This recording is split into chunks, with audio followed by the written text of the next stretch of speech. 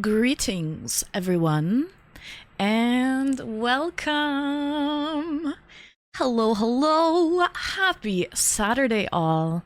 Hello, hello. Okay, let's play some music and say our highs and our hellos. I'm sorry I'm late, guys. Ooh. Is this, hold on.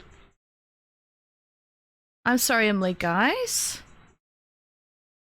It's just loud on my end. Oh, yeah, that's why. That's why. It's loud on my end. Sorry I'm late, guys. But all good things take time. That's what they say, at least.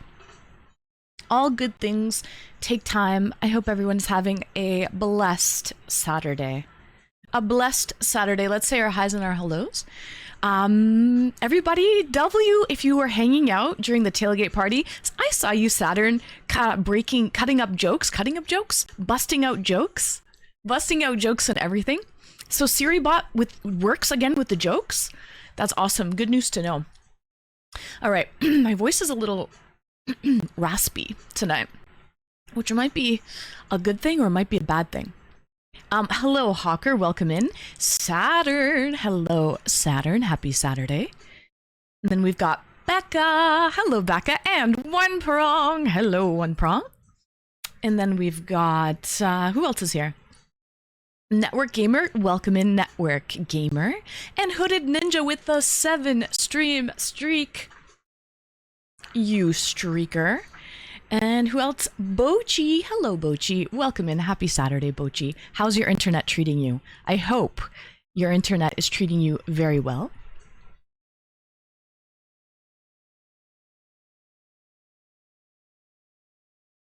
There we go. I hope your internet is treating you very, very well. Retro. Hi, folks. Howdy. Howdy. Welcome in, Retro. And Jacob. Welcome back, Jacob. Returning chatter. Welcome, welcome. Marcel is here. And Andy. Hello, Andy. Happy Saturday. How has your day been treating you? What has everybody gotten up to today? Let me know. Let me know. The real Chief Queef. Welcome back. Long time no see, the real Chief. I like this outfit much better than yesterday's, to be honest. Oh, really? Oh, I switch it up. Actually, I have some ears here. I'm debating whether or not I want to put on ears because it's like a whole fit. It's like a whole fit. So it's like, do I want to be a little cat girl today? Like kind of Catwoman-esque, but it's not Cosplay Friday. So I don't know. I'm debating, but I have the ears handy just in case. I have okay internet. Lately it let me stream. Good download though. Where are you from, Network Gamer? What country are you from? Out of curiosity.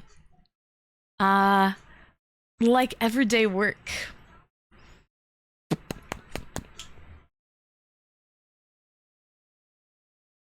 I always hear this song on TikTok.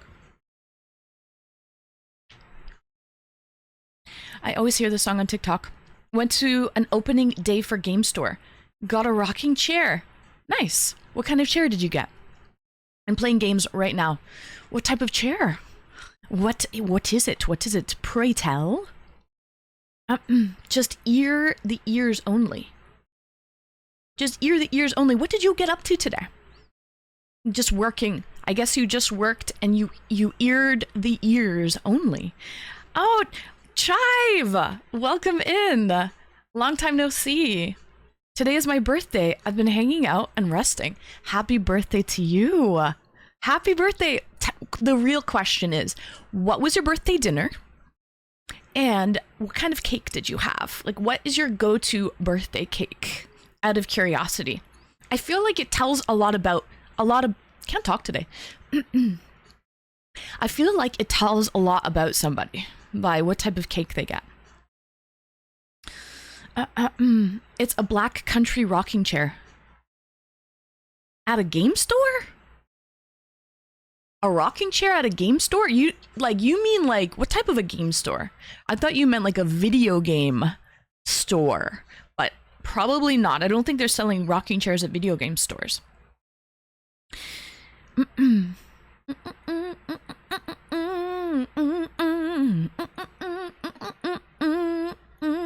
But yeah, Chive, happy birthday. I hope you had I hope you are having the most wonderful day ever, and I'm honestly honored. We should all be honored to have a birthday boy in the channel. I mean, you could be doing anything for your birthday, but you're choosing to be here with us. That's such a compliment.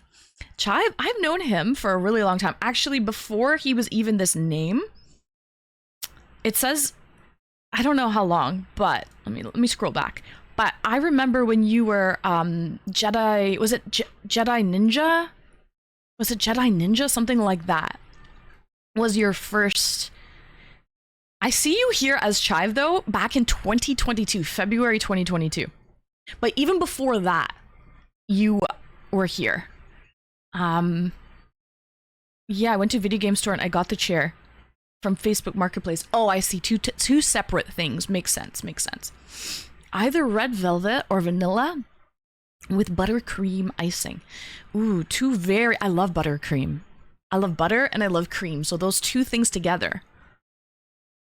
Delish. Absolutely delish. I also like red velvet too because it's cream cheese icing and I love cheese. Network Gamer, you're from Colorado? Oh, nice. Okay, cool. I like Colorado. Good state. Definitely not a flyover state. There you go, Becca. Definitely not a flyover state. So, hi, Yukiko. Welcome in. Welcome in, Yuki. They look like that again. Ghost the Kid 94. Thank you so much for the follow, Ghost. I do look like this again. Hot damn, just perfect. And always a wonderful latex outfit in. I have ears too, but I don't know if I'm going to be wearing the ears or not. I think the fit is just good on its own. Speaking of good, the Discord call-in tonight, as you can tell by the LED badge, the Discord call-in topic tonight is, do you think people can truly change? Why or why not? All right. Well, no wonder the place is so hot today. Are you experiencing a heat wave too, Ghost? Are you? You need a drink to cool down. Hi, Jack. Welcome back, Jack. Greetings from Pennsylvania. I knew you were from Pennsylvania, Jack. I remember. Happy Saturday. I am having a great day, and I hope you are too. We're just getting started here, so the night is young. Fellas, the night is young. But the Discord is open. Give me the D. Give me the D. If you haven't joined the Cord yet, pop in, and if you have something to say about the topic tonight, you just have to pop into the Twitch TV waiting room, and I will drag you up into the channel. Question is, what do you think people can truly change? Why or why not? Are we inherently good? Are we inherently bad? Can we change? Probably, but I'm in the Caribbean. Oh, nice! The Caribbean! That makes sense.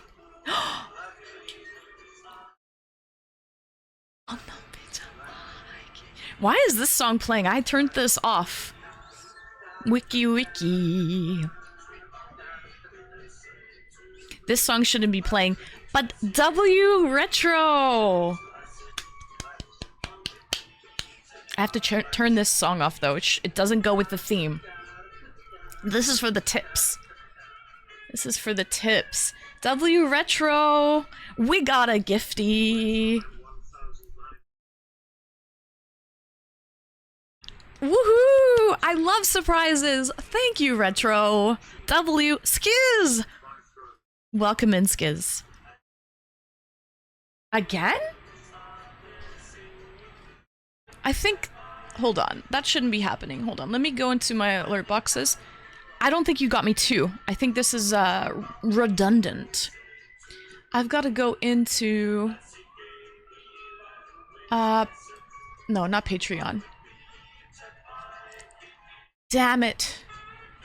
Damn it. This shouldn't be playing. I got you too. Oh, you did get me too. Oh, there you go. Thank you, Retro. W Retro. W Retro, thank you so much. I have some leftover yuzu sake from last night. I didn't finish it. I didn't want to waste it. I didn't want to waste it. I'm gonna have to change that throne alert though. I don't like how it's playing the song from Tips. That's weird. But yeah, W Retro regardless. Cheers. We have some yuzu sake. Listen, I don't like to waste. This is exactly what I needed. Very refreshing. Thank you, Retro. I first started watching the stream when you were playing Arceus. Oh my god, that's when I was a bad girl. Bad. And I had the cracked version before Nintendo released it. And I was playing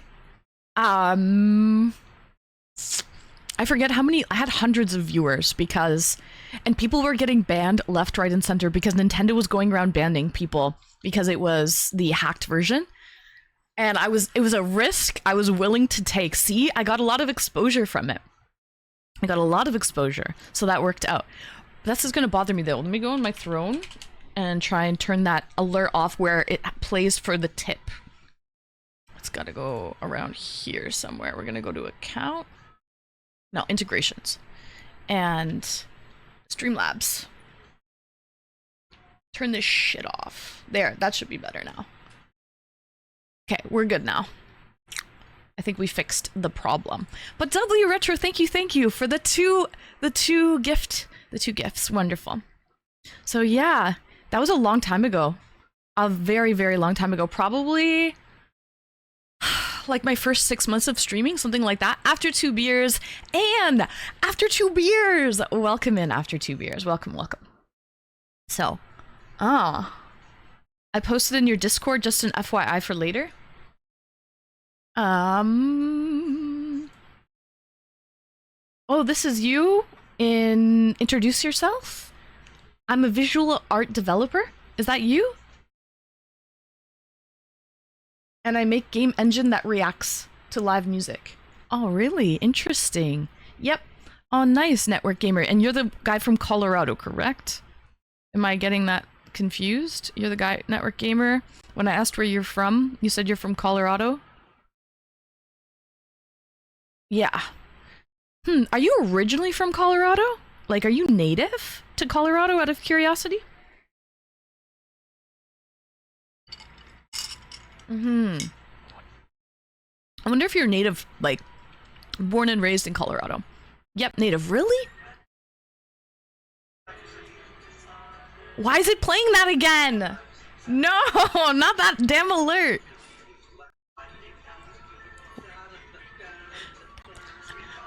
W, whoever this is. Is this? Who is this? W. But it shouldn't be making that alert noise. I turned it off. Ah, well, who cares? Regardless, 'twas I, Hawker. W Hawker. Let's go. Thank you for the gift. You're anonymous. Doxed. You doxed yourself, Hawker. Completely doxed yourself. It has a mind of its own. I swear I turned off. Obviously, I didn't turn off what I needed to. So if I go into integrations in Throne, I turned off Streamlabs. It's back on! It's back on! I turned it off. Maybe I didn't save settings. I swear I did. Hold on. I'm gonna do this. I'm gonna back out. I swear I saved settings, but maybe I didn't, because I am a dingle hopper. Certified. Oh, that's Discord? No. Let me see now. Okay, it should be good now. For real. For real. I don't know if Skills is still here, but I'm I'm such an actual dingle hopper when it comes to tech. Like, first of all, things really do go wrong for me. Like, I'm not making that up. You guys see it. I know you do firsthand. The most random, weird things do go wrong for me randomly. But also, I'm not the best. I really fumble the bag when it comes to tech, man. I remember I put in that ticket. For for Streamlabs, for slobs. And they got back to me today. It's been like a week. They got back to me today. But Skiz already helped me fix that problem, like the day that I put in the ticket. So, yeah, he's like... But that was their response, actually. It was what Skiz told me to do. So, Anyway,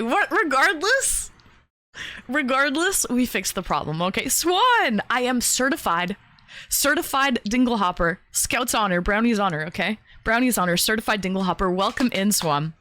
Urban Cowboy, welcome in, Urban Cowboy. For real. So, how's it going with the me? What do you mean with the me? Welcome in, Cube. What do you mean with the me? Yeah, network gamer, really? Oh, okay, so you were born in Denver Hospital. Good to know. Good to know. You're a native of Colorado. Nice. Very nice. Very nice. Anyways, thanks for posting in my Discord in the Introduce Yourself channel. But if anyone would like to pop in and be the first caller, break the ice, so to speak. If anyone would like to break the ice. The topic tonight is, do you think people can truly change? Why or why not? I have it up here on the LED badge as well. W Hawker. So in case anyone's wondering, do you think people can truly change? Why or why not? But yeah, thank you, Hawker. Thank you. Oh! And thank you, Retro. Ooh! A lot of oohs and ahs happening here, sweeties. Yes. A lot of oohs, ahs, and yeses. It sounds like I'm in the bedroom or something. Ooh, ah, yes. Made a girl squeal. I'm a squealer. Certified squealer. But yeah. There's something nice about gifts. Like, because, you know, every time you have it, you think of that person. You're like, and I always remember, I have a great memory. So I'm always like, yeah, this person got... Can they post images? Yeah, absolutely. You can post some images for sure. But yeah. Oh, of your visualizer here somewhere? Yeah, as long as it's not self-promo. Yeah, thank you, Saturn. Very smart. Yes, as long as it's not self-promo.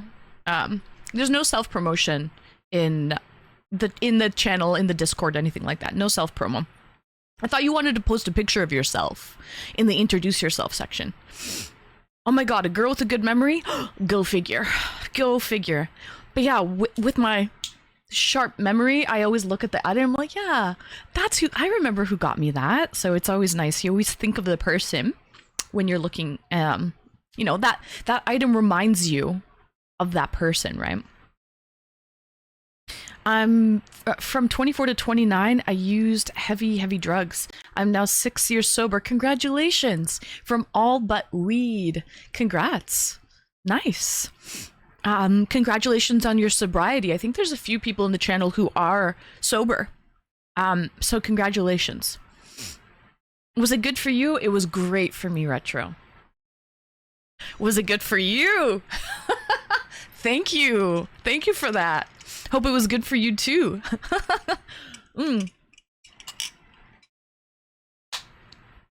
My brain so tired. I heard gifts. Oh, instead of gifts. It's very, it almost sounds the same. Gifts and gifts. How do you even differentiate like between the two? They sound the same, spelt different. What do you call that? Something that sounds the same but is spelt differently. I don't know. It has a word. It has a name. It has a name. Yeah. I died a few times on last time, and it wasn't heroin. Oh, wow. Damn. Listen, I'm glad you're sober now. That's the main thing. There's a lot of people who are on a sobriety journey. Maple Marie, she openly talks about it. She's sober now. Retro quit drinking years ago. So congratulations, Retro. I think you said like 20 years sober, something like that. He used to drink alcohol, so... but yeah, it can definitely be done. Wow. Could definitely be done. So, a hominy? Is it called a hominy when it's the sounds the same but spelt different? A hominy. That makes sense. That sounds familiar. How is your boyfriend? What do you mean after 2 beers? What boyfriend?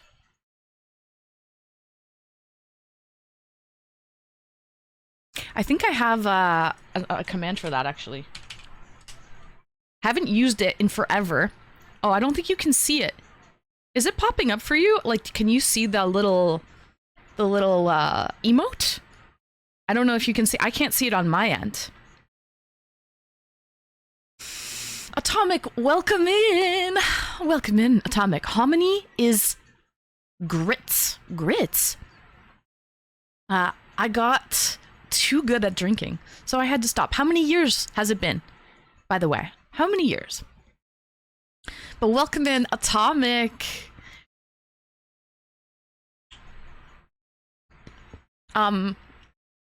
This is so wrong of me to do this, but cheers. Cheers, guys. Cheers. Happy Saturday.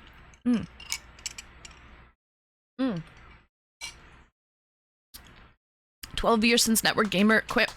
Retro, how long has it been for you? How many years sober are you, out of curiosity? Hi, Browse. Welcome in. Let's destroy some restaurant. Where are you from after 2 beers? How are you doing, Browse? God, I love this song. I hope everybody's having a good time zone. Is having a good time zone and are well? A good time zone and are well? Atomic, you're speaking in code. Okay? You're speaking in Egyptian, I don't know what. Okay? If I could close my eyes, it's like Braille. All right? I hope you're having a good time zone as well, Atomic. Happy Saturday. You're all right? Just all right, Browse? No, the answer is you are amazing. You are wonderful, and you are appreciated. Welcome in, Browse. Swan!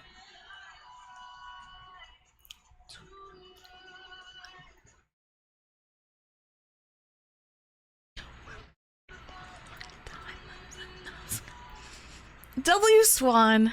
W, thank you so much for the bits. The fit tonight is very schmexy.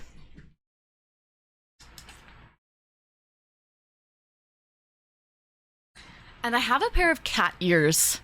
Okay? I have a pair of cat ears, but I don't know. It's not cosplay Friday. Maybe I'll wear this fit again. It's kind of Catwoman-esque. Maybe I'll wear this again another Friday for cosplay and put the ears on and then do like Catwoman-esque. I'm thinking of that. You're from Hornyland. Oh, okay. Fair enough. Fair enough. Just all good. Don't mind me. All right. Well, I won't mind me. You don't have to tell me twice. Don't have to tell me twice. Nice outfit. Thank you, Saturn. Thank you. Thank you. Well, thank you, Em. That was very nice of you. Likewise.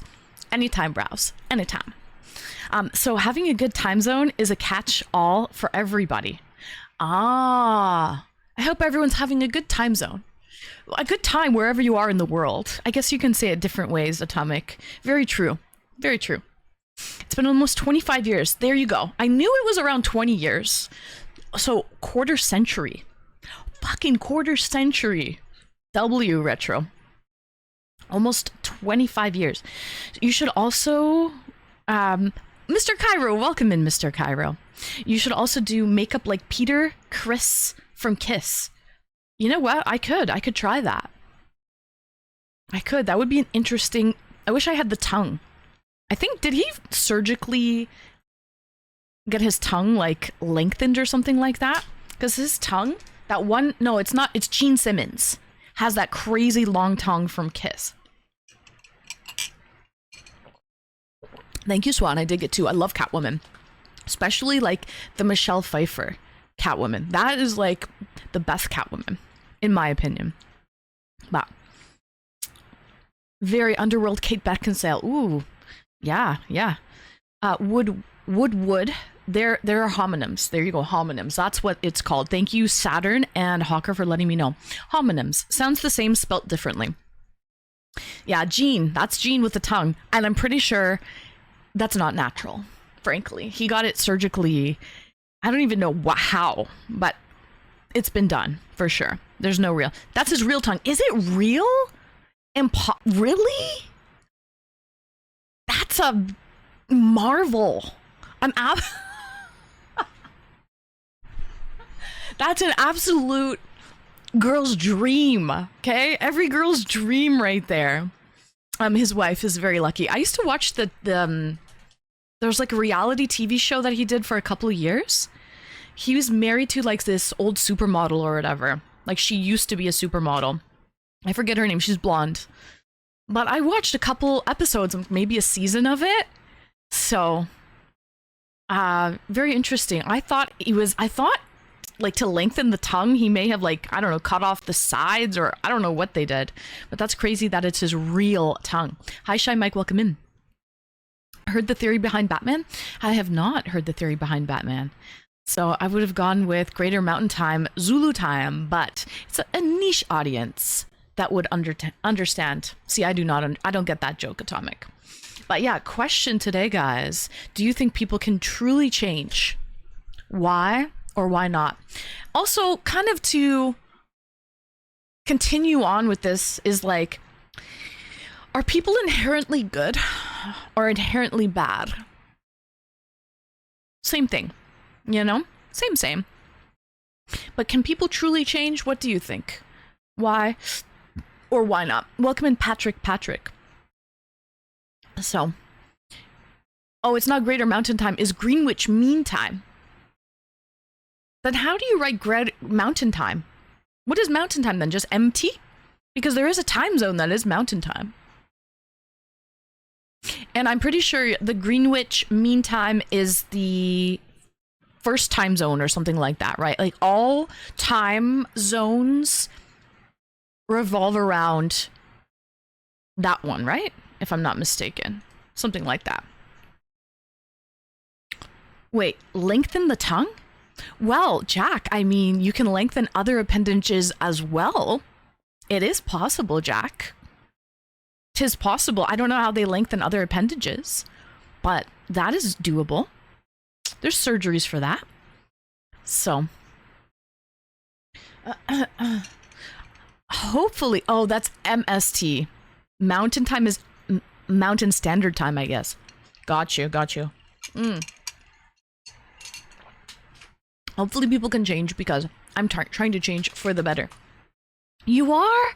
Browse! If you're not shy, I would love to hear what you want to change for the better if you want to call in. I'm not sure if you're in the court or not, but this goes for anyone. Let's break the ice. Come hang out in Twitch TV waiting room and I will drag you up to the call. But tell us, do tell, pray tell. What do you mean you're trying to change for the better? How so? How so? I do not live in the mountain. If I did, I would probably know what the time zone is called. True story. Greenwich. Oh, it's Greenwich Mountain Time? Mountain Standard, yeah. Welcome in, Booty Bandit. By the way, what are we at for subbies this month?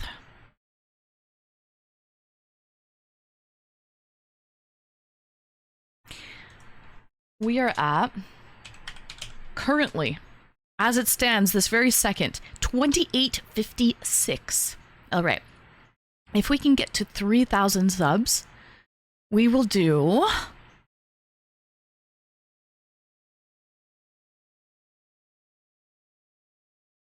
Bikini Beach stream.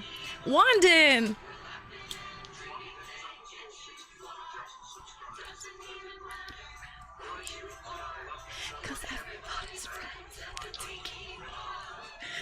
Wandin, W. Wandin, my sweet little angel from Turkey. Wandin, thank you for 30 months, Wandin. Love you too. I think you're so sweet. Such a sweet little, you're not little, but you're very sweet. Thank you so much, Wandin. Thank you for 30 months. Thank you.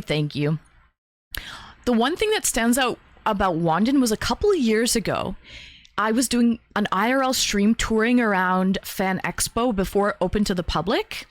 And Wandin came in because it was an early morning stream. Wandin's from Turkey, so time zone differences. But he came in and he was like, I broke my femur.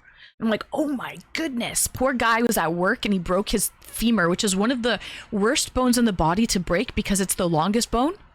And it can take months and months to heal. Poor guy went through like 6 months of recovery to get back in working condition. So I'll always remember that about Wandon.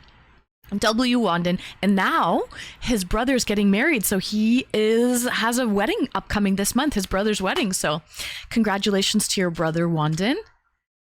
And yeah. Okay. I'm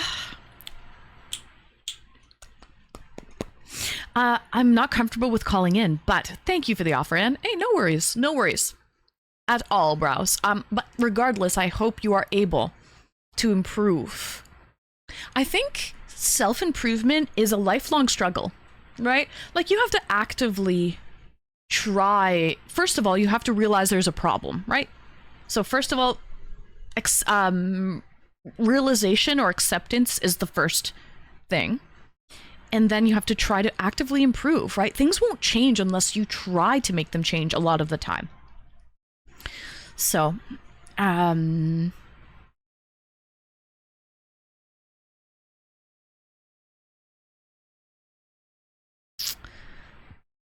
yeah, Atomic, cheers to that. I'm already ignoring that person. They told me to. They said, don't mind me. I said, don't have to tell me twice.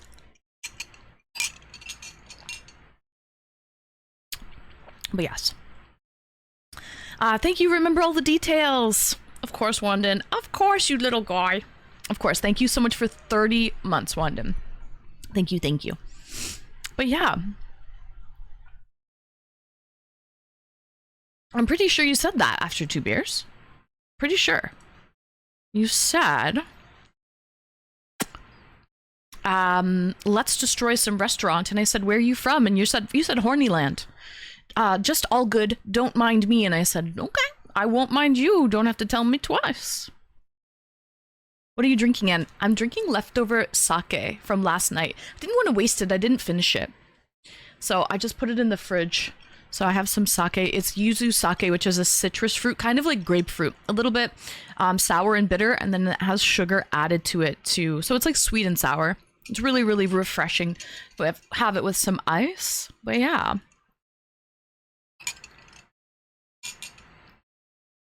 I'm talking about breaking legs and weddings. Right? I know someone who did bubble football on their bachelor party and broke both of their legs on their own bachelor party. They went too hard, man. That's the competitive nature in men, I think, with sports. Like, you don't have to go that hard. It is your wedding is coming up. Like, so both of their legs, so they had to come, like, I guess they didn't walk down the aisle because the bride would walk down the aisle, but they were literally standing at the altar in crutches, probably, which is crazy.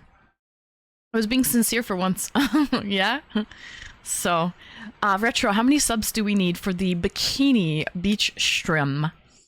Little guy, I grew up 13 November, 24 years old. I know, and you're tall too. How tall are you, Wandon? When I said little guy lovingly.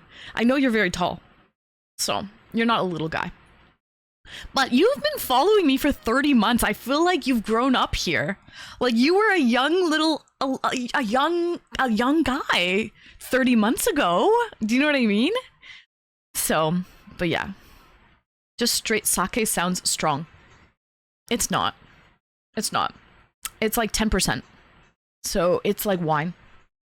It's not. If you can drink wine, you can drink sake. I used to drink, a buddy of mine gave me moonshine. Ooh, that's strong stuff, actually.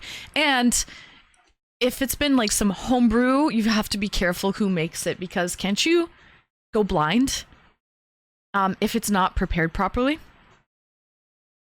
So, yeah, exactly. It's rice wine after all. It is. It's like rice wine, yeah. I think this particular one is like 10%. I can go get the bottle out of the trash for you to show you, because it's yesterday's, but I'm pretty sure it's 10%, something like that. But they do come in different degrees, like, of strength. You can drink, like, I don't know, a 6% and like a 17%. So they do vary depending. I had sake once. I was using it to as a chaser. Valid. I mean, it doesn't surprise me, Atomic. Does not surprise me at all.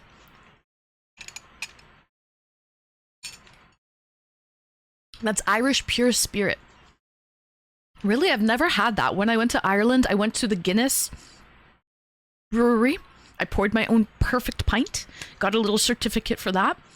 And I also went to the Jameson distillery. Now, the Jameson distillery was really cool. And I did a tasting there. And guys, while I was on the regular tasting, I won the premium tasting.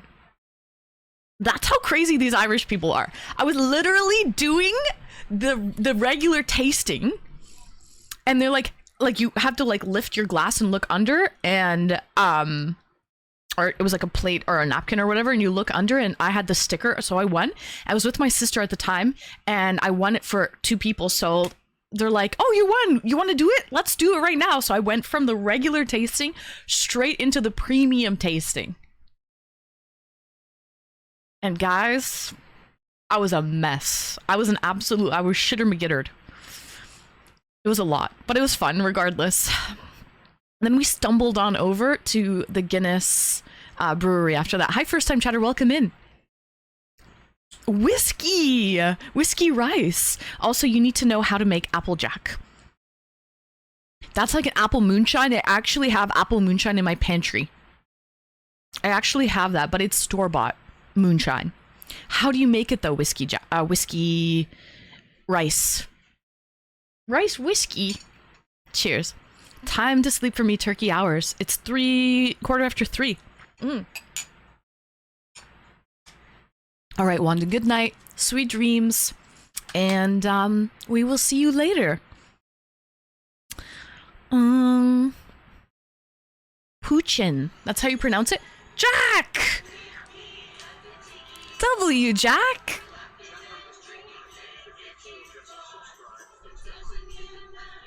Who you are? Jack, thank you so much for 2 months. Much appreciated, Jack. Cheers. Glad to have you here. Glad to have you here, Jack from Pennsylvania. Cheers.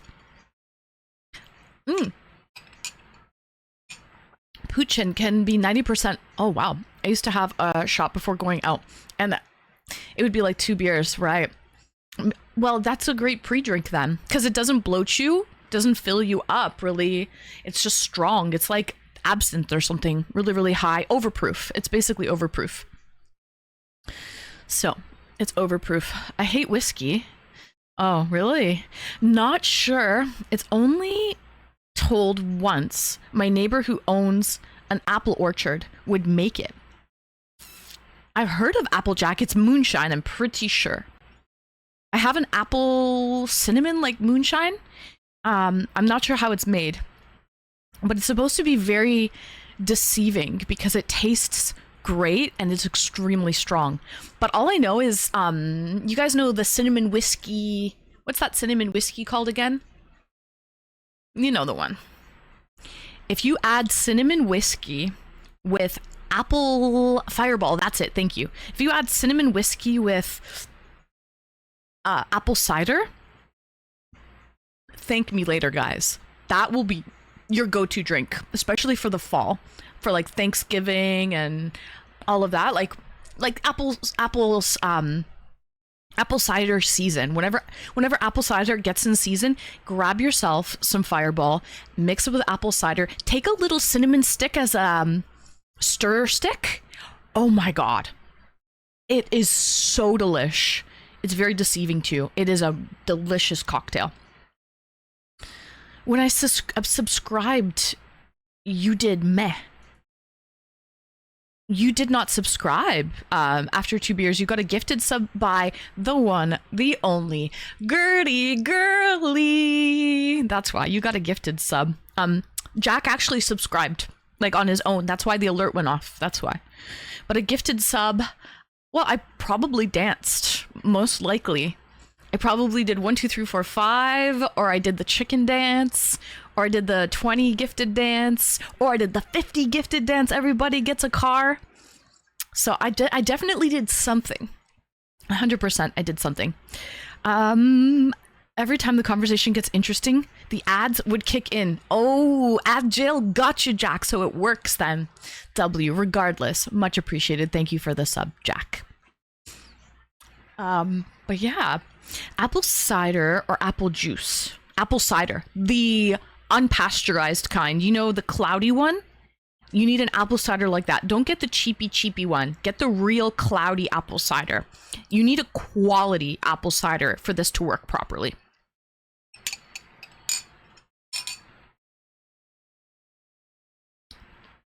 Just remember, if you drink too much apple cider, you'll get the...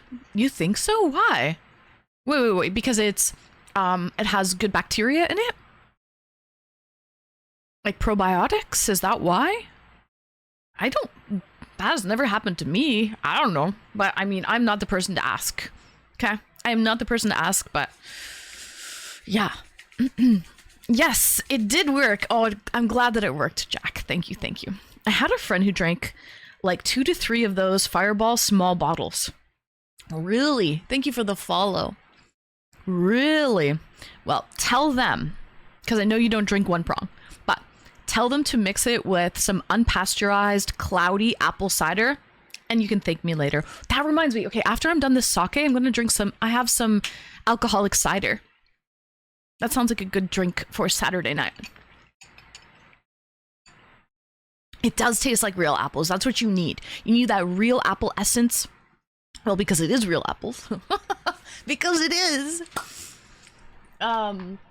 With that cinnamon whiskey. It's really, really good, honestly. And you don't really need anything else. Just like a little cinnamon stir stick, a little apple to garnish. I used to drink them on stream. All of the OGs probably remember. I did like maple syrup and cinnamon rim. I had an apple garnish and a cinnamon stir stick. It was such a pretty cocktail, and all it was Fireball cinnamon whiskey and unpasteurized apple cider. Delish. Now I can't wait for spooky season. Guys, speaking of spooky season, I've already been preparing. I got a bunch of like stickers for like gifted subs and things like that to put on the wall. So I'm ready, and Christmas as well. I'm super excited. A lot of people around here make apple pie, right, in the fall. Delicious for shots. Oh, apple pie shots. How do you... I think I've actually had that before, Swan, but I can't remember what it is. What's the concoction? What's the concoction for apple pie shots? So, they looked so good, and Becca, they were good. I highly recommend, and really easy to make. Really easy. Yes, drinking too much apple cider can potentially lead to diarrhea. This is primarily due to high acidity. Oh, the acidity of the apple cider vinegar, which can upset the digestive system, particularly when consumed in large quantities. So it's the acid that gives you the, as you said, Hershey squirts. Interesting. Hi, Vesti. Welcome in. That I did not know. I guess I'm not drinking a lot of it because I've never had that problem. But I think everything, if you overdo it, everything can be problematic, right? Everything in moderation. My favorite time of the year is Labor Day, though. Oh, Labor Day, really? New Year's Day. Halloween is always fun. Labor Day, I normally don't hear people say Labor Day is one of their favorite times of the year. Nothing really goes on for Labor Day here. I mean, some fireworks, and you don't have to go to work, right? And you get paid. But other than that, we have the CNE, which is the Canadian National Exhibition. It's this huge carnival. And Labor Day is the final day. It closes on Labor Day. So they usually have like fighter jets that do the show, like the jet, what do you call that? The plane jet show? Aerodynamics, flipping, turning. Pretty cool to watch if you want to watch that. But yeah, there's really nothing, and fireworks. That's it. But my personal favorite holiday is Christmas. And I go hard. I go hard. Lenin aid? Stalin aid. Okay, so what the fuck is Lenin aid or Stalin aid? It has to be vodka. Vodka based. With what? Mixed with what? What? With, I guess, maybe lemons? Is it like lemonade and vodka? Is that what lemonade and Stalin aid is? Lemonade and vodka probably is going to be my guess. That is my guess. The air show. Okay, the air show. That's what they call it. The aerodynamic air show. Always fun to watch. Labor Day only a couple of weeks away. Yeah. First weekend, or first Monday. First Monday in September. Freedom! William Wallace, great movie. Christmas, what a vibe. Absolutely. Love Christmas. The death of one man is a tragedy. The death of a million is merely a statistic. Yeah, Stalin, don't get me started on history and all of that shit. It's brutally dark. It is brutally dark, but that was Stalin for you. Yeah. Killed a lot of Ukrainians. About I don't know how many million. And I'm not going to get into it. Retro! Another one? DJ Khaled!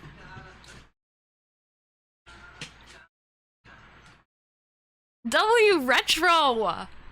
So we fixed the problem. Do you see that? I saved the changes. And now it doesn't give me that stupid meet me at the tiki bar sound. So this is what I like.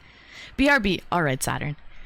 BRB. Oh, it's an actual one prong? What the fuck? I didn't realize it's the real red square? Is it alcoholic? Or is this just soda? Like pop? Out of curiosity. Now I don't know what the hell that is. I don't know if that's alcoholic. But yeah.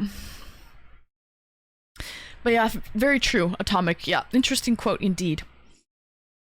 Welcome in Left Eye Dominant. We have the Sun and Fun air show here in Lakeland, Florida. Really? Yeah, we have an air show as well for Labor Day, and one year it was tragic. It was tragic one year, sadly. Vesty! W Vesty! Thank you for shaking out your piggy bank. Cheers, let's go.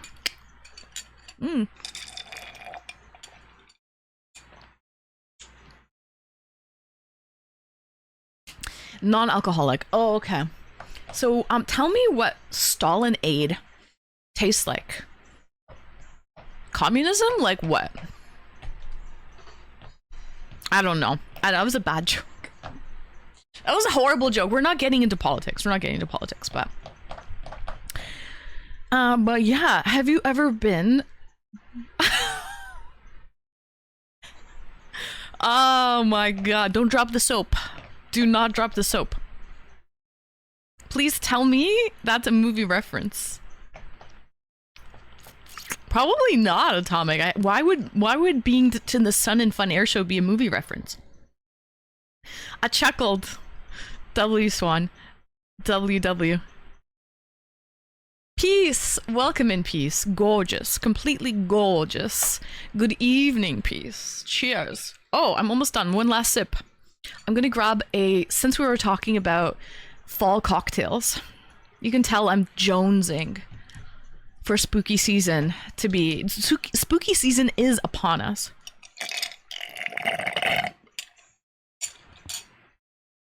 But I'm gonna get some apple cider.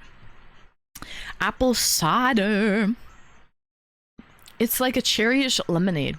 Cherry. I love cherry. Makes sense. I see that it's red. The label's very interesting. Very interesting. Kind of comical, really. So, We have a thing called Seafair every year. It's a 3-day event of air shows and boat shows. Oh, nice. Very nice. Who watched Midnight Express? Mm-mm. I have not watched it. I meant his name is Left Eye Dominant and oh, okay. You think so? Now we need to know, Left Eye Dominant is your name in reference to a movie or something like that? The Lemonade is kind of like tangy pink lemonade. That makes sense, right? When I hear aid, anything at the end, I'm thinking lemons. Comrade. Sad part is, how ironic, because probably nobody drank that shit. Do you know what I mean? Oh, I have deodorant. Probably nobody drank that. Do you know what I mean? Welcome in, first time chatter. Angry Ann, hold back the She-Hulk transformation. Alex Twitch 2024, welcome in, Alex. Welcome in. Pleasure to see you. No, peace. The pleasure is all mine. I'm going to grab an apple cider. Nibs, welcome in, Nibs. Happy Saturday. Welcome. In the movie Firebirds with Nicolas Cage and Tommy Lee Jones, Nick's character has a left eye dominance problem. Oh, okay. I think it's a real thing, though, to be left eye or right eye dominant. Like, if you're left eye dominant, doesn't that mean that you are left-brained? Like, if you're left-handed, are you left eye dominant? Do they coincide at all, or am I just crazy? Yeah, I know, that's the eye that you aim with. Yes. But does that have to do if you're like left-brained or right-brained? Like, for example, are most right-handed people right eye dominant? Like, is it rare to be left eye dominant? Probably, right? Do you know what I'm saying here? Am I left eye dominant? I'm left eye dominant, but I'm left-handed. So, I'm big forehead dominant. Not sure. I can shoot left or right with pews, but you must have a dominant side, right? Anyways, let me grab a cider.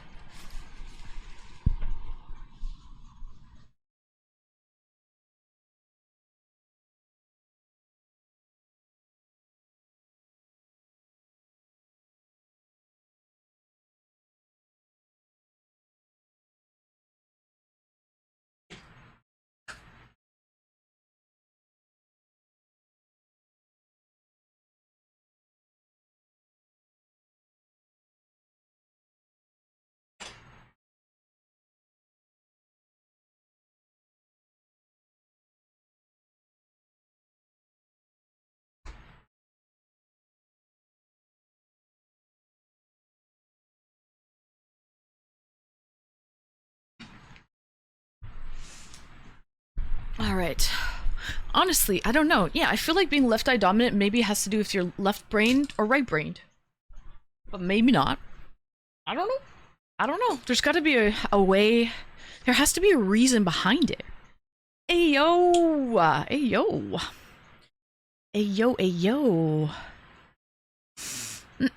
I can fight with swords left or right eye-handed too.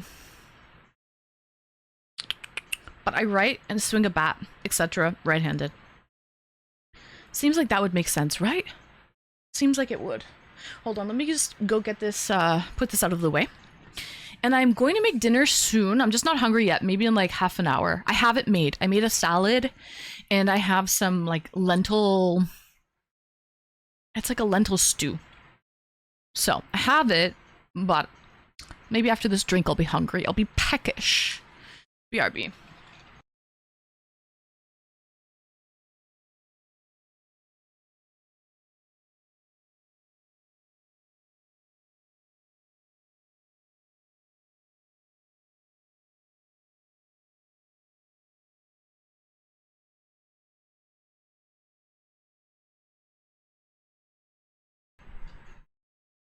All right. So, question for you. Do you think people can truly change? Why or why not? We were kind of mentioning it, talking about it a little bit earlier. And I determine your dominant eye. What? Oh, determine your dominant eye. Extend your arm and make a triangle with your hands, centering it to the distant object. Close one eye, and with the eye that keeps the object centered is dominant. Okay? Alternatively, with arms extended, use your thumb to eclipse a distant object. Use your thumb to eclipse a distant, okay? The eye that maintains the eclipse when the other is closed is dominant. Okay, so let's try that. All right, I'm going to use the camera lens as the object. Yes, people can change. I think so too, Nibs. Hold that thought. I just want to see. We should all do this, guys. At home. Try this, folks. Kids, try this at home. Okay? Try this at home, kids. We're all going to see if we are left or right dominant right now. I know I'm dominant in the bedroom. But let's all see if we're left or right dominant. Okay, let's do a little testy test. Okay, so take your hands, make a little pyramid, right? Center the item. Now close your eye. Does it move? Wait, they both move for me. They both move. They both move. So now what? Now what? Let's try the other way. You, with arms extended, use your thumb to eclipse a distant object. And the eye that maintains the eclipse when the other is closed is dominant. Okay, let's see.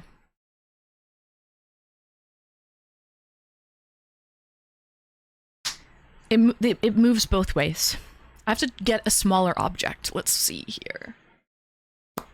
Okay.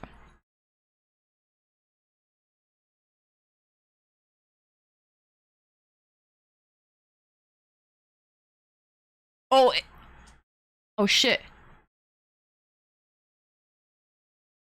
Never mind, it's my right eye. This test with the eclipsing an item with your thumb is showing me that my right eye is dominant. Apparently I'm right-eyed, which makes sense because I'm very dependent on my right side. I'm dependent on my left side. I'm left-handed, I'm dependent on my left. But it's showing me that that test with eclipsing with your thumb is showing me that I am right eye dominant. Let me try this one more time. How many actors does it change to screw in a light bulb? I don't know, Retro. How many? How many?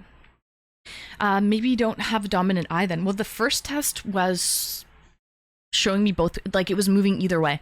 DM Barry, hey.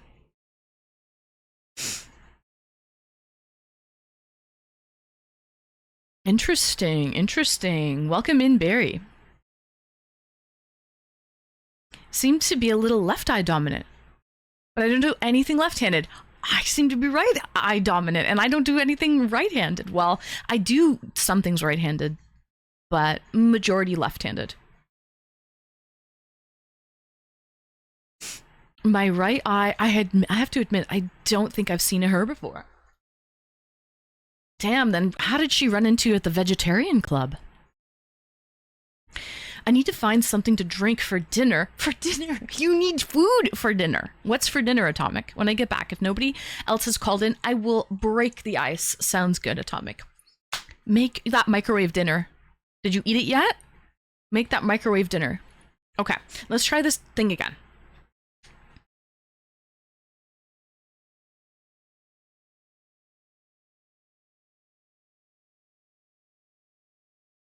Oh yeah.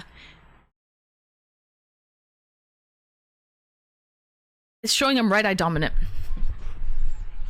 So, that's what I'm getting. That is, yeah, oh, you can eat an MRE. That would be fun. Wouldn't that be so, to eat an MRE with some Stalinade or some Leninade? I don't know. I don't know why. I just think that's funny. I do think that's funny, though. If you had some Stalinade or Leninade. But yes, just one. It takes one actor to screw in a light bulb, and had a bunch of others saying, I could have done that. There you go, Retro. Everyone's got the jokes tonight. I'm right eye and right-handed. I'm left-handed and right eye dominant, so that's weird. 'Tis weird.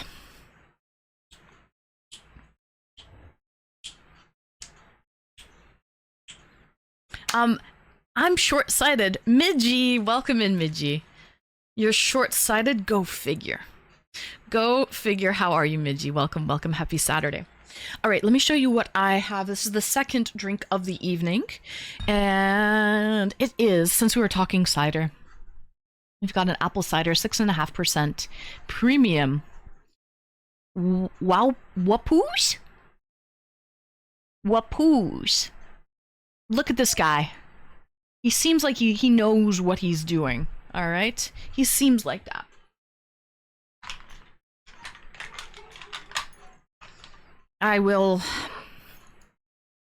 He seems like a wealth of knowledge. I will trust him on making a nice apple cider. Looks like a kind man. He does. He has a gentle face, doesn't he? And the hat, I don't know. He's got a little grin, a little smirk, kind of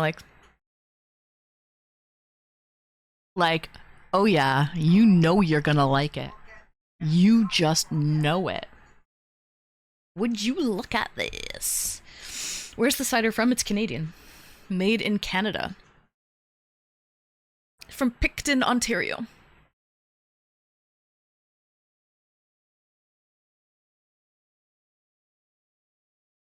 Baby.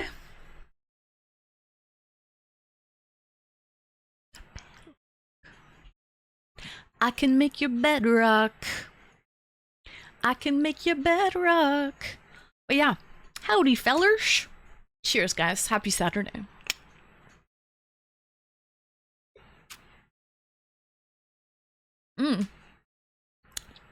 Apple cider is amazing. My favorite brand is Cider Boys. I don't think we get that here. I've never seen it in stores, but I love apple cider too. It's very crisp. I don't really like sweet cider though. And I don't like it too dry as well. Kind of just like that happy medium. Demi-sec. You know? I like that happy medium. Not too sweet, not too dry. That's my go-to. English cider is the real cider. Is it really? 'Tis really. Tastes like English ciders. Oh, so Peace also likes English ciders. What's the difference between an English cider and like an American cider? Out of curiosity. What would the difference be? But yes. Welcome in, Nick.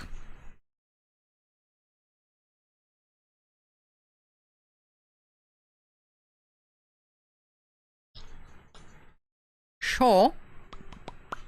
I'll be stuck to you like glue, baby. You, baby. I can make your bed rock. Okay, now let's get back to the topic that we were talking about. Nibs agrees. Well, he doesn't agree. Nibs, his take is, he thinks people can change. So do you think people can truly change? Why or why not? Okay. I also think that people can change. Key fact here. Midgie!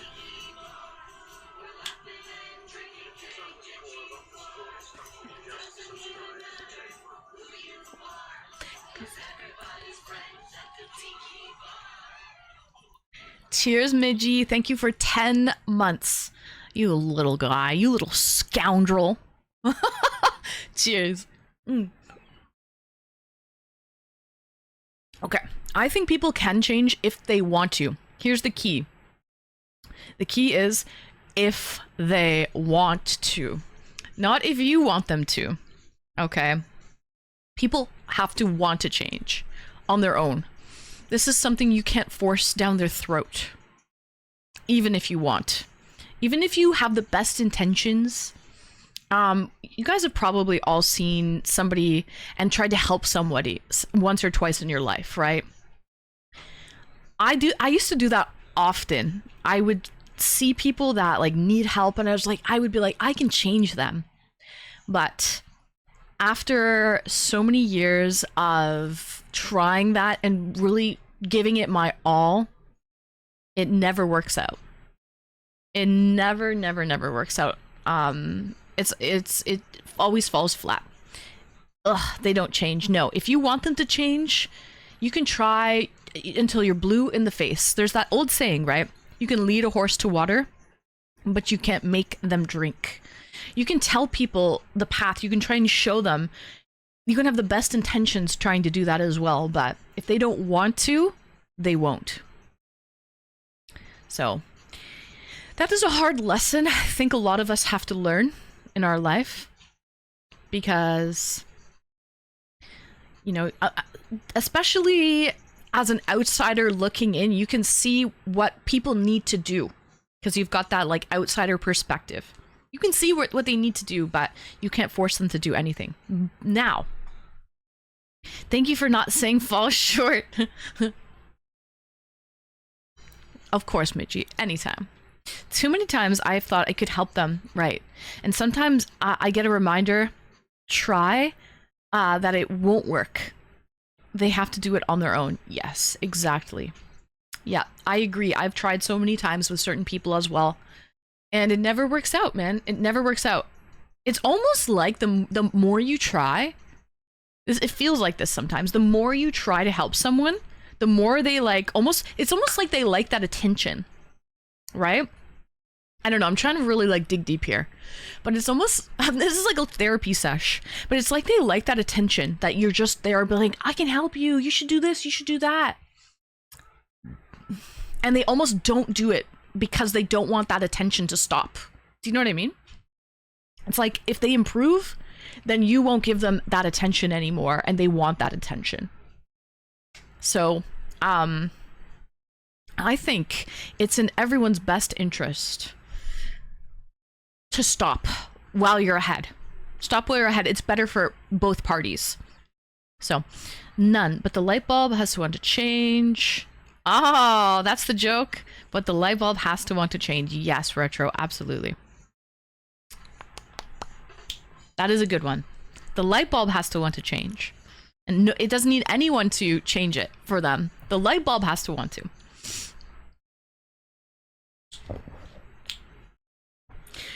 Right, and they really have no intention of changing. Exactly. Because they like that attention. And they'll take any attention they can fucking get.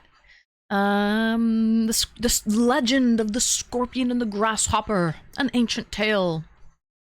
Before there were movies and the internet, the scorpion wants to do good, but it can't help its nature. And because of that, both the scorpion and the frog perish. The frog from the scorpion's sting, the scorpion from the river. Frog, not a grasshopper. Oh, okay. So the tale of the scorpion and the frog. Welcome in, Axelrod. Thank you so much.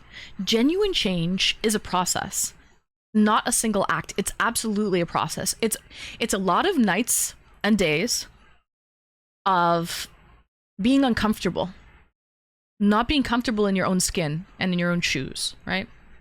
And it is a learning process. It's not an overnight thing. And in order to do that, you have to feel those feelings, experience those emotions. You can't numb yourself. You also first have to admit, yeah, I'm not happy with the way that I am now, and I want to change. I need to actively change.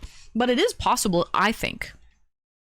I think you can form good habits over the days. I think it takes like, 25 days of a routine to form a habit, whether that be a good habit or a bad habit. If you continually do that habit over and over, day in, day out, it'll become routine, and you can form a good habit or a bad habit.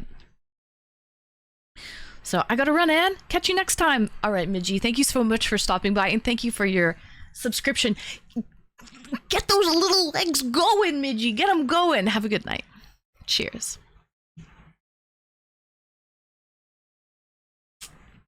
The scorpion and the fish get along great. Probably peace, you're right, because the scorpion will be dead, can no longer sting, and the fish can eat it at that point. So yeah, absolutely peace, I get that. For the fish, exactly. It's not linear either. Oh, that's true. They're 2 steps forward, 1 step back. Absolutely, it is not linear. Are you skipping my intellectual opinions? I think you need to think hard. And do you need to change? Because, you know, you need to think. That's a little introspective question for you. I would trust an honest scorpion more than one who keeps going against their own nature. And messing with it. Yeah. The honest scorpion could have constructive outlets for its obsessions with stinging, poisoning things. That's true. You do have to realize that certain things have a nature, and not only scorpions. Let's talk about, I don't know, lions, tigers that are kept in captivity in the circus. You can never really let your guard down. They're a wild animal. Given the opportunity, they will let their true nature come through. So you always have to be cautious. Don't ever let your guard down with something like that. Yeah. So, hi Pirate Grit, welcome in. Anything good to drink? Yes, I'm drinking an apple cider. Lions, tigers, they gotta eat. Never turn your back. Right. Even if they're not hungry though, never turn your back on a wild animal, right? Good song. They see the back of the creature's neck and it's party time. And not even if they're hungry, but they just see an opportunity and their primal nature takes over. So, never trust a raccoon with your sandwich. Fuck. Did I tell you about that raccoon story with the turtle I was trying to save? I had it in like a little ICU terrarium in the back of the pet store. And it was the middle of the summer, and one of the staff kept, like the manager of the back, kept the back door open for some airflow. And this raccoon must have smelled the turtle because they eat turtles in the wild, right? So that's part of their natural, you know, diet. But it was like fucking 30 feet away from the door. It was far away from the door. But anyways, and it was in the middle of the day. Usually raccoons are nocturnal. But this raccoon got in there. I went to go check on the turtle. All I see is this little raccoon at the terrarium with these little fucking hands. You know raccoon hands, right? These little hands. And I screamed, and all of a sudden it dropped the shell. All I see is this shell hit the concrete floor. Empty. Nothing in the shell, just spinning, just an empty fucking shell. Oh my god, if I was just there like 2 minutes before. You know what I mean? Ugh. So pissed. So fucking pissed. And the antibiotics were helping that turtle too. It was gonna recover. All it had was like a swollen eye. Anyway, whatever. Yeah. But that goes to show you. Raccoons are wild animals. Don't give it an opportunity. Don't give it the chance. Because given the chance, raccoons, that's what they eat. That's part of their nature, to eat a turtle. They're like designed to do that. So given an opportunity, an open door, a literal open door, or figuratively, someone will come in if it's part of their nature. They will do it. They will try. So yeah. But that sucked. It was just horrifying. I was fucking pissed. Anyway.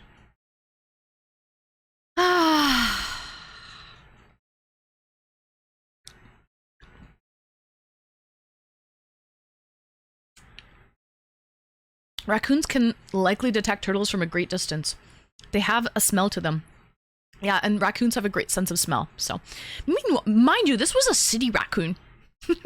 This was a city raccoon, guys. Like, I was in the city, so I don't know, but I guess it's just part of their DNA. They know, what's that smell? That's a turtle. And it went in, man. And it went to town. This little turtle didn't, and it had a lid on it. Like, this little turtle didn't stand a fucking chance. Poor turtle did not end well. No. Anyways. People, and I think the manager was like mad too, because those turtles were selling them for like, I think they were like over $100. And the back manager left that door open and fucked it up, man. But you never, like, it's nobody's fault, really. It is that, in that situation, it's really nobody's fault, right? It's not the raccoon's fault. It was just doing what it was born to do. And it really wasn't the manager's fault for having the door open. Who would have thought, right? So, but yeah.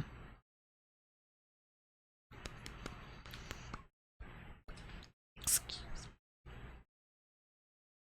me. That I should. But yes. I didn't know they ate turtles. That's rough. Yeah, poor little turdy. He was only about this big. Just a little guy. But what he did, it was horrible too. He ripped the shell open, like top to bottom. What a fucking way to go. What an absolute way to go. Horrible. Raccoons dig up turtle eggs all the time. Lesson, well, not lock the back door. Don't open the fucking back door in the middle of the summer. Yeah. Speaking of animals, how are your dogs? Oh, they're great, Jack. Thank you for asking. They're wonderful. I have the door closed right now, but when I open the door, Vegas can actually open the door, so he might want to come in and visit.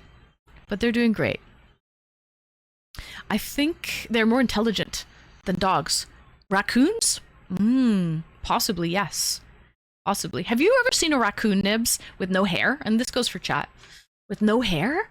They're ugly. They just have like these little black faces, very pointy, long snouts. They look very different. Welcome in Wildfire. Thank you, thank you. Raccoon knew the value of the turtles. Well, it was just a light snack. It did not provide a lot of food. There's no way that turtle was very tiny. But yeah.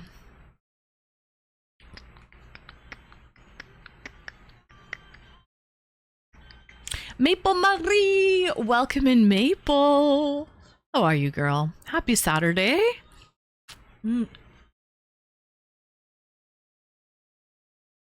Nature is metal. Nature is metal. I like that saying. But yeah. Raccoons are super intelligent with their fingers and thumbs, yes. And they're very curious. Very true. Never have seen one without hair, but sounds funny looking. Google it. It's gross. Let me look it up.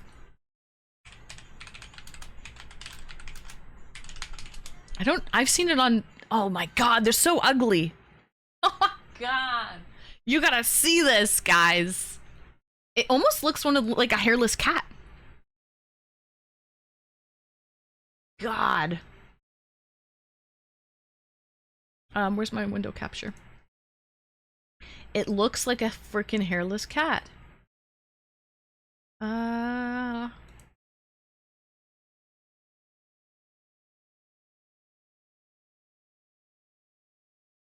God.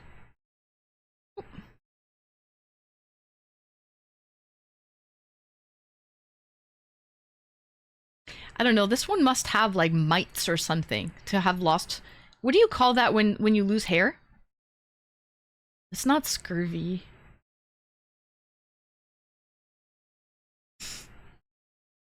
Alopecia? Yeah, something like that. But it's due to why animals lose their hairs. It's like this bacteria or something, right? Maple, thank you so much for the 5-stream streak, you streaker. So ugly, they're cute. Oh, God. Mange. That's it, Bochi. Yeah, mange. A lot of animals, when they lose their hair, they have mange. Yep. Some animals just have no hair, like a genetic anomaly. Oh, maybe that's what happened to this one, because usually mange, it will be like spotty, right? Like you'll see patches missing.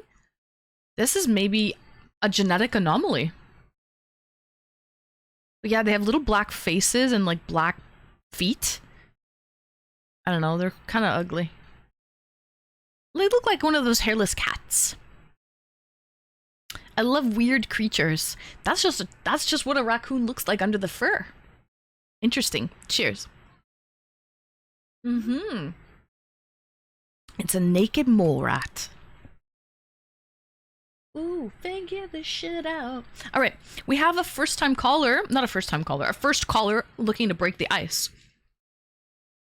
I'm excited. So, consume you. So let's bring on our first caller of the night. Let's make sure you can hear him as well. Greetings and welcome, the real Mr. Cairo. Thanks for calling in.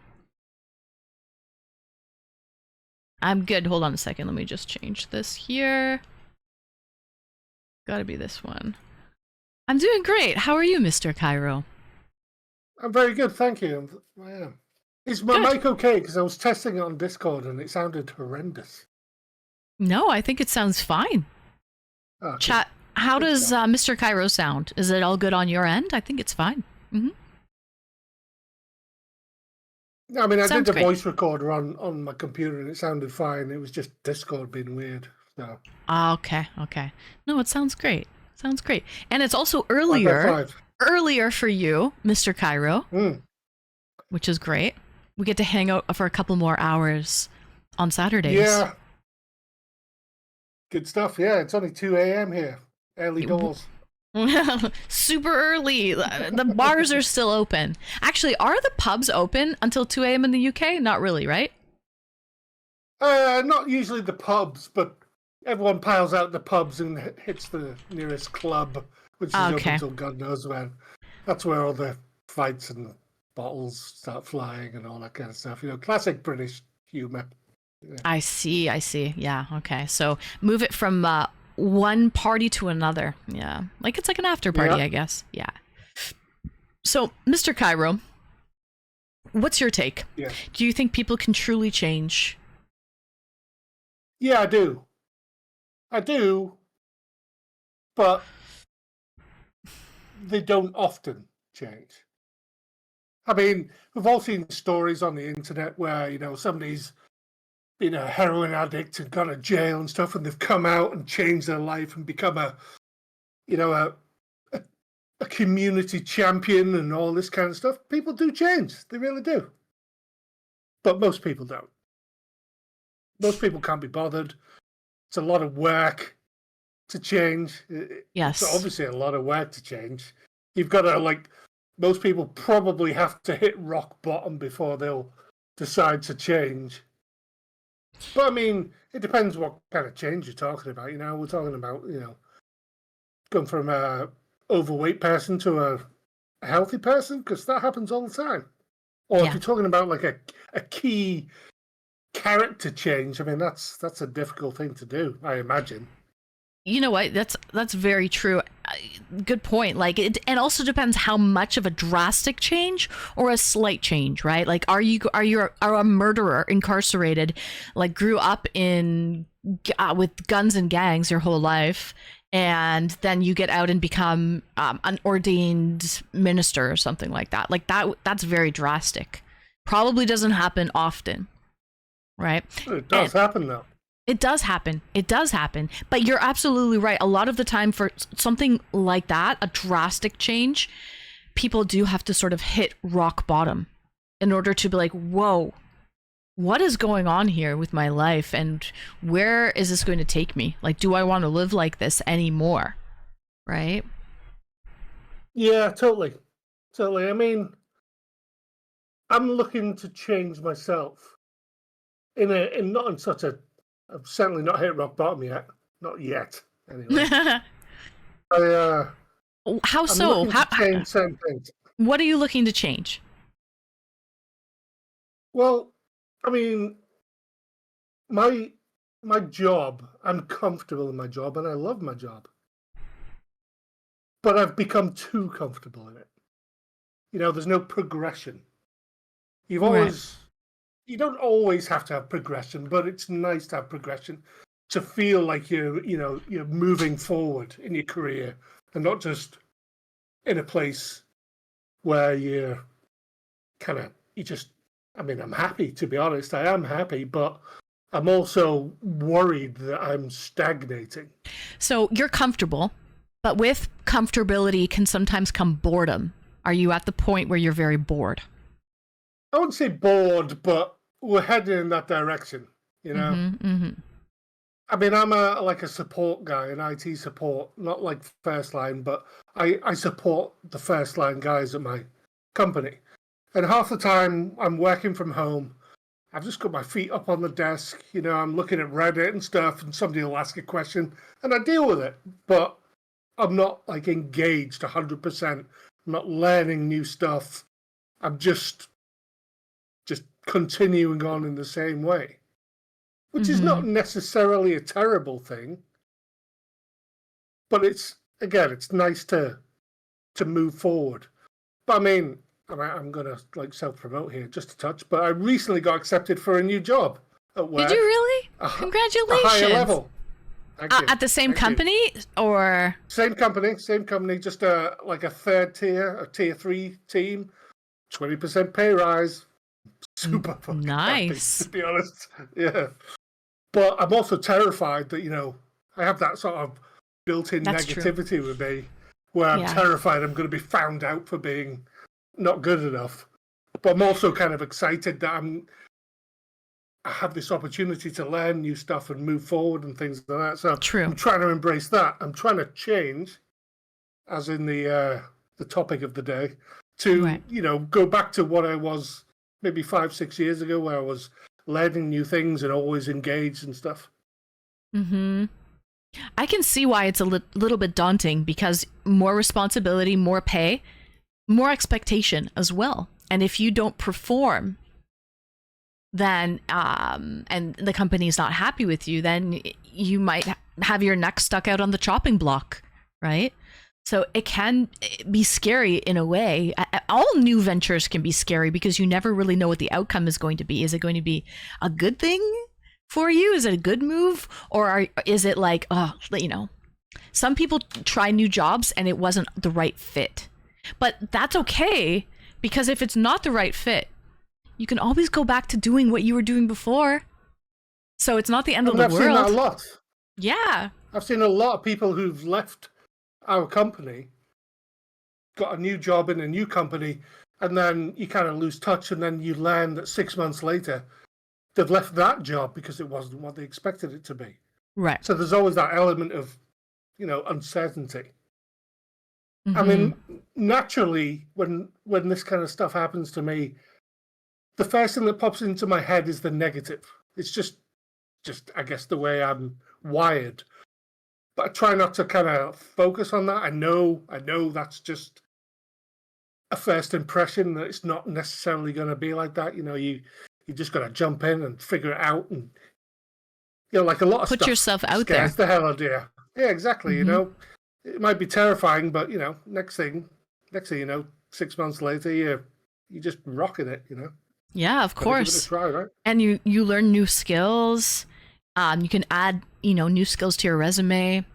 You're gonna get a sense of accomplishment for learning new things. You're not going to be bored, and you're gonna get some extra. 20% is great extra on top. Oh yeah, very good. I've already planned on spending it. So wait a minute. When you win that lottery, when those houses, they're just increased by 20% value. The ones that you could buy. When you're hoping and dreaming, right? And putting it on a list. It's not a huge amount of money, to be quite honest, but more money's always good, Oh yeah, for sure. 20%, you'll see a difference with that. Absolutely. It's the biggest pay rise I've ever had, so yeah. Oh yeah. Damn right, yeah. Sometimes when you get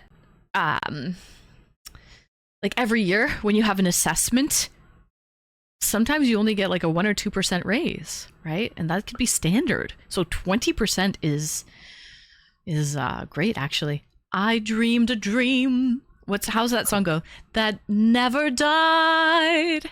I dreamed a dream that life's worth living, right? Is that totally. Or are you talking about the Martin Luther King quote? I dreamed a dream. He's probably thinking of Martin Luther King, which is a little bit more... Actually, I don't know. Now I'm confused. Are we talking Martin Luther King? Oh, both no, he's work. thinking Les Mis. He's thinking Les Mis. Oh. Yeah. Classic. Yeah. A man can dream. Absolutely. Well, if you don't even have those dreams to begin with, how are you going to have goals and aspirations, right? So you have to have those dreams, right? Like, for example... Case in point, Mr. Cairo wasn't happy, like was getting a little, wanted to expand. So he had that dream of moving up the ladder. And then he applied and got her done. You got her done, Skeeter. So. I mean, well, maybe not fun thing about this was I applied for this job a couple of years ago and somebody else got it. And before they told me I didn't get it, I was going to tell them I didn't want it. I was scared they were going to give it to me. You weren't ready, and that's okay. That is okay. You weren't ready. I think there's a time for everything. And plus, there's nothing wrong with being comfortable doing your job. You know, not everyone has to progress to the max. Capitalism gone wild. Go as hard as you can. If you love what you do, so be it. 100%. I was heading in that direction where I was like too comfortable doing it. But still, right. I mean, I've applied for the same job, my last job, which I've just moved on from, at a different company. And I had a really great interview, and it was more money. And I rejected it because I was scared that the new company wouldn't be as good as the company that I currently work for. I'd rather be paid a little bit less for a job that I love. Yes. Than, $2 or $3 grand is not a lot of money per year. Not worth it. For that risk of I might not love it. I agree. I absolutely agree with you. And fun fact, I heard about Twitch years before I started streaming, but I just never did it. I wasn't ready. I felt like I wasn't ready, and everything happens for a reason.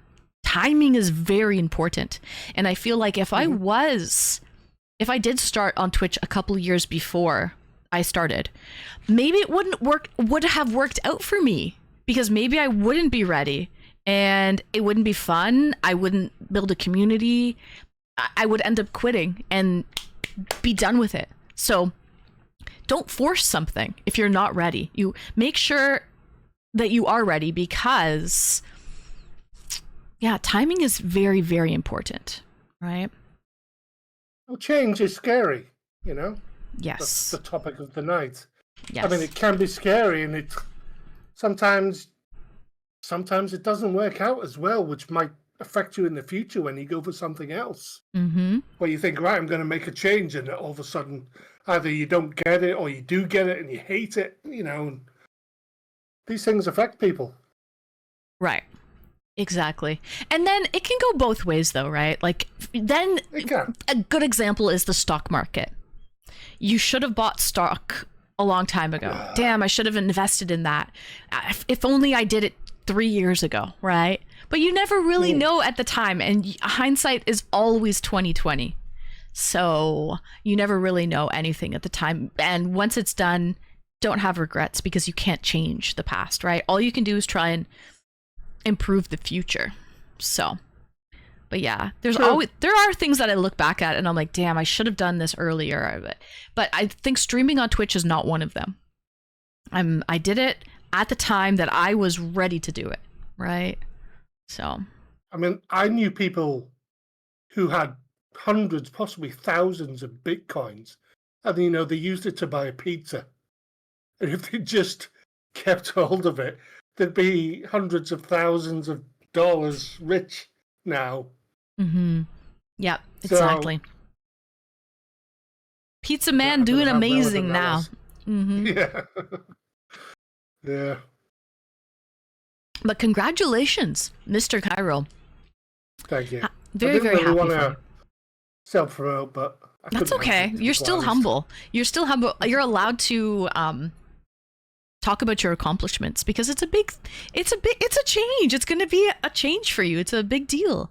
Like, for example, how long were you working in your previous position? Like the position you're in now? Well, it's kind of funny you said that, because I got a letter today from my company. And I thought, it must be about my new job role. But it was because I've been there for 10 years. And they're 10 years! And they gave me £100 voucher for, well, anything really, and an extra day's holiday. And I was like, oh wow. So Nice. I use that to buy a Game Pass subscription and a coat off the internet. Nice. Spend it however Yeah, you like. But I that's know. at least you get recognized for that. There's some companies that you put in 10 years and you're just lucky you don't get a kick in the ass, Yeah, pizza right? party. So, No, I'm lucky. I work for a really good company. I work with really good people, which is also one of the things that I'm kind of worried about. I mean, the first thing I thought about when I went for this new job was I was worried about the team that I'm on at the moment. mm, Who's gonna do that? Who's gonna look after them when I'm not there? But everyone, what's that saying? Something about rising boats. Can't remember what it is. But basically, I've moved up. Somebody from first line is going to get moved up to second line, and then they'll get somebody else in. So everyone moves up. right. But I will miss my guys though. Of course. Of course. 10 years is a long time. That's a chapter in your life. That's an Yeah. actual chapter, and it's kind of bittersweet, right? So, but you won't forget them. You made amazing memories. I hope you still maintain those relationships with those people. Obviously, it's going to be different, yes, but it's okay. The only thing that is a constant in life is change. That is a constant in life. Bochi says totally. There's no mutual respect or regard in the workplace anymore. It's different, absolutely. Today's working environment of our generation is completely different than of our parents' generation or of our grandparents' generation. Back in the day, loyalty meant something when it comes to workplace loyalty. People, your grandparents may have gotten a job and kept it until they retired. Like they worked that job for 40 years. You know what I mean? But there was pensions. There was reward for that loyalty. Now it's crazy because you can get 5 years under your belt at one company and you barely get a pay raise for that 6th year or even 10 year, right? You barely get a pay raise. You might get an extra day of vacation and $100 voucher. But Yay. if you were to leave that company after 5 years of experience on your resume, go to their competitor and apply for a job, you could get a senior role or an advanced role and get paid a lot more. So it actually almost makes sense now to jump ship and jump company to company. So there's not really any more employee loyalty to companies, and also company loyalty. A lot of companies now just hire contract work so that they don't have to pay pensions and give benefits and bonuses and all of that stuff, because it's just a contract work and they just keep renewing yearly or 6 month contracts over and over and over again, right?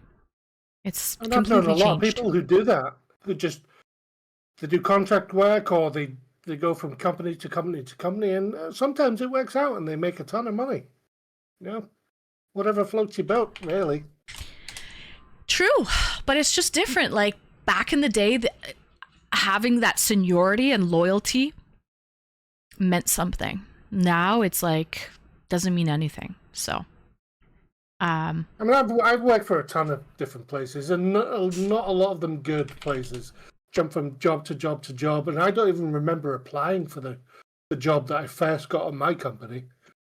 And I've been there. It's actually more than 10 years because I started as a contractor, but they kept on like certain people as permanent because they were worth it, and I wasn't getting paid a lot as a contractor, so I jumped ship and I became a permanent player. Atomic says the average time for an IT worker to stay at the same company is less than a year and a half. It's going to be Wow. less than that soon when AI does it all for us, and we That's all true. get fired. So That's true. Mr. Cairo, do me a solid and keep chat company. I'm just going to use the ladies' room. BRB. sure, Thank you. no pressure. Shit. I shall turn the stream volume back on. Oh, I can hear myself. Shit.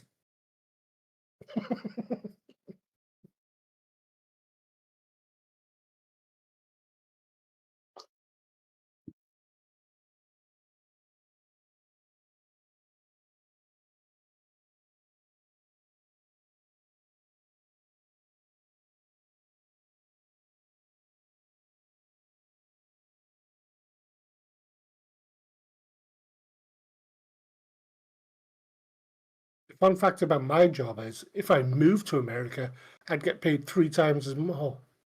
In fact, if I moved south to London, I'd probably get paid twice as much. The reason I've got a job in IT is because the area I live in, they don't have to pay as much.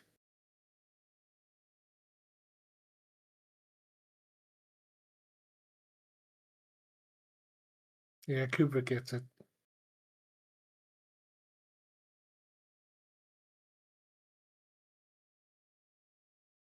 15 languages.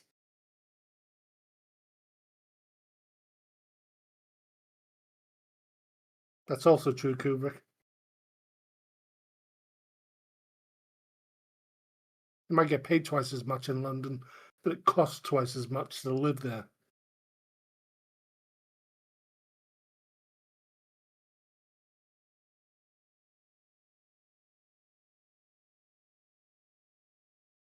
I suppose it all works out, but when you see like jobs advertised for in America for like 80, 90 grand a year, and you think, God, I don't get paid anywhere near as much as that. You know, that's the first thing you think of. I mean, you don't really think about cost of living and stuff, but it's true. It's true. It all kind of evens out, hopefully.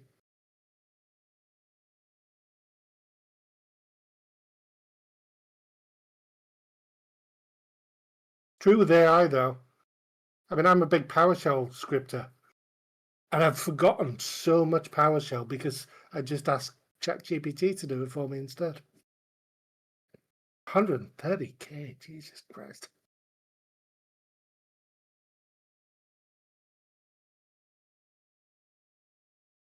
Mind you, if I could code in 15 languages, I'd be expecting 130K a year as well.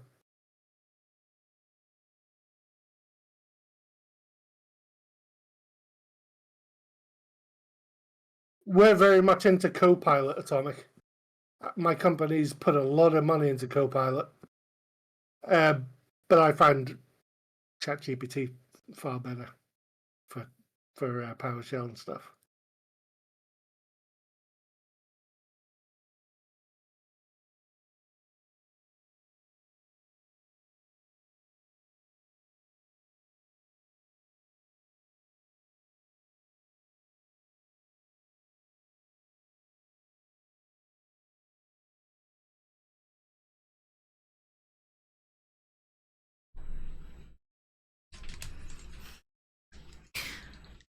Good evening, Bonnie. Good evening, Chi-Town. Good evening, Braden. Braden, I see you backstage. All right, Mr. Cairo. Hello. What did I miss? Thank you for keeping everyone company. I used the ladies' room and I also grabbed some food. I made a salad here. It has like cucumbers, fresh garden tomatoes, basil, garlic, and this is like paneer, like a soft Indian cheese. Oh, and I put like balsamic vinegar and olive oil. And then I have this as like a lentil. It's an Indian, oh, it's kind of messy. An Indian lentil stew, like dal. Paneer is lovely. Love paneer. I have like a dal, which is like lentils. So that's what we have. For dinner tonight, vegetarian. I don't know, I didn't feel like meat. I had those lamb skewers a couple days ago, so I'm kind of meated out. I'm meated out at the moment. But yes. Anything that we would like to close with, Mr. Cairo? I mean, I could give some generic kind of stuff about don't be scared about change and change is good and so on and so forth. But, you know, everyone's different. Everyone deals with these things in their own way. Right. Just do whatever you want is what I would say. If you're happy with what you're doing, you don't necessarily need to change. There's other ways to change. You can always become better in different ways, but I guess you should always be advancing in whatever, whether your fitness or your life or your job. Oh, I think you're right. You're onto something. Try different things. Whatever doesn't work for you, there's a different path you can take. Right? Well, that's the thing. I mean, if you don't like it, change it. Right. Don't like your job, change it. If you don't like your life, change it. I mean, I don't want to go into this because, as you said, winding down, but like 20 years ago, I was really unhappy with where I was in my life, and I just completely just changed it. I just moved a couple of 100 miles away and just basically started again. And now I'm in a happy place. Really? So what didn't you like about your old location? Why did you move 100 miles away? Out of curiosity.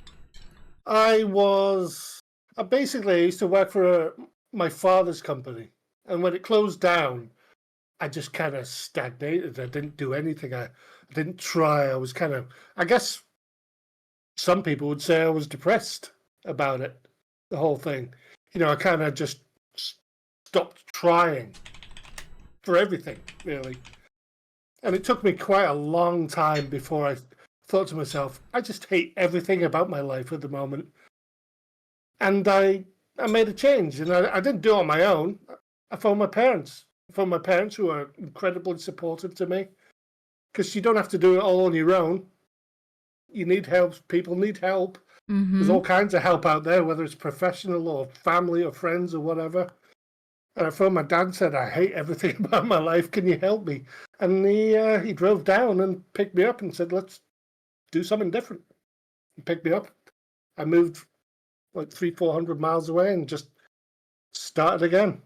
You know, it's true. It's not it's never like a dead end road. You can always change something. But your father probably knew that you're giving him a call and saying, hey, Dad, I'm not happy. Can you help me? I want to change. Like, I need to. He must have known. Yeah, I've got to help my son. Like, he's not happy. For you to go and call him and voice that you're not happy, that's a big step in itself, right? Yeah, it's not easy to do that, you know. Yes. You know, everyone wants. I mean, that's one thing I've always been like.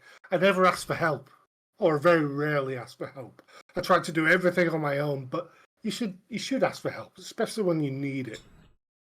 Right. I think a lot of men, it's their egos that stop them from doing that. But I think it's incredibly sexy when a man has the confidence to say, I'm wrong, or I need help, or, hey, how do I get to that street? Ask for directions, right? There's nothing to be embarrassed about not knowing the answers. It actually looks, in my opinion, really stupid when somebody doesn't know what they're doing and they refuse to ask for help. It's like, well, why not just, like, if you're gonna find the answer and get the help and get to where you want to be, then why not ask for help and get there sooner, right? So yeah, exactly. Yeah. When a man loves a woman. But yeah. Well, I'm glad you're happy now, right? You must have moved. Did you move like 10 years ago? It was probably about 15. It took me about 5 years to actually do something where I had a good sort of foundation to, you know, to start being someone rather than just being nothing. Mm-hmm. Takes a while, you know. Not everything's quick and instant and stuff, you know.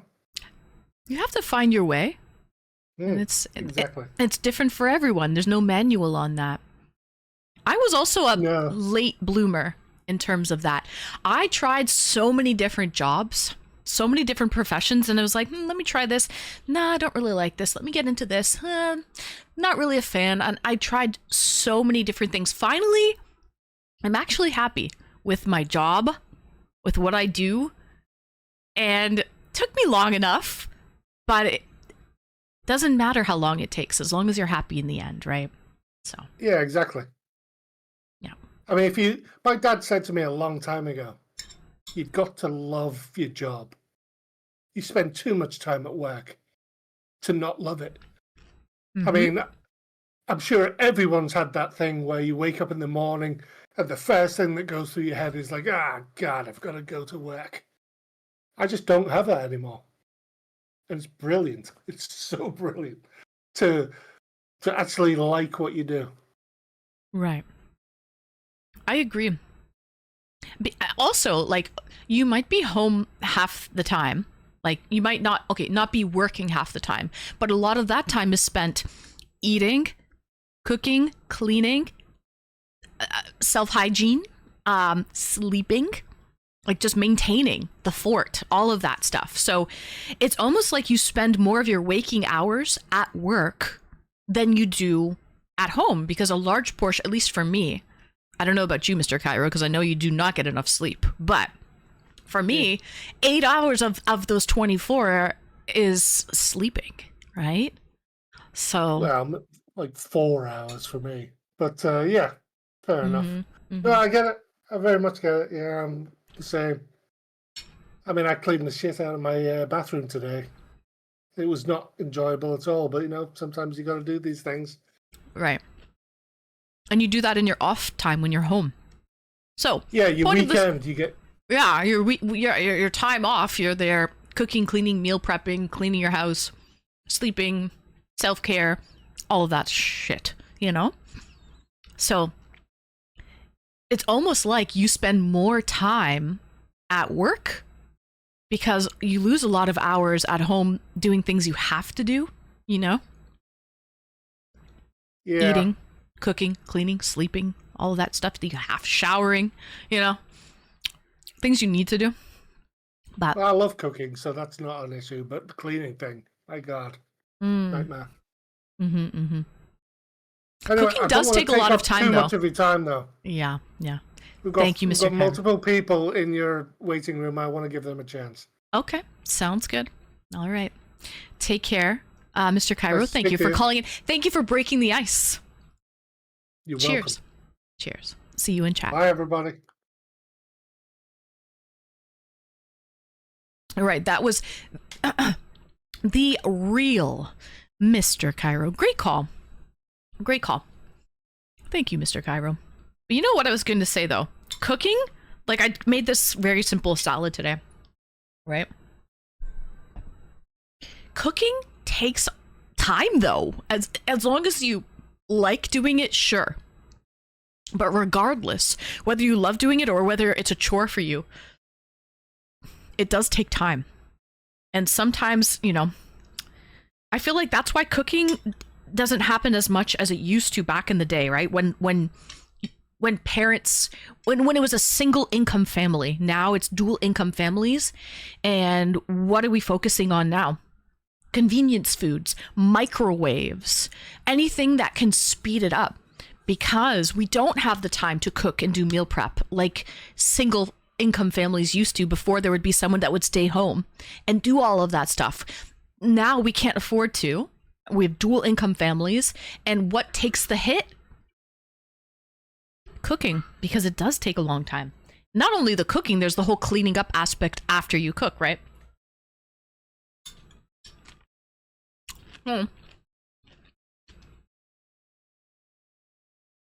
But I do enjoy cooking. I do enjoy it as well. It just does take work. All right. Let's bring in Patrick. Greetings and welcome, Patrick. Welcome in.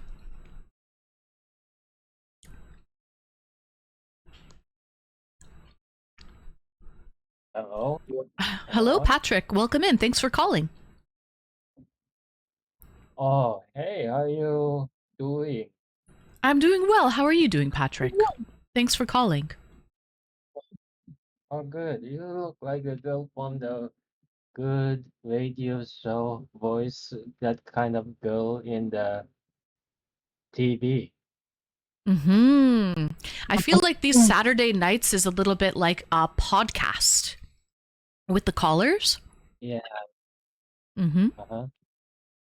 So, So, Patrick, question for you. Do you think people can truly change? depends. What do you mean? It depends. How so? Oh, well, first of all, I have a guinea pig that can connect you to my locksmith, and then actually we can do whatever it is because I used to have a new soundboard that can connect this. Do you have pets? Pardon? Do I You have have what? pets? You have Pets? pets? Yes, I have 2 dogs. Oh, okay. It's okay. So, what brings you here? So the question tonight is, do you think people can truly change? Why or why not? Uh, by the way, I think I really like to feel very bad. Pardon me? You see, because I can see your room is good with decorations in it. It looks Mm-hmm. like romantic stuff all over. Where are you from, Patrick? What country are you from? I'm from the Netherlands. The You? Netherlands? You sound like you're Asian. Oh, yeah. I am Chinese, by the way. You like Okay. Chinese food? So you're Chinese living in the Netherlands or Yeah, yeah, I it's see. so good. Yeah. Okay. Okay. So, what do you think? Have you ever been able to change? I changed. No, I'm all the same. You've never What do you mean changed. by that? So are you the same that you were 20 years ago? Well, first of all, I am a changed man because I like the way you are very, very good at asking those questions. Yeah. I'm trying. Yeah. I'm trying to work with me here, Patrick. Focus, man. Focus. Work with me here. I'm going to have to let you go because you're not really inputting anything into the conversation. Can I see you this month? Can I see you this month? You're seeing me right now, Patrick. You're seeing me right now. I'll Maybe buy another you a, maybe another Saturday you can call in. Maybe next week the topic will be a little easier for you to answer. maybe you want to get along with the dinner and get along to watch a movie. Well, I don't live in the Netherlands, Patrick, so it's not possible. Oh, because I like you very much. Thank you, Patrick. Thank you. We'll see you in chat. Take care. Bye-bye.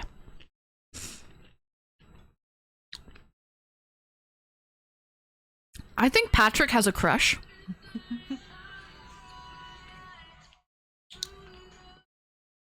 You and I, like diamonds in the... Thank you for the weekend love, sweetheart. Welcome in. Cheers. Cheers, Swede. Thank you, thank you. I appreciate the bits. I think Patrick has a crush. Also, I think Patrick wasn't ready for me to call him out that he sounded like he was Asian. But that was funny. That was very funny. W Bochi with the 5. Oh, Swede got us started. Bochi, let's get you on a little palm leaf. Thank you, Bochi. And who brought us Maple Marie? W Maple, W Bochi, W Swede. W guys. Hey, it's our first hype train of the night. Hype train started. W. Thank you so much, Bochi. Thank you, Swede. And thank you, Maple and Hawker. Hawker just hopped on that hype train. And Muff! W Muff with the 5 as well. Guys, what have we started here? W Muff.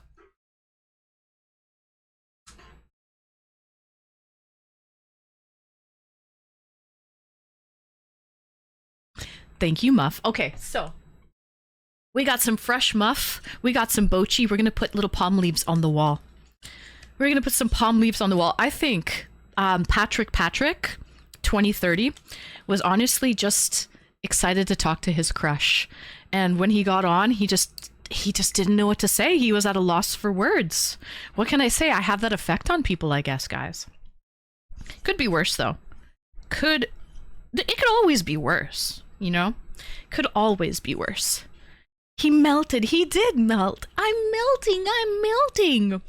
But yes, he was starstruck. Muff, that's a good way of putting it. Starstruck. Hey, I do have that effect on people sometimes, but the problem was we couldn't actually have a conversation, and this is a Discord call-in podcast show on Saturday nights. I tried. I was like, work with me here, but it just wasn't working. All right. Bochi. Muff. Let's get you guys. Let's get some foliage on the wall. Some summer foliage before it turns fall. Brayden, it definitely could be worse. Brayden, I will bring you in next, and then we have Atomic after that. So we definitely have some people in the queue. Welcome in, Mystic. It needs those 12 steps before calling.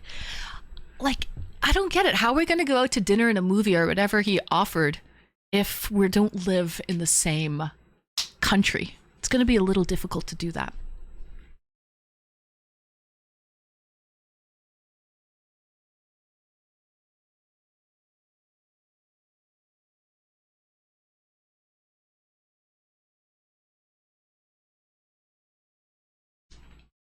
W. Sorry, Patrick. Maybe next week.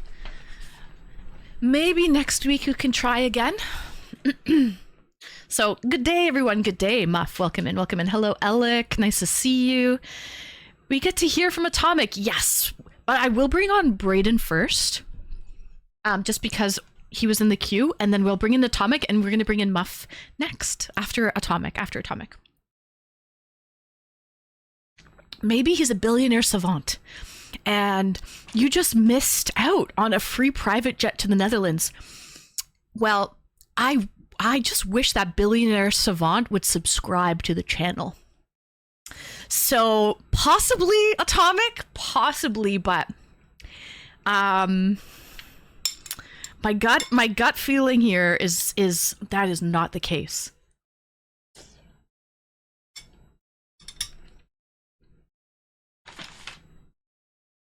If he really loves a girl, he would subscribe. Okay? So.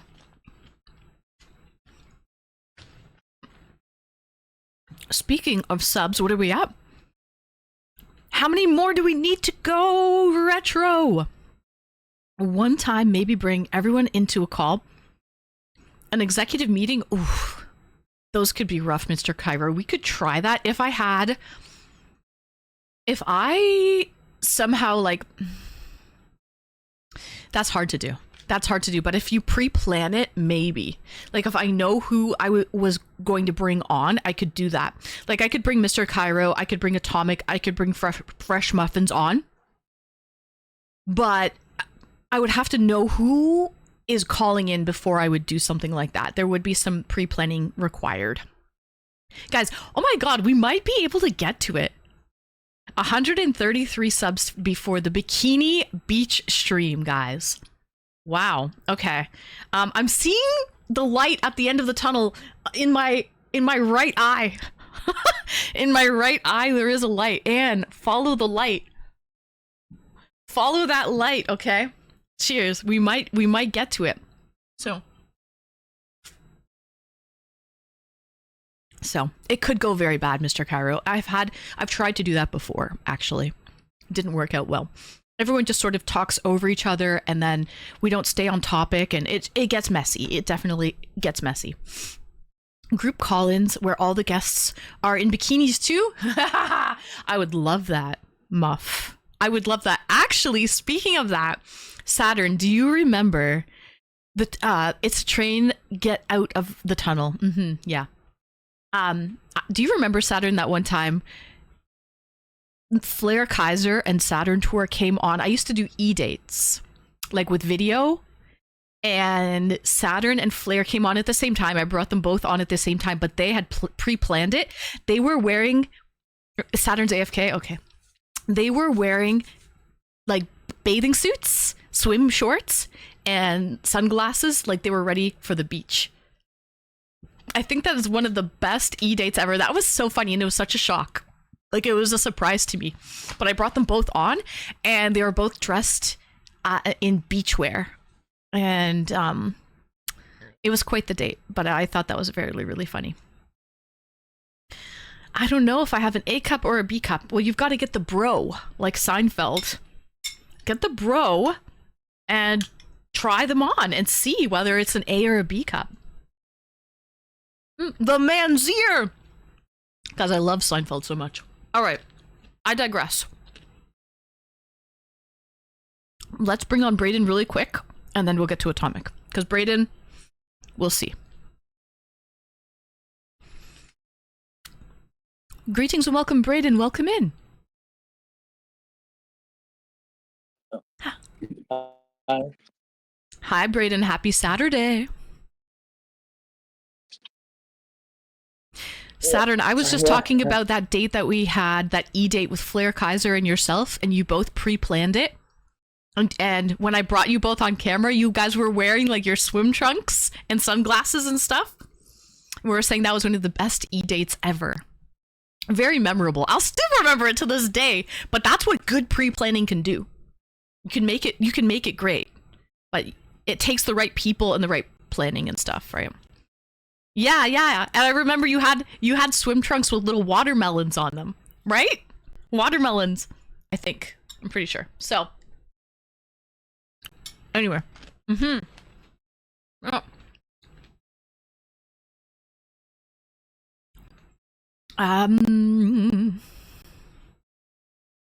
There's always a plan B.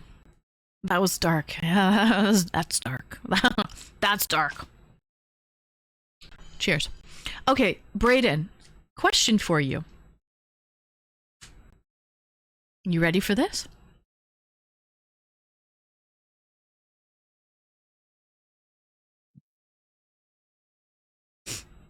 Brayden, are you ready?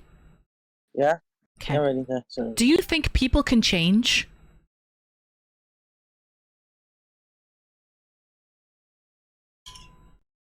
Oh, sorry. Like depends. Like I don't know. I guess it depends if they depends on the change or something. I don't know. It's I'm trying to figure out the best way to put this. They could. I guess we can change, but maybe their choice to change or something. I don't know. Yeah, that's a good answer. Have you ever changed? No, only clothes. But okay, that's Only so sorry, that was clothes. my bad. Can you say change? So I'm like Only sorry. clothes. I Yeah. just- I don't have to- that was my bad. Sorry. You said No, that's change. okay. I That was thought funny. about That was funny. Sorry. No, I don't. No, I didn't change. No, I think unless if you like go up and hit preview, I guess that's changed. But I guess I don't know. Since I don't know. Maybe I don't know. Sounds a little weird what I said, but No, it's funny. I get it. Brayden, you're a little bit quiet, so speak closer to the sorry, I mic just if wanna possible. figure it out, like, I know. I'm sorry. Okay. I'm trying to. I'm trying to make change. People changes. Like I'm just trying to. I don't know. I was trying to do that. I thought it was the same thing. I guess. I guess not. Yeah. Cool Ma, welcome back. Cool. How are you feeling today? I hope you are doing well. Cool. All right, Brayden, do you have anything else you would like to add tonight?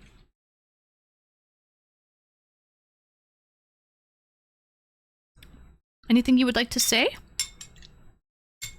No, just not really. It's like raining like here. Like it's like raining yesterday. I went to meet my dad at the Sub-A-Thon, and then it was raining. So my dad's were all soaking wet. So I had to dry them up with a pair of towels inside the store.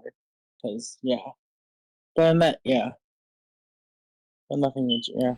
Well, I hope you stay dry. Also, change that battery It's always in not- the I'm smoke not in the half smoke down alarm. because yesterday You gotta I change that checked it battery. out and- Mm. Sorry. All right, Brayden. Thanks for calling in. Much Yeah, appreciated. no, it's- We'll see you in Yeah. chat.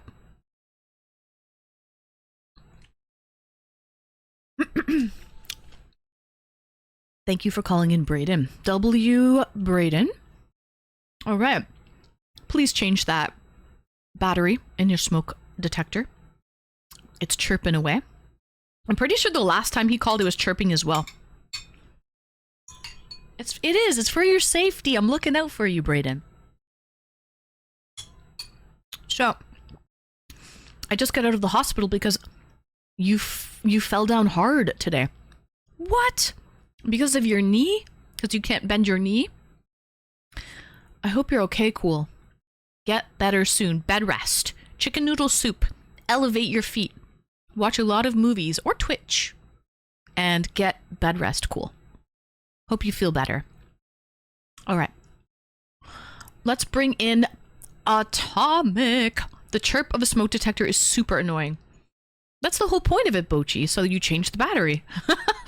Right? They're not going to make it soothing meditation sounds, gentle rain sound. Imagine. People would keep it on forever and just, well, as long as the battery lasts, and use that as a soothing sleeping aid. So, cool ma, good answer. Watch a lot of me. W.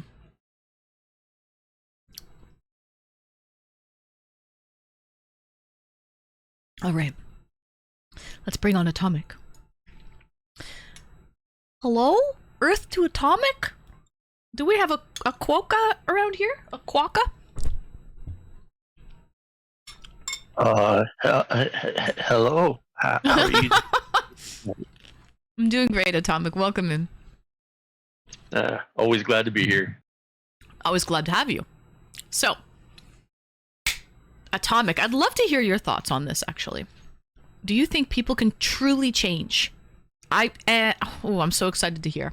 What do you, tell me what you got. Okay, so there's the pedantic response, taking your words at face value, and then there's the response that is based on what I think your intent was. The pedantic response is, yes, everybody changes. I mean, we grow, we learn new things, we develop habits. We that's what humans do. We change all the time. So in that sense, I think yes, absolutely, and I would even say it's kind of scientific. I think the intent of your question was more Voluntarily around, change. Yeah. Yeah, and habits, like Yeah. things that you can decide to change. Yeah. And yes, I think people can change that way too. I don't think everybody has the capability to do it, but I think I think about this one a lot. Like, it's a common trope that once a cheater, always a cheater. Right. And I'm not going to get into details. I was not the one with the ring on my finger, but things happened, and after those things ended, she got remarried and has been happily married to this new person, and to the best of my knowledge, has not cheated again. But you don't really know that, Atomic. You don't know what's happening behind closed doors. You are assuming there that she is happily married, and you are assuming that she has not cheated. She's probably not going to disclose that and tell people. It's probably a dirty little secret. So you don't really know if she has remained faithful or not. That's true. That is true. I will say, I'll digress that I'm emotionally involved, or I was emotionally involved. So I tend to give her the benefit of the doubt. But I think the real thing was she was not happy in the relationship she was in. And that was the main reason that she was looking for something extra outside of that relationship. Excuse me. But I believe she's finally found what she's looking for. And she's genuinely a good person. She's a sweet person, and um, you're right. I can't argue with you there, but I like to think that she's changed and she's living a good life. I actually agree with you there, Atomic, because there has to be a reason why she was obviously not satisfied or searching for something, unhappy, for her to even cheat in the first place, right? So I do think, or she just maybe likes the rush, likes to get away with things. Like maybe she gets off on that, like on breaking the rules and getting away with it. Who knows? I don't actually know, but something was clearly, she was not content in her previous relationship. So I agree with you there. And maybe if she is intent in her new marriage, she won't feel that need to go and seek affection elsewhere. Yeah. And I think that's what it was. So her husband was a therapist. Her first husband was a therapist and was very academic about dealing with situations.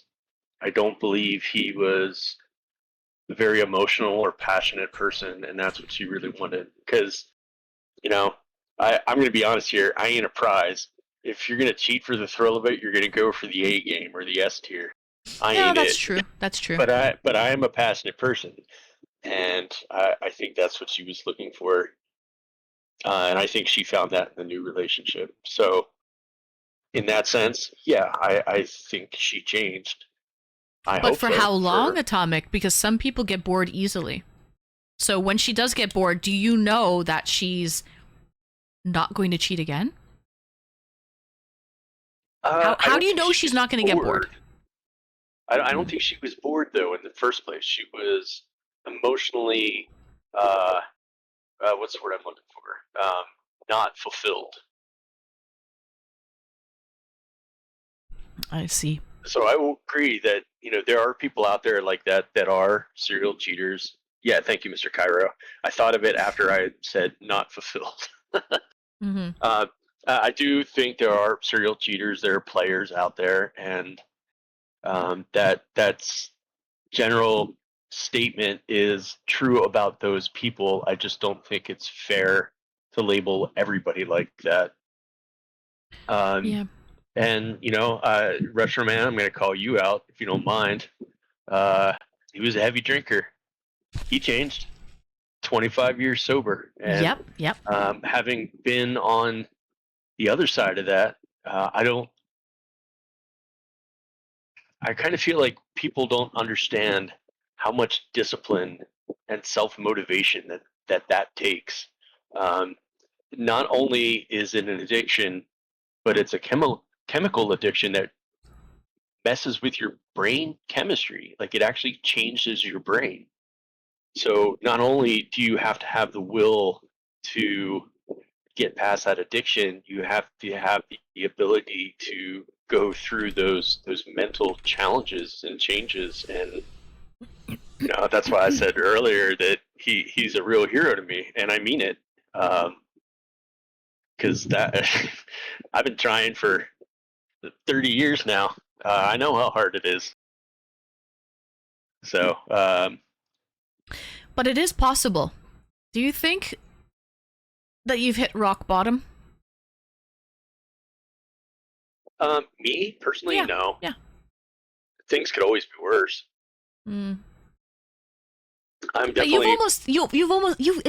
you've died and come back to life, not due to the problem, but like, how fragile life can be, and that didn't even change your outlook. Well, and to be fair, it was because of that problem. Fundamentally, Yep. alcoholism is what caused all of it at the beginning and the end of the day. Mm-hmm. Yeah, I died. Mm-hmm. But it was 4 years okay. ago. Yeah. Well, it was a chain of events, right? It was a chain of events. It wasn't the alcoholism. That started it, but then that caused other things, and then ultimately, yes.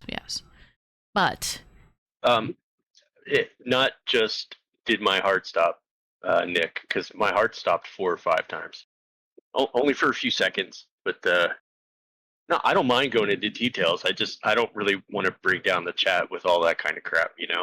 right. You can DM me in Discord or whatever if you want to hear the story. I'm more than happy to tell it. I've told it a lot of times, and I like to think it's helped some people because I can say, this is where I am, and if you don't quit, this is where you're going to be. Quelbree, hold that thought. I know we're talking deep here, but Quell just dropped 5. W for the Quelbree. Nice. Quelbree W, thank you so much for the 5. I'm gonna get you on the wall. By the way, have you been checking the mail? Have you received the paintings yet? Out of curiosity, I know I spoke to Chaz the other day, and he had not received, like on Wednesday, and he had not received them yet. So I know it can take a little bit more time. But W Quell, thank you for the 5. Actually, let me put you on a pineapple. Quell W, thank you. That is 5 subs closer to Bikini Beach stream. What do we need now, guys? What do we need? High Slayer Beast, welcome in. Where's my pen? Where's my pen? Let's be honest, Colby. Yeah. You just did it because you want to see her in a bikini, right? I don't think he even knows that was the goal. I have no idea. I brought a lot of boxes in today, Amazon Addict, but one was a canister. Oh no way, you received it today. W, did you open it? That was me. W Quell. That's awesome. I'm glad that you received them. Are they in good condition? Because Quell bought 2 paintings. I hope you frame them, or whatever you do with them. I hope you treasure them and you enjoy them. I hope they bring you happiness. That's the main thing. Just supporting the streamer, W Quell. Thank you for supporting me in many ways. Okay? Thank you so much. Let's get you up on the wall. Thank you for the 5. Any goal is a good goal here. W Muff, thank you for that. By the way, Muff, I know you are next. And Patrick, you are done for the night. So just so you know, Patrick, maybe you can try again next Saturday, Patrick. So I don't want to like lead you on and pretend I'm going to bring you back. Usually I only bring one caller. Like you have one chance for the night. I don't bring people back again. It's just redundant, and I try to give everyone else a shot. So just so you know, Patrick, no. The answer is no. Maybe we can try again next Saturday. Maybe you'll have something to talk about then. Okay.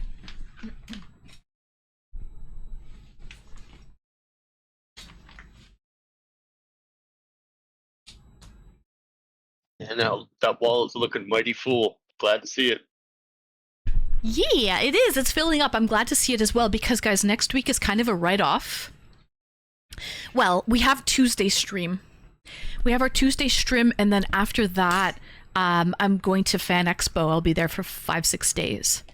So I can get an IRL stream in Thursday afternoon at like 1 p.m. Eastern. And then Friday night, I'll have a hotel stream on my regular time. And that's basically it. But yeah, we'll have our Tuesday painting and free song request night.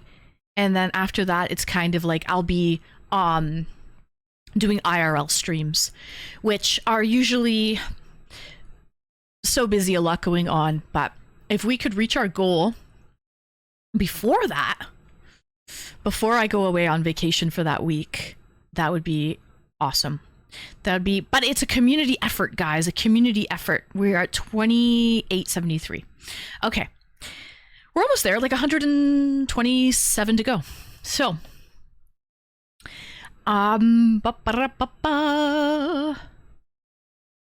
anyways, what were okay? So sorry to cut you off, Atomic. Yes. Giving details, giving details as to what was happening to you in the hospital is kind of irrelevant. The point is, I was just saying you didn't hit rock bottom then, and people don't necessarily do that. This might be TMI, but my father is very, very ill in the hospital, and he's a smoker, and that did not even get him to quit smoking. So sometimes dying won't even get you to quit your habit, and it can happen. So I've seen it before, firsthand. So, well, not firsthand, but you know what I mean. I've seen it. And so, Patrick, if you really liked my dress, you'd drop 5 subs right now. If not, no more talking tonight. All right. I know that story. But anyway, I don't know what's going to get you to do it, because you're a very smart individual. I know you're very, very intelligent. Mind over matter, no? Yes. Ultimately, it is my decision. And, I see a lot of doctors many times a week for different things. And a couple of them have asked, do you have a support network? I do not really. Twitch is probably the closest thing I get. I don't really have family. I have 1 or 2 friends, and only one of them really understands. And I talk to them a lot. But yeah, the ultimate decision lies with me. But I do want to divert for just 1 second, and it's kind of an ad for you, actually. Did I recall correctly that you're going to do like a pre-con walkthrough and show everybody setting up and stuff like that? Yes, that'll be Thursday, August 21st, before the doors open, even to VIPs. And the VIP pass is like $500.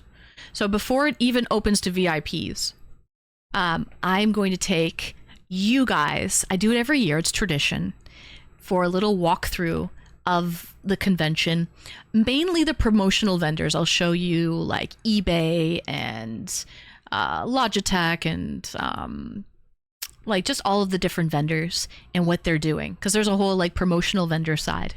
So I'll show you a little sneak peek before anyone can get in. It's only like vendors who are there at that time. So it's pretty cool. So if you don't take anything away from what I say tonight, chat, at least take away from this, watch that stream. It's really, really cool. You get to see all the inner workings and everything like that. Thank you, Atomic. Thank you for that little promo there. Yeah. Anyway, back to the topic. Back to the topic, because I was onto something. I wanted to ask you something. So, Sure. You mentioned support, right? And that you don't have that many like IRL friends, and that a lot of Twitch people are your friends and support, and that's where you find support, right? But I want to say, like, at the end of the day, who's going to make those changes for you, right? Yeah, you're absolutely right. And I will say that, and I don't mean to offend anybody here, but by and large, I don't really find Twitch as support more than a place that I can occasionally vent and say stupid things. I mean, I can't pick up the phone and call one of you if I'm in a crisis or something like that, or if I'm trying to fight the urge to drink or something. I appreciate everybody. I appreciate all of you. But it's not the same as having somebody there that's going to talk you down from a ledge. And you're right. At the end of the day, it comes down to me. And I don't feel like I need a support network. I just need to find some reason, some light switch in my head that makes me decide living is more important than the alternative. And I'll be honest, right now, I just don't care.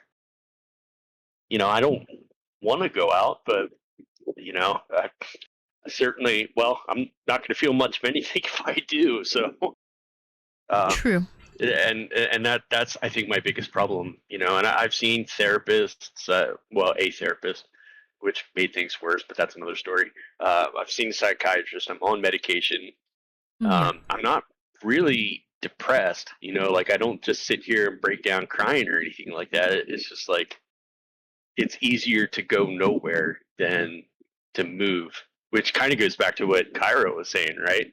Like you get comfortable or you know what to expect, and it's just kind of easier to stay there. But I'm working on it. I'm gonna quit one of these days because if I don't, I'm gonna be alive and a lot of bad shit's gonna happen, and that terrifies me way more than moving on to the other side. Right, right. Welcome in Alec and the business, and welcome in Daniel Wong. The business. I'm going to DoorDash some Rita's ice cream. Nice. Love ice cream. I have some ice cream in the freezer. Anyway, Another example is weight loss and fitness. There are lots True. of people out there that decide that they're tired of where they want to be. I mean, sure, there's a lot of people that yo-yo on their diets and stuff like that, but there are people out there that have made genuine changes. And again, it takes discipline. It takes motivation. And frankly, there are people in the world that simply aren't mentally capable of doing that. In a way, which is unfortunate. It kind of is, and in a way, I do feel like the alcohol is pacifying you and numbing you, right? That's what alcohol is, a suppressant, right? It will numb, make you feel like I don't care. Because I hear that all the time when I watch like stories of people who drink. It's like they didn't care at the time because alcohol was taking their lack of ability to care. And not only that, but you mentioned medication. So I don't want to go against your doctor's orders or anything like that. Like, obviously, you're being prescribed that. But I think the medication is giving you a lack of ability to feel in a way. It is also numbing you. So you've got a double whammy of numbing, right? You've got the alcohol and the meds numbing you. And kind of sucks in a way because in order for people to make a change, you sort of have to feel those feelings, and it takes work and it hurts. It's not pleasant, but you have to feel those things in order to improve and or in order to change. But the alcohol and the medication is preventing you from doing that. So it's almost like you're stuck in a way. You know what I mean? Which I don't know how you get out of something like that. But the quitting the alcohol. So I was sober for 2 weeks. I've recently relapsed. I lost 30 pounds, and my gait improved. My wounds improved. My blood sugar was well in the right limits. It made a real physical difference, and all I had to do was stop drinking. So the drugs, on the other hand, yeah, they do make me pretty neutral, and I kind of want that. I really don't want to feel extreme emotions. I want to be calm, cool, and collected. I don't want to be sad and depressed, but I also don't want to be like manically high and crazy happy either, because it's a long way to fall when you're up that way, I kind of like being steady. So you're right. They both kind of compound each other, but I think the medication is beneficial for me because if I'm not on it, I'm gonna fall down. I'm gonna fall down hard, and right. but if I quit the booze, then my physical health, it actually has real results. And I mean, like you said, and I'm not going to argue. I'm a reasonably intelligent person. Um, I had an outpatient counselor tell me once. He said, "You know what? You're a very intelligent person, but you're so dumb." And it made me laugh, but it was true. Like, I know all this stuff. The doctors can tell me about all the medical challenges and all this kind of stuff, and it's like, I know all this. It doesn't make a difference. But I heard a couple of things last week that hopefully will make a difference. Because, like I said, there'll be consequences for leaving me that I don't want to deal with. Oh, yes, yes. So maybe that's what you need. Like, who wants to live when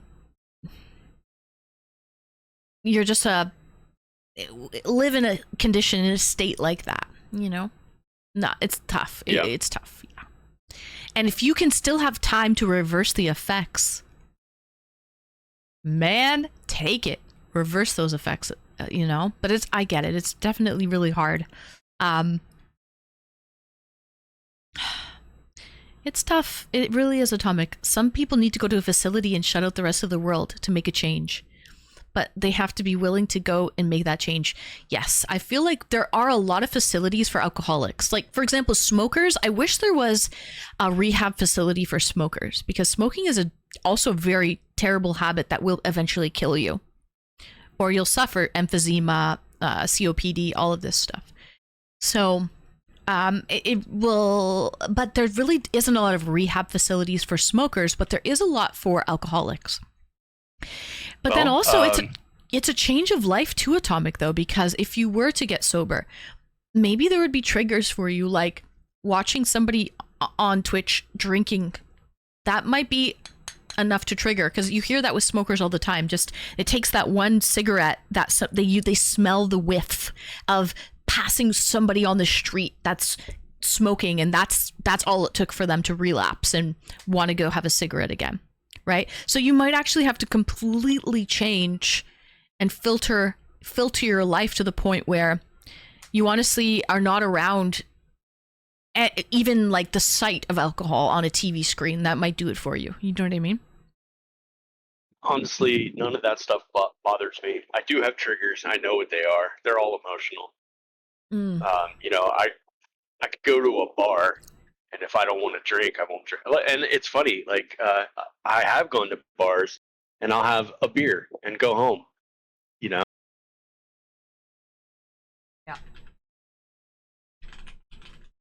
Yeah. Muff and socially acceptable too.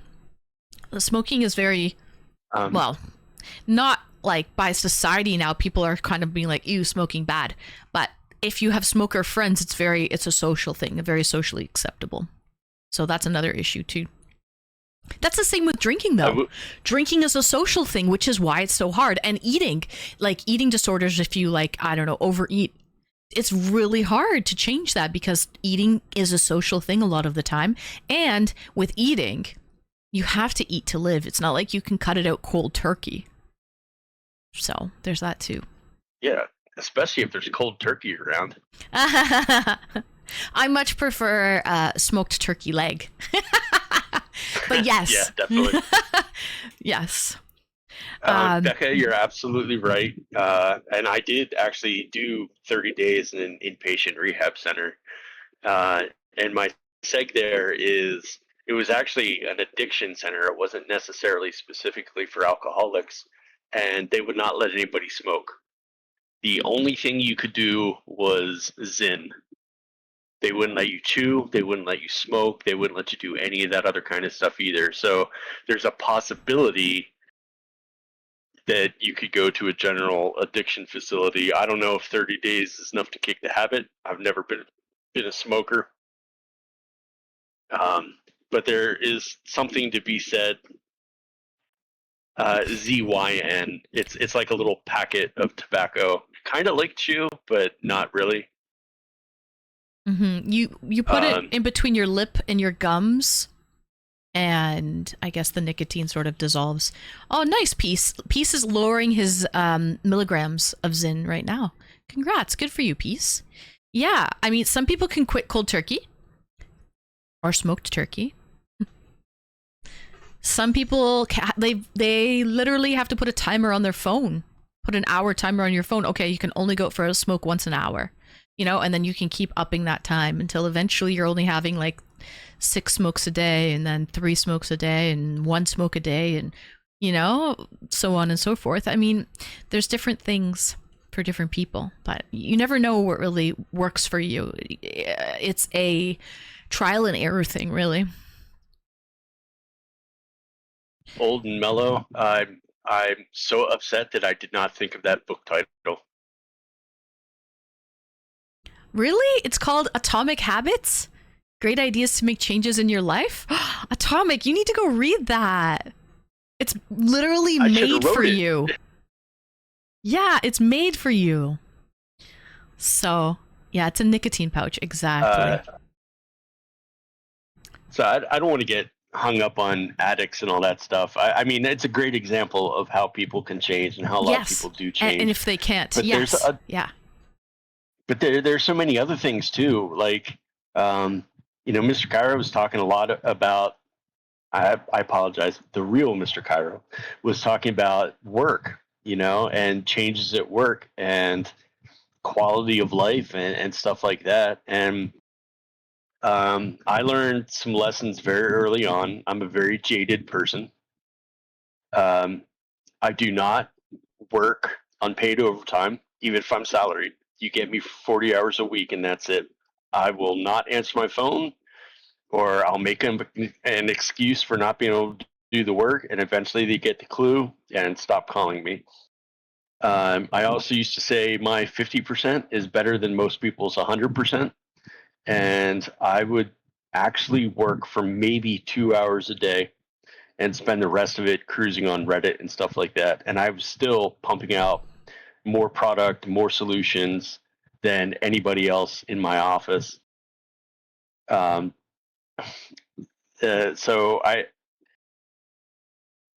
you know, there's the part about changing your job if you don't like it, or if you're trying to get a raise or something like that. But you also have to change your standards.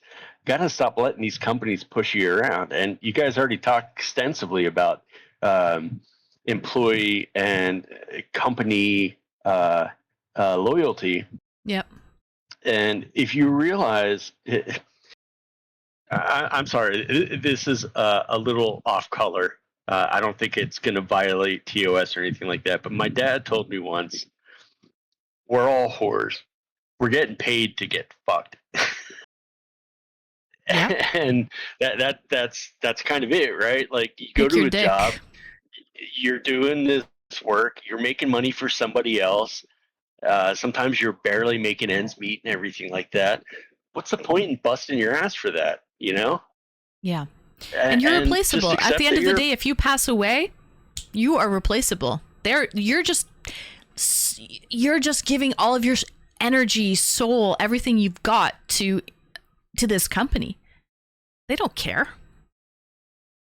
That's right, Fresh. Or Buff, as I'm going to start calling you because it makes me laugh. Yeah. Boss makes $1. I mean, I make a dime. Yep. That's why I poop on company time. I've never heard that one before, but that's great.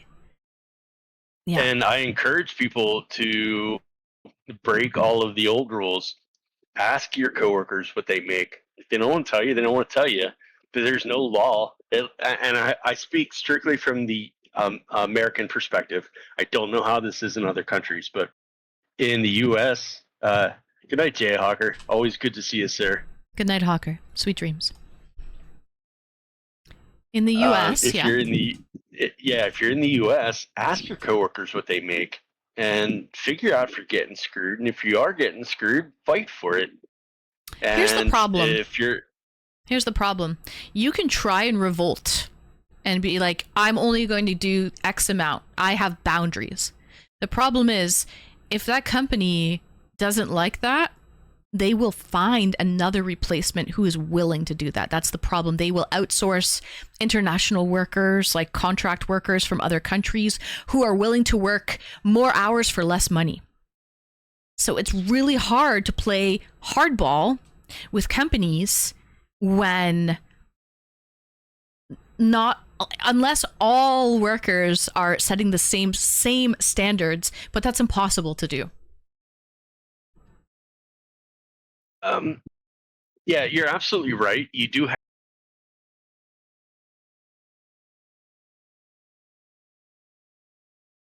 You're cutting out, Atomic. I said that's right, and you have to have some kind of advantage. And Yeah. I'll speak to my own privilege, even though I don't really think it was a privilege. I paid my own way through college. I'm the first person in my family to ever graduate college, period.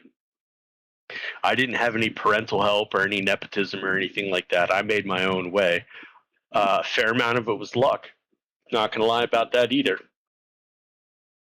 But I've got so many skills now and such a variety of skills that I can fill just about any technology role. And that makes me valuable. So I have that ability to push back because, and this, well, I'll take the less egotistical route here. This actually happened.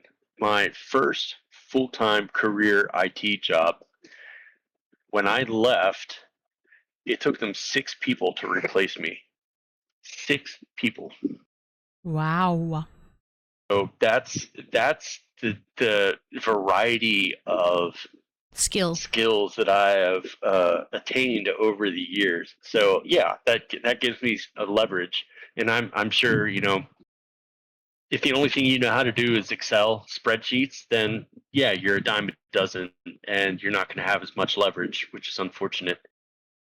Mm-hmm. But you do always have that ability to try and broaden those skills. And again, this goes back to what Ms. Cairo is talking about. No, you're right. I'm not the norm, Timber. Oh, you want to hear the super egotistical version? I'm like top 10 in my field in the country.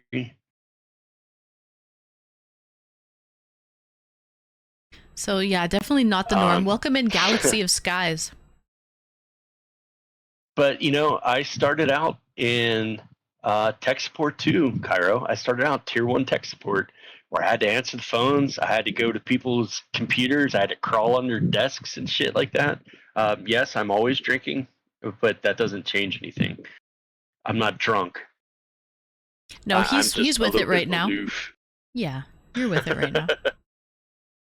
Yeah, but and I think I got sort of the last part of your call, Mr. Cairo, but I think you said you were bored with it, and I get it. At the end of the day, there's really only like 50 categories of problems in IT help desk troubleshooting, and once you start to see the patterns, it's like, you know, you can just solve stuff so fast and so quickly. It's like, okay, and yeah, then you can do 2 or 3 hours of real work and surf Reddit the rest of the day, and you still look like a fucking superhero. Yeah. First time chatter, welcome in Vapor. Hello Vapor, welcome. Guys, everybody say hello to Vapor Life 94. I watched, okay, so I'll tell you about my night last night, chat. I was, first of all, I did that Sailor Moon cosplay on stream. I'm having a great night. Thanks for visiting, Vapor. Welcome in. So Vapor's a fellow streamer. Let me explain how I met Vapor last night. And I was up in his stream until 8 a.m. Eastern. Okay, because I am a night owl. So I did my regular stream last night. It was my Sailor Moon cosplay. Loved it. I committed to visiting Mac Daddy McFlurry. She was doing a karaoke stream. So I went to go visit her stream, and she had a guest on that was Elvis. He's an Elvis impersonator. I already knew him back, and you guys probably remember him because when I did that collab stream with Coach Kurt, where I was the star of the show, that battle royale, e-dating battle royale thing. Elvis, he's an Elvis impersonator. He was one of the dates, actually. He didn't make it very far, but he was still there. So you probably saw him on the battle royale e-dating stream that I did with Coach Kurt. And anyways, I started watching. Mac raided into Elvis, and then Elvis ended up raiding into Vapor, who's a music streamer. He's very good. He's been playing guitar for, I think, or he's been a musician for over 23 years or something like that. But he was playing like Guitar Hero, but like with a real guitar. Actually, he has, Vapor, how many guitars do you have? I saw you had them like spread. I think you had like 5 or 6 different guitars. Anyways, I'm going to be honest. He's a good person. I like him. I watched him for long enough to know that he's a very nice person. He has like maybe 11. Well, I didn't see 11 but that's crazy. He has a lot. He had like a bass guitar. And this is how I know. He was doing free song requests, right? And of course, Vapor. He was doing free song requests, and there was some first-time chatters that came in with the raid with me, actually. And they were kind of giving him a hard time. He was very nice. And they were being a little standoffish, like one of those first-time chatters that can be a little trolly in a way, and the streamer doesn't know how to react because they're a first-time chatter, so they don't know who that person is. But he was very, very nice and patient. And he gave that person a free song request. And during the song request, of course, ad time happened. So while ad time happened, they were like, no, my song, I'm in ad jail. So what did he do? He actually rewound the song before the ad started and continued to play their request again for them. I was like, holy shit. I was like, that did it for me. So I dropped the follow button. You had to follow to chat in his chat. So I was like, okay, follow. And yeah, and then he did a song request for me. Not only that, he went down this like rabbit hole of, okay, I requested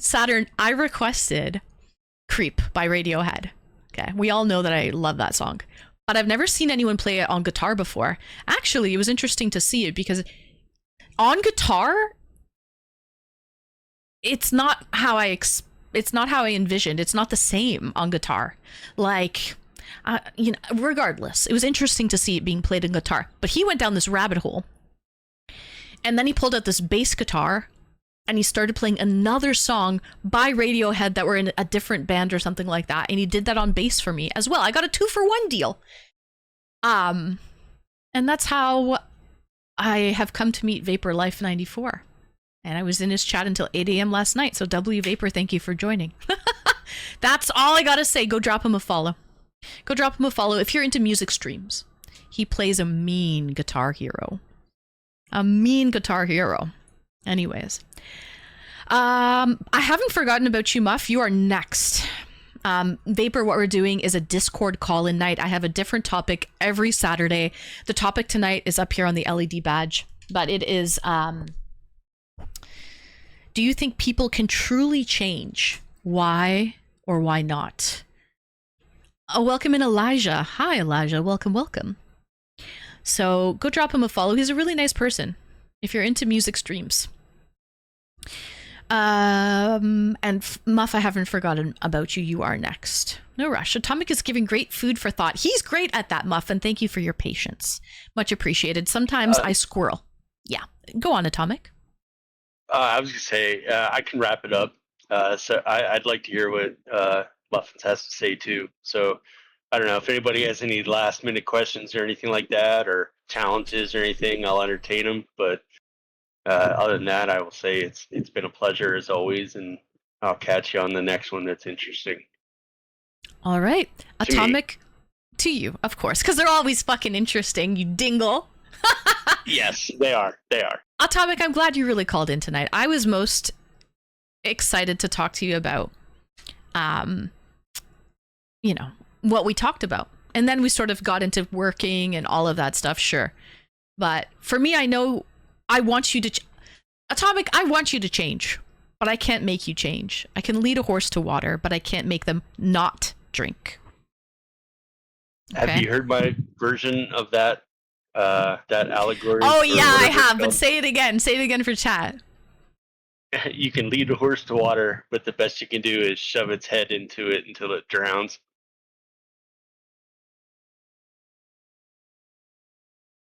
So dark. So very atomic though. So very atomic. Well, Okay. I appreciate your well wishes, and I assure everybody here that I am definitely trying to change, and I've got literally a freaking team of doctors that wants me to be better and wants me to heal and wants me to do the right thing, and I Just try call my me best every Dr. day. Ann.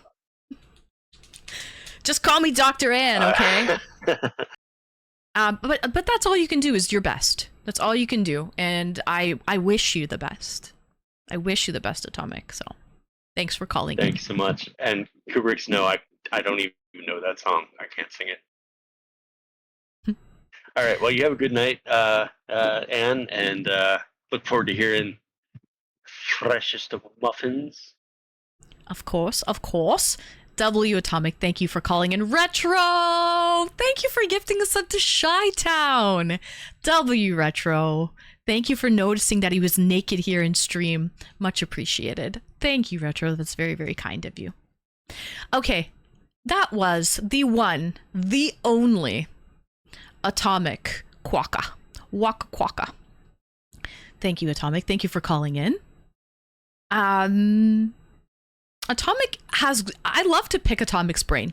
I really do. He's got great ideas, and yeah, he's really great to have a conversation with. A great call. Welcome in, Lazo. I'm from Pittsburgh. That's not Pittsburgh. Is that Pittsburgh? No, it's Pittsburgh. Pittsburgh, Pennsylvania. Welcome in, Lazo. Hi, I'm from Canada. Hello, hello. Pittsburgh is Pennsylvania. It's Pennsylvania State, correct? Pennsylvania State. Nice. We need 126 subs. Oh, correction. I stand corrected. Mr. Cairo with the 5. W, Mr. Cairo. We need 121. Mr. Cairo W, thank you so much for the 5, guys. I can taste it. We are very, very close to a Bikini Beach stream. Let's get Mr. Cairo up on a little leaf, on a little fig leaf.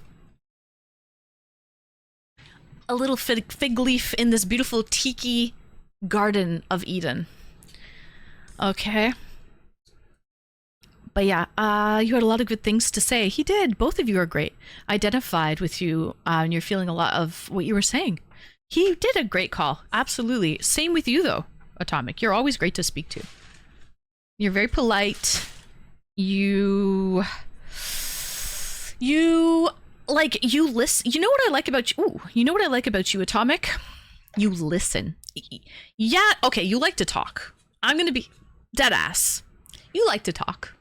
You do, of course. Otherwise, you wouldn't be calling in.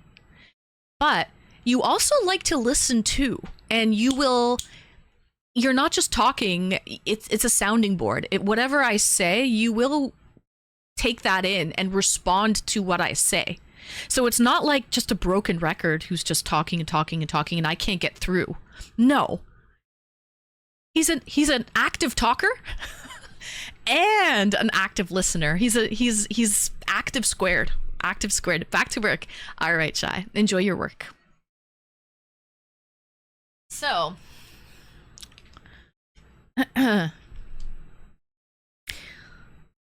hopefully someone can be inspired.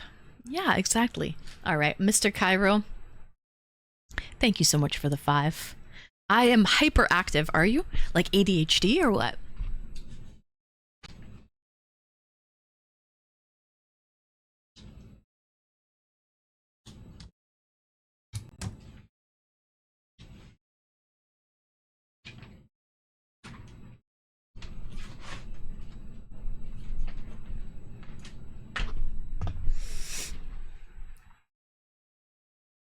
So it's IT, guys.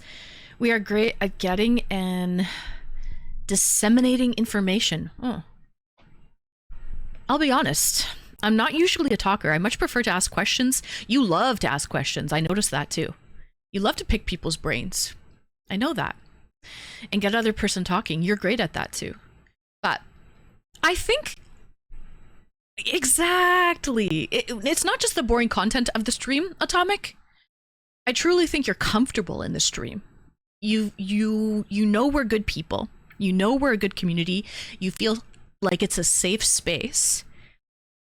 And that speaks volumes for the community, because you wouldn't, I don't think people would even feel comfortable to call in unless you're just unless you just have a massive crush on me like Patrick.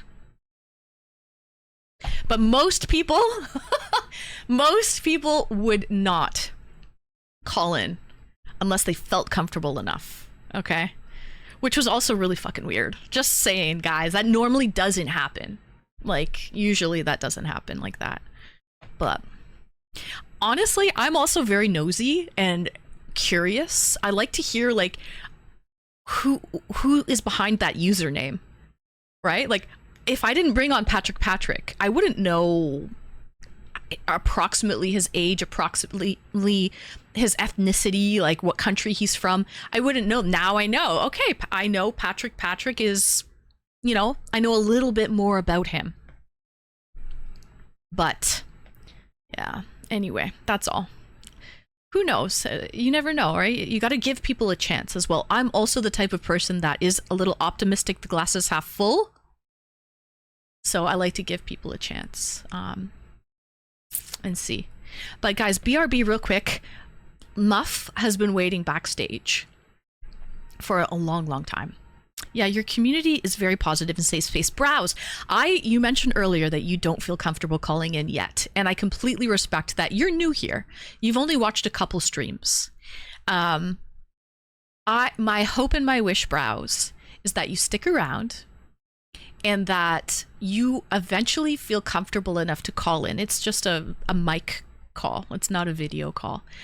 One of these days, Browse, hopefully. That is my goal. That is my goal. So, BRB really quick, I just have to use the ladies' room, and when I come back, okay, we're gonna bring on fresh muffins. Vapor, by the way, I'm very glad to have you here. You want to know the honest to God truth, Vapor? You were talking to me yesterday. You're like, yeah, if you get bored and it's late, come hang out anytime. I'm gonna be dead ass. I stream 5 days a week. I'm a full-time streamer, right?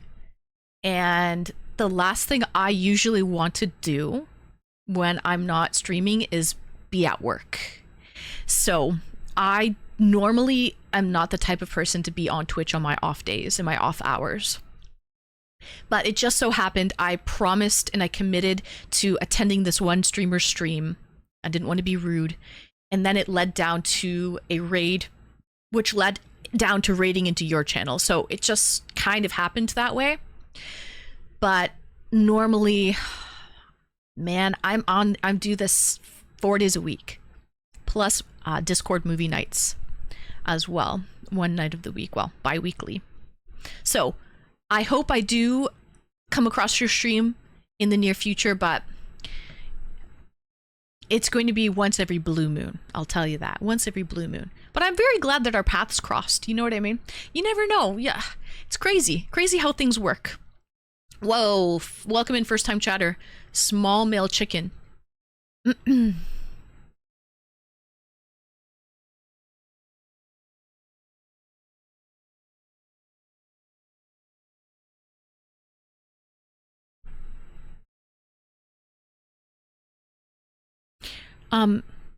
hurt you?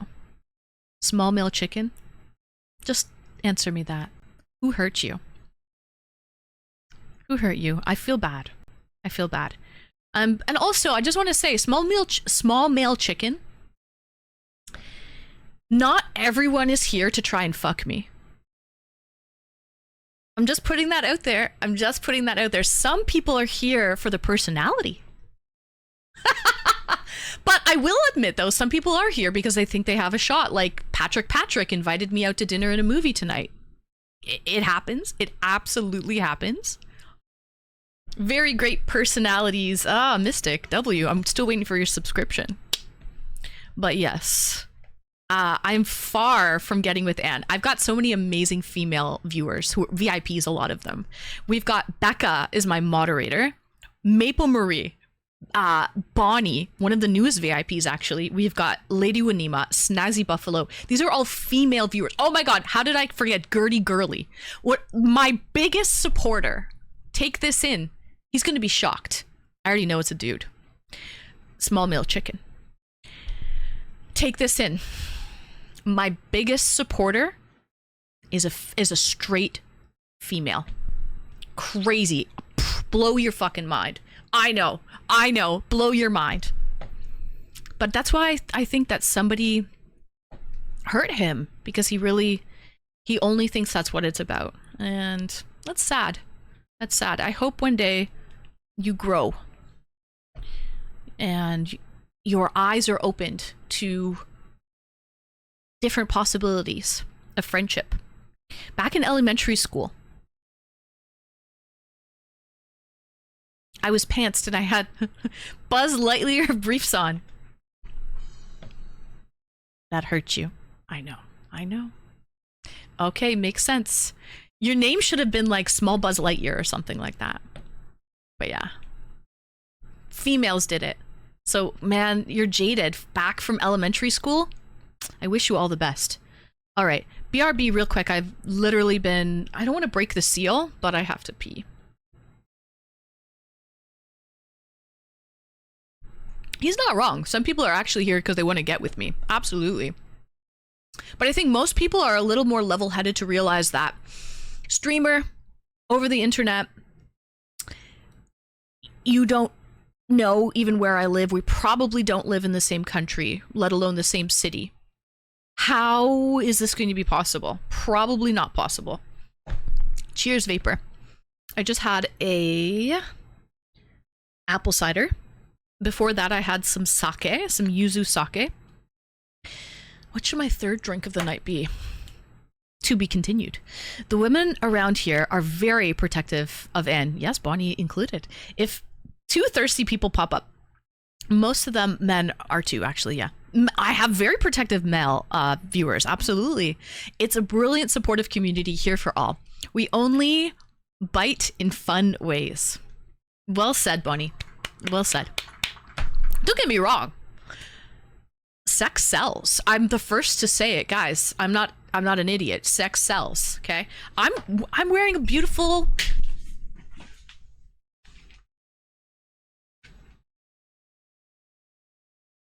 Okay, I totally get it. You know, come for the boobs, stay for the personality. If it's just for the looks, that gets pretty boring, and you wouldn't stick around. So, I gotta reel them on in somehow, though. Gotta reel them in somehow. All right, BRB.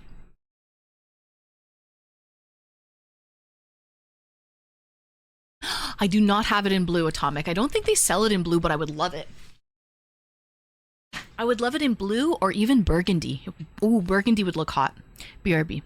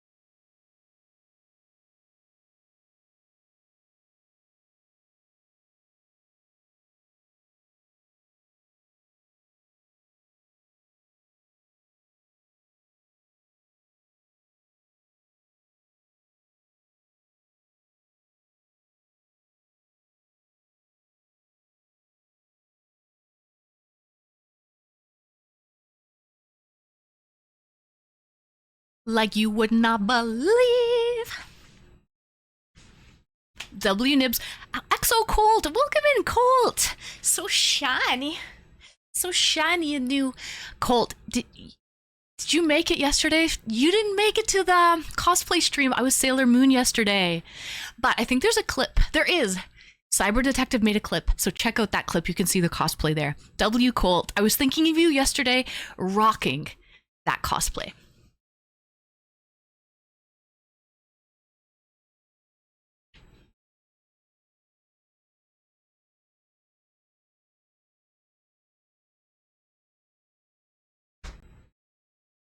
Okay, guys, I didn't make it. I was out on the town. Oh, lucky you. Well, I'm glad that you had a nice night out on the town. And it's okay. You can see the VOD. You can see the VOD up on YouTube once it's ready. I'm pretty sure it's up. I don't see why it wouldn't be. So you can find all of my old VODs up there on YouTube.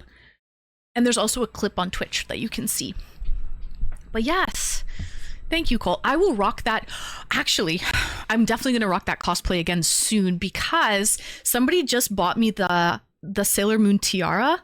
It's like the gold band with the little red gem. So I have that. And guys, I'm going to be honest. I found these really gorgeous red leather boots yesterday. And I'm just crazy enough. To buy these boots and keep them for indoor use only and never just for indoor cosplays and never actually go outside in them. And then I'm totally fine wearing them in my house. But the problem is I won't wear shoes that I've worn outside before. So I can't, it'll be like indoor house red leather boots. I miss boots. They're so beautiful. They're made in Spain. They're on sale. Where's my phone? They're on sale. I think I should definitely do that. But like, should I buy a pair of boots just for one cosplay? I do think it's kind of a little crazy to do that. But I'm just crazy like that. Wait, which phone was I on? Hold on. But yeah. Also, I wanted to ask your opinion. I'm not that rich, but I'm invested in the cosplay. I'm here because you seem like a genuinely nice person. How you are and interact with people might be a good example for me to help me improve on my issues. Browse. Do you mind telling? Where could it be? What's your issue? Oh, here it is. There's one shoe. Oh, is it in my? It got rid of the cart, but I'll find it. And they only have, I think it's a sign. They only have my size left. Red boot. Tell me if you think this is a good Sailor Moon boot. Hold on. Let me find the boot. Ooh. Here it is. It's 80% off.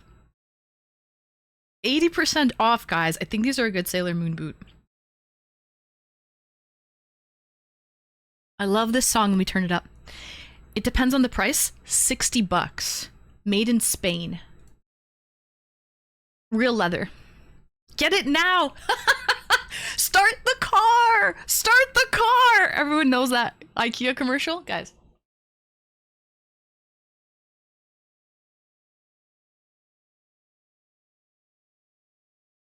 Regular $300 on sale for $59.99. They only have my size left. I think it's a fucking sign. Good God. Let me tell you about the specs.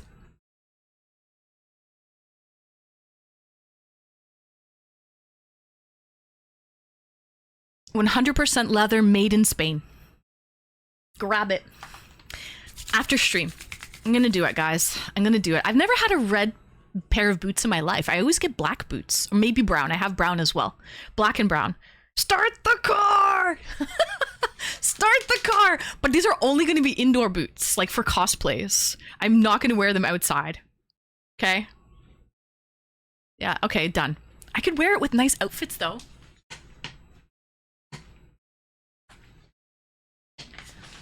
So, someone buy this poor woman those boots! It's a good deal. $60, regular 300. They only have size 37 left. So, Queen, you can wear anything you want, anytime, any place. No, but the thing is, Colt, I don't wear outdoor shoes inside. So if I've worn them outside before, I'll never wear them back inside in my house. I think that's disgusting. So that's the problem, is I'll only keep them as like indoor slippers, like indoor shoes, indoor boots, indoor boots. Yeah, that's normal. It's not normal for that. I've seen so many people wear their outdoor shoes inside, and it's like cannot compute. Cannot compute. Like, I literally cannot. It's so bad. Okay, question for you though, a serious question, and then we have to bring in Muff. Patrick definitely yeah, he does, absolutely. He approves on anything, really. He approves on anything. Slow, thank you for the follow. Oh, I missed it. What did Browse say? Browse, did you answer? Is it too much? Are you not ready to share yet? Okay. I wonder, Browse, if you're not comfortable, you don't have to answer, but you want to improve on some issues. Do you mind telling? It can be vague, doesn't have to be in detail. What type of issues do you want to improve in by hanging out in the stream? Like, are you, do you have, like, I don't know, social anxiety maybe? Have you been hurt in the past? Like, what issues do you want to improve on? That's very Sailor Moon. I think so. Where's my phone? I think it's very Sailor Moon. Wrong phone. So yeah, the Sailor Moon VOD is on YouTube. W Banhammer J, he puts them up for me. But yeah, guys, they only have my size left. It's $60.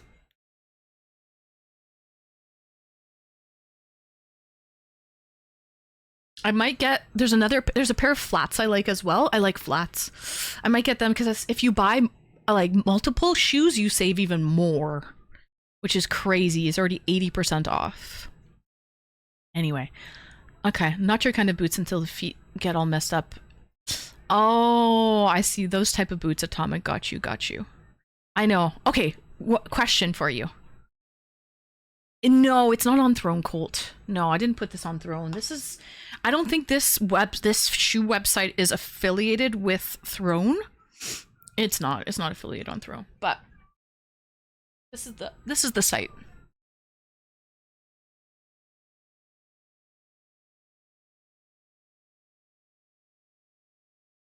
Anywho, okay. Serious question. Very important stuff, guys. Very, very important. And is one of the sweetest peeps on Twitch. There are a handful of us that hang out off stream at times in Discord. It's true. And we're all very supportive of each other, so you will always be welcome to join there when and if you are ready. No pressure. W Bonnie, thank you for those kind words. I know Browse is a good person. You have social anxiety. We can fix that. We got you, Browse. We got you. One day at a time, though. Because it really does have to be an active effort. Guys, so I have... Colt! I don't hear the alert. Do you hear the alert? Because I turned off... Oh, hold on. I'll fix it. Hold on. It's gotta be me. W Colt!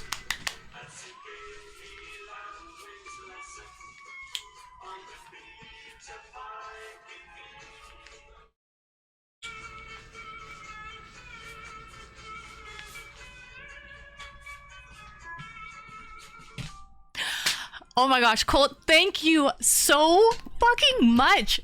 W Colt. That will absolutely complete the look. Colt got me the Sailor Moon cosplay for my birthday, and now I've got the boots and I have the tiara coming, so you know what that means. We need another Sailor Moon cosplay very soon. Thank you so much, Colt.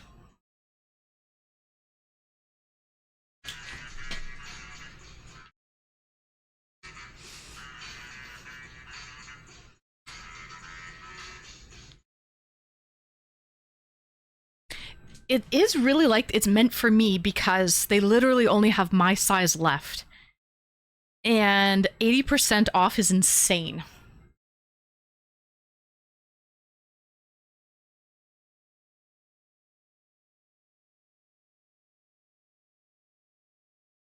But I really do think they are like a Sailor Moon boot because they're not a pointy toe. They're more of a square toe, like Sailor Moon boots are a square toe.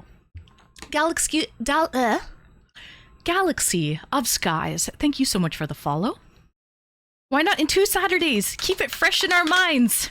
2 Fridays. 2 Fridays, yes. When I get back from Fan Expo.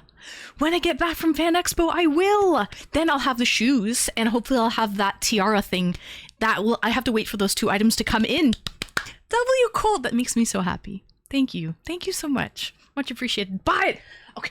Should I buy it right this very instant? This very instant? Add to cart. Hold on.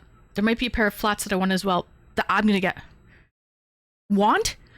Oh, no. I'll be okay with the tiara and the boots. We'll be okay. I will, guys, I will get, give me one. I've done streaming an hour. I will get it. Okay? I promise you. Question. Do we want, this is cola flavored beer. 4%. Yes. Cola flavored beer. Okay. So one's in chat. I've never had a cola flavored beer before. Have you? One's in chat if I should try this one. Or 2's in chat for a good old cinnamon churro inspired blonde ale. So 1's in chat for cola flavored beer, 2's in chat for cinnamon churro inspired ale. Oh, there we go. We got a poll. W Saturn, guys. Vote. We got a 2-minute poll. Okay, let's see. Everyone vote. I'm going to vote too. Cola beer or cinnamon churro inspired, cinnamon churro ale. So, if you don't want to vote, you do not have to. So I've had cola flavored seltzer, but never a beer. Yeah, it's kind of rare, I think. I've never had one either. So, going to be interesting. Guys, so excited. Okay. As we're waiting for the poll to finish, everyone go vote. It's free to vote. Okay, otherwise I know someone who had a 3D printer that can make a wand. Oh, actually, that's pretty genius, Colt. That works too. For a Sailor Moon wand, that actually works, Colt. If it's not too much, if it's not too difficult to do. A Sailor Moon wand would be freaking awesome, actually. That would really, come on, that would be the piece de la resistance. So, does the cola beer have caffeine? I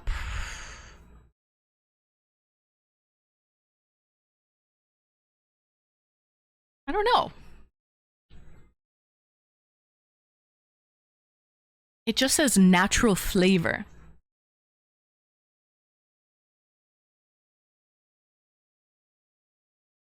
So, I'm not exactly sure if it's caffeinated or not. Guys, vote. There's about 10 seconds left to get your vote in. So, if it's a tie, then you have to drink both. I can handle it. It's Saturday night, guys. Vote. Any last voters? Get in there. Quick as a bunny. It's tied. Which one should I start with first then? You dingles. Oh my god. Oh my god. Welcome in, first time chatter. Can people change? Of course they can. Good answer. Mangoes. Did you used to have a different mango screen name? Like username? Out of curiosity, first time chatter, were you a different mango? They can get worse. Yeah, so I'm gonna start with the cola one because I think I've never had it. It's interesting.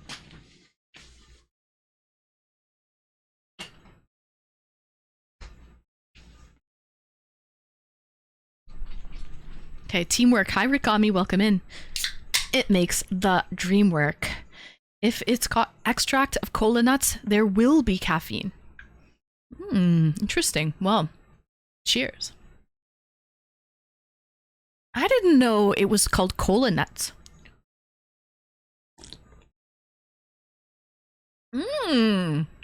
Wow. Guys, it tastes like cola. Not exactly like Coke or Pepsi, but like RC. Like some, you know what I mean? Like some generic RC cola. Cola D's nuts. Delicious. This beer would be so good with pizza or wings, right? Because cola goes really, really well with like beer and wings, and pizza and wings. I miss RC Cola. Yeah, RC Cola was great. Do you remember they used to have vending machines, Colt, for RC Cola, and they were always cheaper to buy it in the vending machine than it was at like to buy like Coke or Pepsi from the vending machines. It was just all RC Cola. I don't know if you remember that. Yes, 35 cents. Oh, Maple remembers. Yeah, it was cheaper than like vending machines for Coke or Pepsi. Cheers. I just got killed by a stick on Hunt Showdown. A stick, you say? That sucks. Stick this up your... No, I'm kidding. I'm kidding, Peace. I'm kidding. All right, I even remember their Slurpees. Yes. God, I love Slurpees. How many more subs until Bikini Beach stream? Guys, I've been so rude. And we cannot keep him any longer, even though he's been so patient. Let's bring on our next caller who's been waiting in the wings. An old lady beat me with a stick and it killed you? You must have been a bad boy, Peace. Very, very bad. You got the wooden spoon. You got the stick, the old wooden spoon. She must have been like a little old nunny, like making some tomato sauce or something. Last year at Winnipeg Comic Con, someone was selling RC Cola. Really? How did they get their hands on it? How is that even possible? That's crazy. Sith! Hi, Sith! Welcome in! Little Wayne is the best. Yeah. Great songs. This is a great playlist tonight. I hope you're doing well, Sith. Happy Saturday. By the way, I think you graduated school forever. So congratulations. I think the last time I talked to you, you were just about to graduate or something like that. I'm pretty sure something like that, right? So congrats, Sith, or Harbinger Lord. So you got some spankins. Apparently they still make it in the US. Oh, do they? Didn't know that. They just don't supply it here in Canada. That makes sense then. So that's really cool. Colt, I'm going to Fan Expo next week. So I'll be going to a convention Wednesday. I'll be there on Wednesday. Okay. I have a lot of really nice treats my friend made today. Stuffed grape leaves, wonton soup, banana nut bread, peach cobbler. Wow, you've been spoiled, Maple, with all kinds of treasures, goodies. I've been watching in the background. My finals are next week. Oh, it's still not done yet. Shit. But basically graduated. Well, good luck on your finals. If I fail them, I still pass. Oh, then it's like so like less stress. Doesn't matter. You're gonna pass regardless because I know you're a smart cookie. Well, you're not a cookie. I know you're a smart sausage. You're a smart guy. So you are like an honor roll type of student. So W Sith. Nice. All right. Let's bring on... Speaking of all those goodies and treats, grape leaves, wonton soup, banana nut bread, peach cobbler, what about a fresh muffin? Let's bring them on in. Welcome in. Welcome in, Fresh Muff.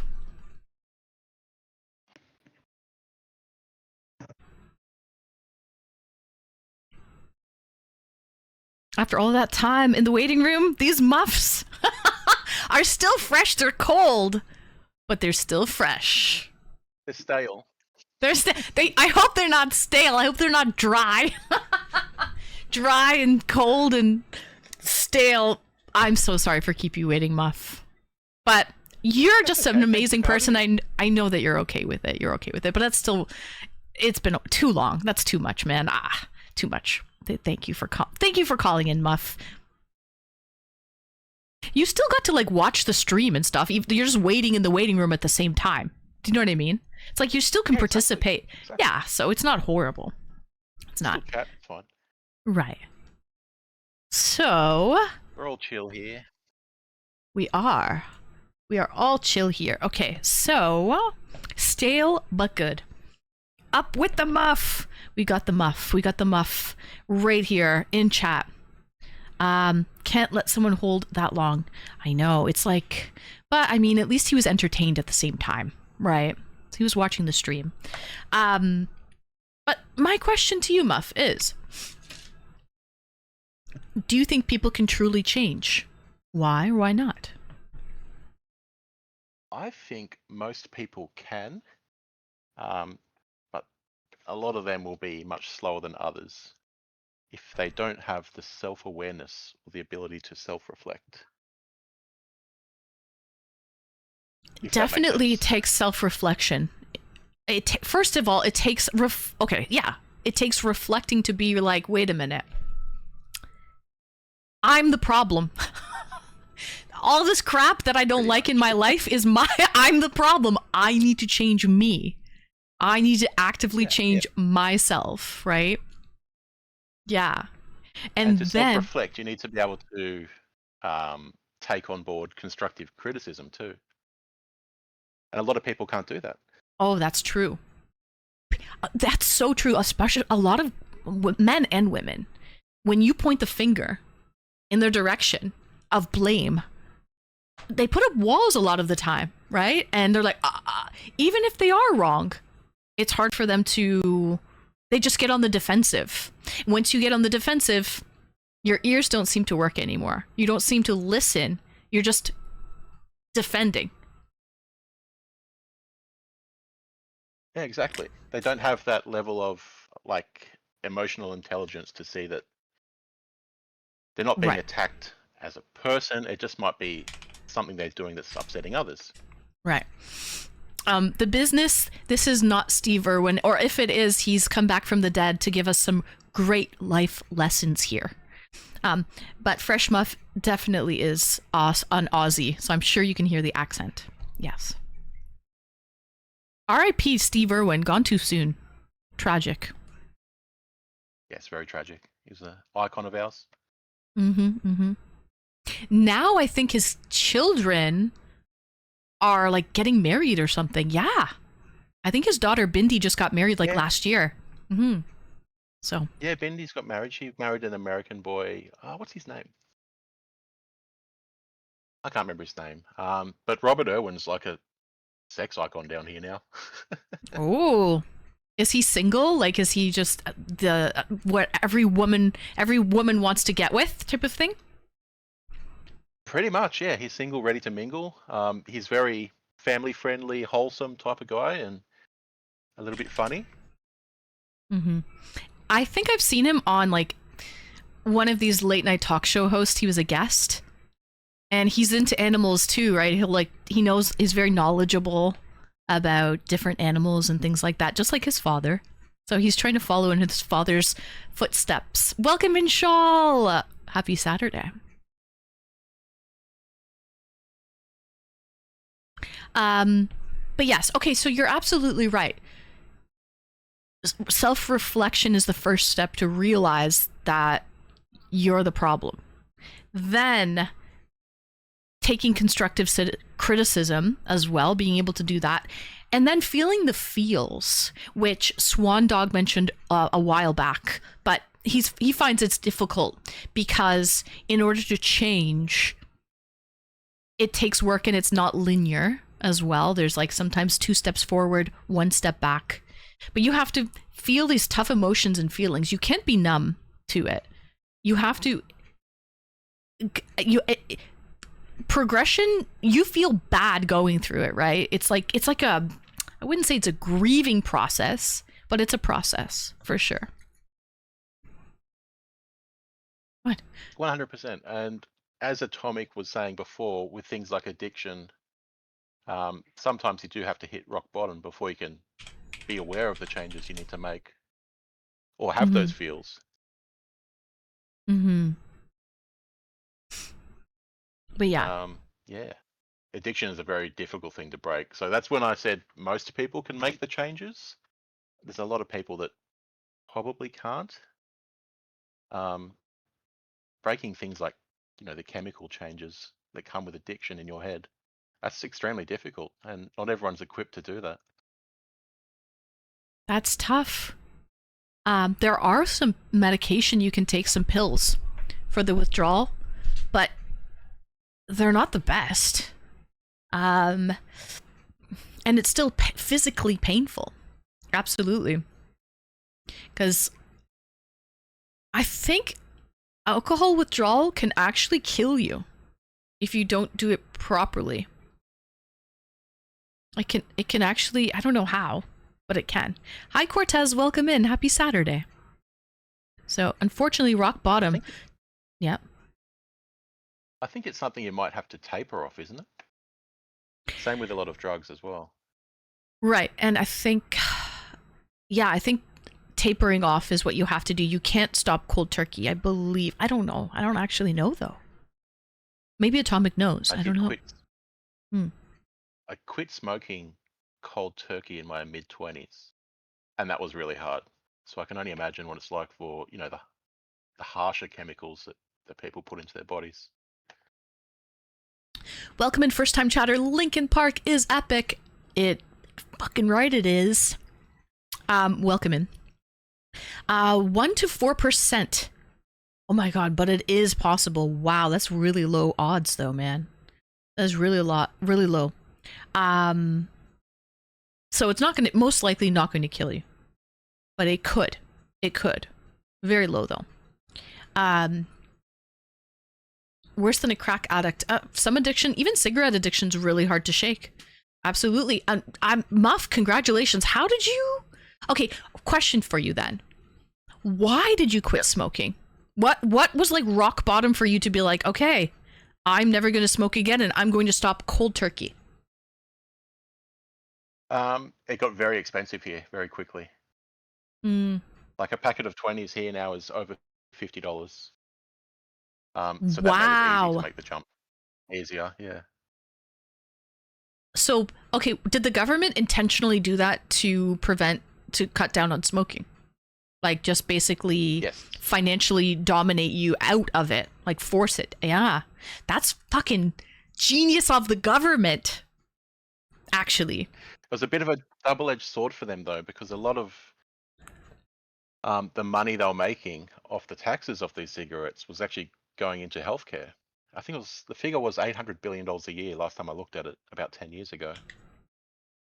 But obviously now with less people smoking, there's less people needing treatment for it. Right. That's true. That's what I noticed in China. Packs of cigarettes are really, really inexpensive. Anyone can smoke. But yeah, I mean, you can make money on the treatments for being a smoker and keeping the population sick. So there is that too. It's almost like in China they don't encourage. It's definitely a smoking friendly society. That's for sure. And it's almost like they're not deterring it whatsoever. So 70 feels cold, really, Peace? Yeah, you've been living in Cali too long then. Nicotine sucks. It's so bad. It's one of the most addictive substances out there. I know, my dad smokes. He's trying to quit right now. So say a little prayer for my dad, who's really, really trying, but he's been a smoker for majority of his life. He started smoking in his teens. And to just quit now is, well, he doesn't really know anything else. It's like rewiring your brain at that point, right? It's going to be really, really difficult to do. So in the UK, 26 is like £18. That's about what it costs here. I think there's 25 cigarettes in a pack, and it's about $20 for about 25 cigarettes. So another thing that made it easier for me to quit, you know how we're talking about it being a very social habit, right? Around that time I quit my job and went to another job, and no one in that workplace smoked, so that made it a lot easier. I didn't have the temptations around me, and I wasn't familiar, and I was kind of like, you know, treading water, stepping on ice around people, just so I can kind of get the lay of the land. And yeah, realizing no one else was smoking, so I didn't have to go out there, and that made it a bit easier. You know what I find? It's a little bit, god, who the frick was this? Oh, it was Wrinkly Beef. Was it Wrinkly? I can't remember. It was somebody who they started a job and you get smoking breaks. And they're like, yeah, in a way it's good because you get a break. And I remember in my old workplace, one of my coworkers who didn't smoke was like, man, I need to really start up smoking because you get all these 5-minute breaks, smoke breaks around this place. It's almost like you got incentive to, like, for the smokers. So yeah, like, so literally people were like, maybe I should take up smoking so I get 5 breaks all the time, 5-minute breaks all of the time. Yeah, we So- had that level of politics as well. And it was basically the smokers versus the coffee drinkers. And then you had the people that did both sitting on the fence laughing at both of them. Right. Yeah. So it's not right to go on board just to smoke. Yeah. That is very silly, but that's what some people, I think. Well, it's also a social thing too, because you go out for a cigarette in your workplace and you're there talking shop, gossiping about what's happening, and it becomes this little social, completely like social aspect of hanging out with your coworkers. So, but it is a waste of time. Yeah. Yeah, I don't know why a lot of employers allow smoking. Like, okay, if you want to get people to quit smoking, just be like, sorry, it's against company policy. If you're a smoker, you have to do that in your own time. You can't go out and smoke. And then people have to go 8 hours or however long without a cigarette. That'll help them quit. Done. Problem solved. Thank you for the follow. Welcome in. Boom, boom, exactly.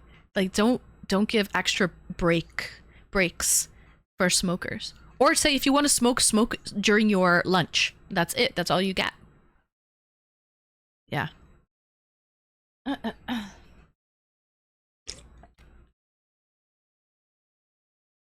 I would love to socially smoke and go do shoeies with the Ann Mafia. Sith, did you see me do the shoey? Out of curiosity, were you there during my Sub-A-Thon on the last day when I was ending? I did a shoey in style. There's a clip. You missed it, Muff. Oh, there's a clip. You can watch it. We'll have There's to a bring up the clip. Yeah, there's a clip. You can. Multiple people made a clip, but I did it in style. I didn't. I watched There'll like be 2 no days shoeies in worth. this red boot. What's that, Muff? Will you do a shoey in the new red boots? No, I'm not going to ruin them. I've done one shoey and that's it. But I did it in style. I will admit. You tuned away, Atomic. You're like, okay, I'll come back when you're done. I'm pretty sure. You did. You made a point of not wanting to be there. I remember. I did a shoey, but I did it in style. I drank champagne. I chugged a small bottle of champagne. Well, it was Prosecco, Italian sparkling wine. And I did it in a beautiful Cinderella stiletto with all kinds of like crystals on it. And I was all dressed up and I was wearing a tiara. And I was in style. I did a shoey in style, okay? Because I probably won't do one again. And I can just check it off the list now and say I've done it. That's it. Most employers think of their employees smoking is a time sucker. Yeah, I think so too. And I actually think a lot of the time, Saturn, people use it as an excuse to go take a break.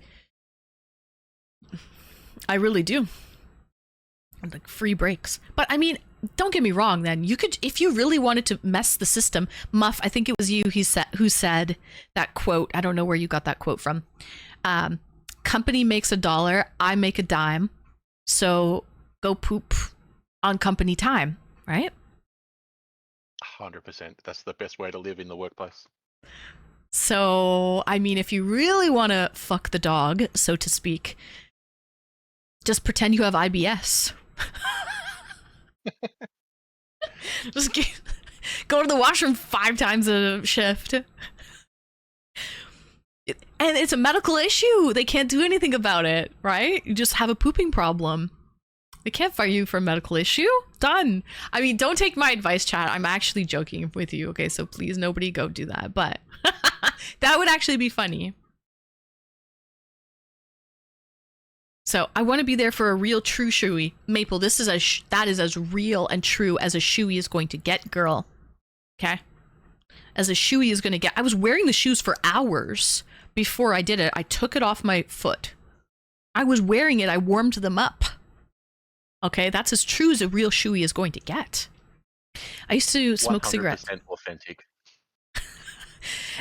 It wasn't a boot though. It was a shoe. It was like a stiletto. But I saw how it was an extra break, and now I see how it truly was.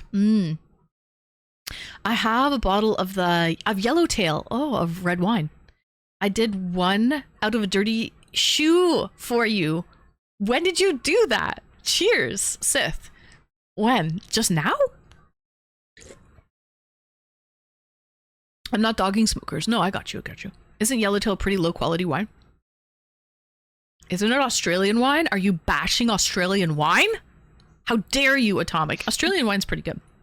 But I will admit, Yellowtail is pretty I think it doesn't matter about the price of the bottle though. For any true wine connoisseurs out there, there is some lower costing wine that's absolutely amazing. And I've had like $100 bottle that was kind of like, right? So.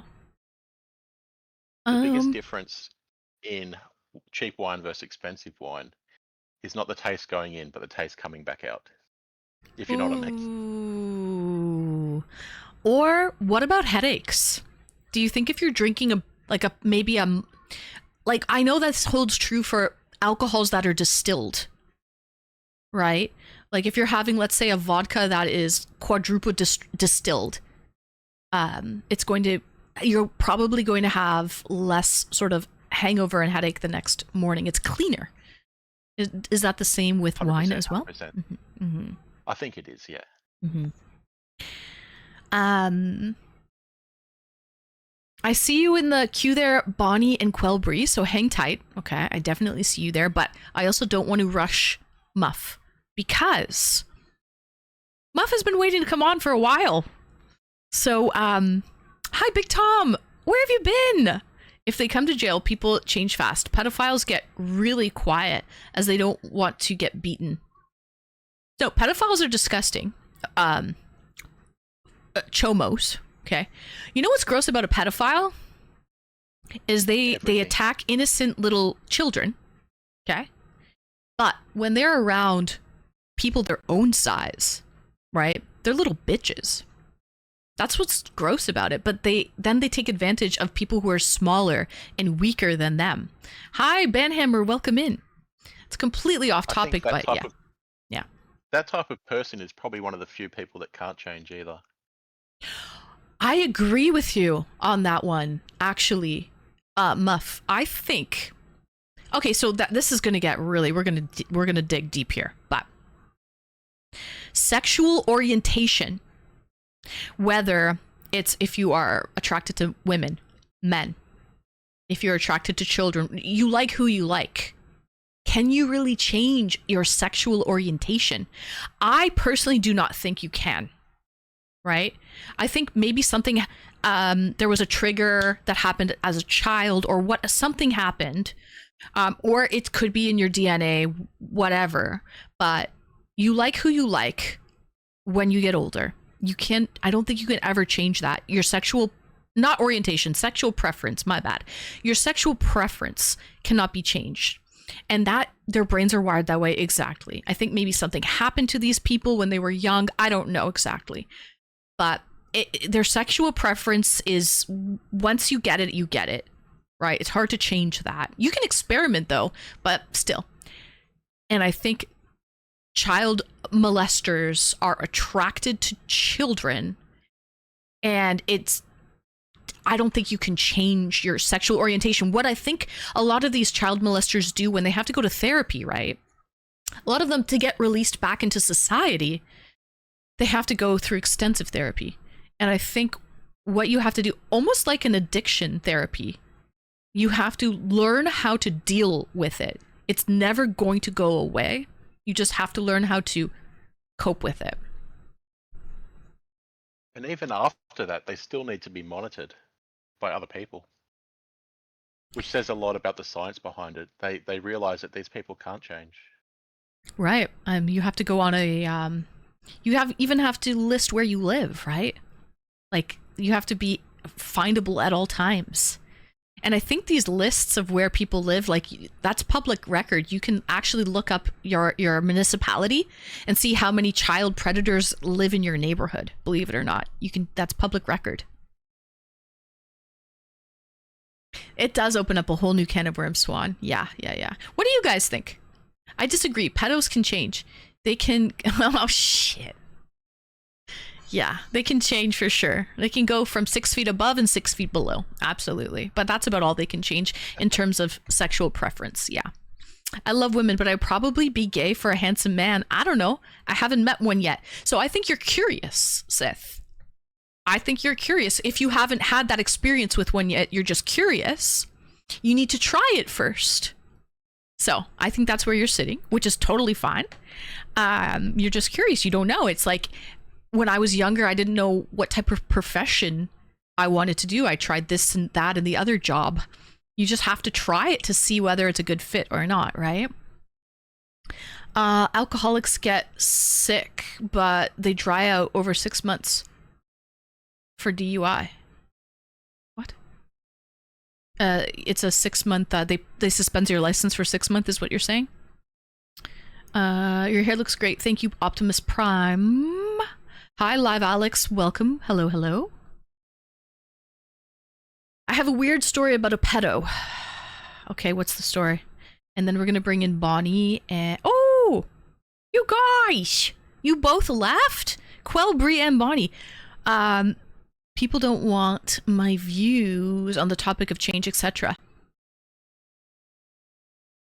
What do you mean, people? What? Bonnie, why don't people want your view? We want your views. Are you kidding me? Are you absolute? There is no wrong answer here. This is what you believe. This is your views. There is no wrong answer. 100%. Bring her on. Bonnie, come on in. The water's fine, Bonnie. Nope, they don't get wings. They don't get wings. They put them in jail. For DUIs? You go to jail for 6 months in the US for a first offense DUI? Is that what the punishment is in America? For driving under the influence for a first offense, you go to jail for 6 months?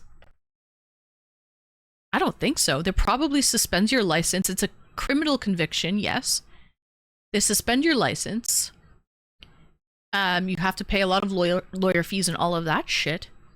Bonnie, you're going? Good night, Bonnie. Sweet dreams. We will see you on Tuesday. I hope you have a wonderful rest of your weekend. Cheers, Bonnie. 3 DUIs is jail. I think so. Yeah. Quell, are you going to call in? Are you going to come back, Quell? Come on back. The water's fine. At least in my state. That's the same as it works in my province. 3rd DUI is jail time. And then I think you lose your license. You have to redo your license as well. Good night, Bonnie. Midgie, I thought you left, Midgie. You came back? Welcome back, Midgie. So, I'll call in if anyone doesn't want to go. Well, we have half an hour left, Quell. So, you come back in the waiting room whenever you like, Quell. We're here for another half an hour, okay? So if you come in at 11:55, I will bring you on. Whenever you like, you come on in.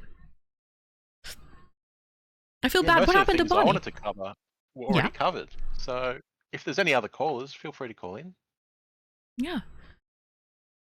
We're just reading chat now because it's kind of fun to see where that conversation takes us. For example, we were talking about pedophiles. Oh, we got Bonnie and Quell. Muff, I'm going to take this opportunity before it is fleeting. Okay? No worries. Thank you for having me. Thank you for calling in, Muff, and we'll see you in chat.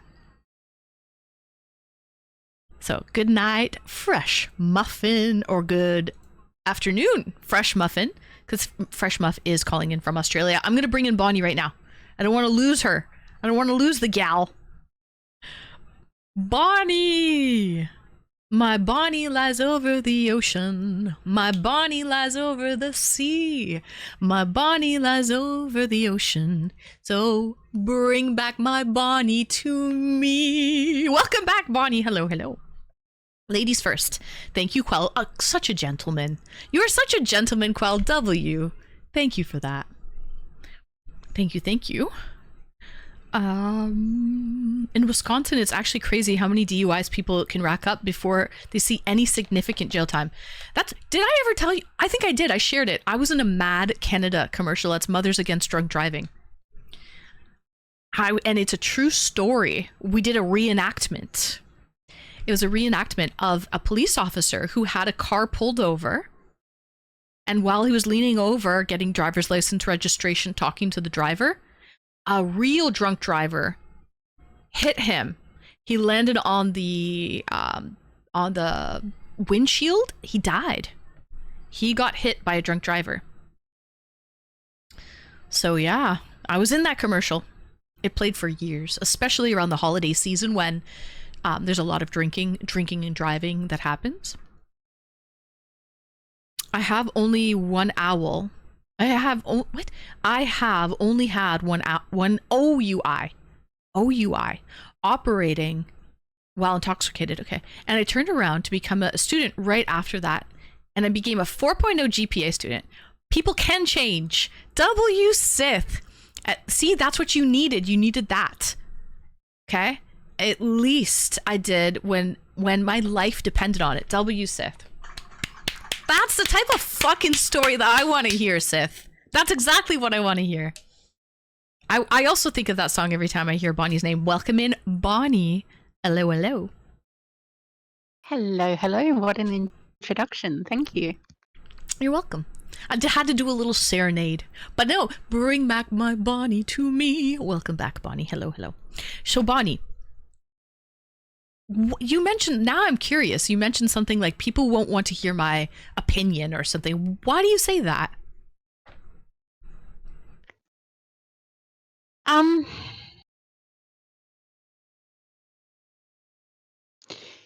So this isn't targeting anybody specifically. So please, with whatever I say, whether it's you, Anne, or chat, I'm not targeting any specific comments. However, for the most part this evening, we've all agreed that change can happen. Mm-hmm. However, society becomes a lynch mob and very judgmental when we talk about certain people in society. So I find that quite hypocritical, personally, that we can say people can change.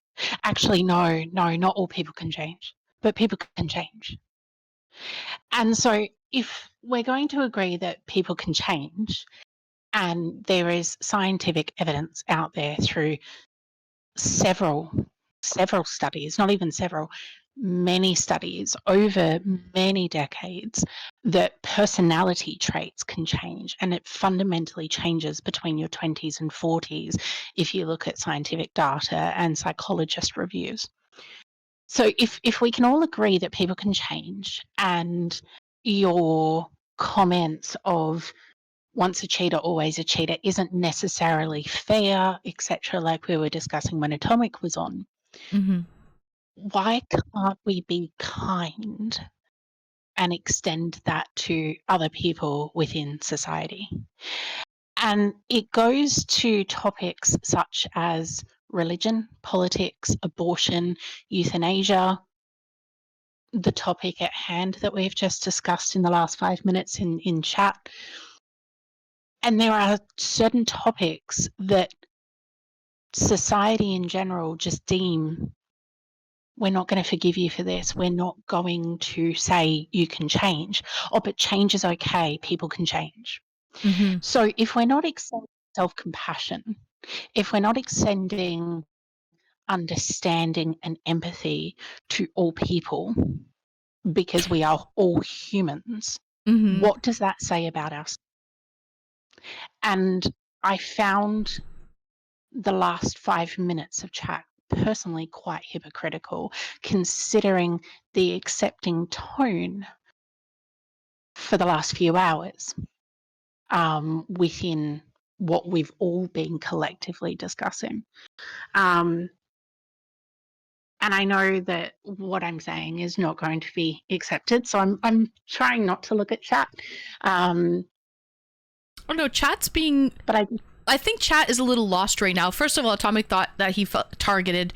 Atomic, I don't think it's about you. And then Mr. Cairo's like, what? Like, I think we're all. But I understand what you're saying. And then Saturn's agreeing. He's saying, good point. And then Atomic's saying, I agree with you 1000%. Absolutely. Because we try to be open-minded and say people can change, but I think it depends on the severity, how much people change. Like one of the first topics or first things we mentioned was like of tonight was how much can people change? Like, can you be a mass murderer and then turn around and become an ordained minister? And yes, some people can, but that's not. well, Yeah. obviously not, because there are safeguarding processes in place, so that physically would not happen with legislation and things like that. Okay. However,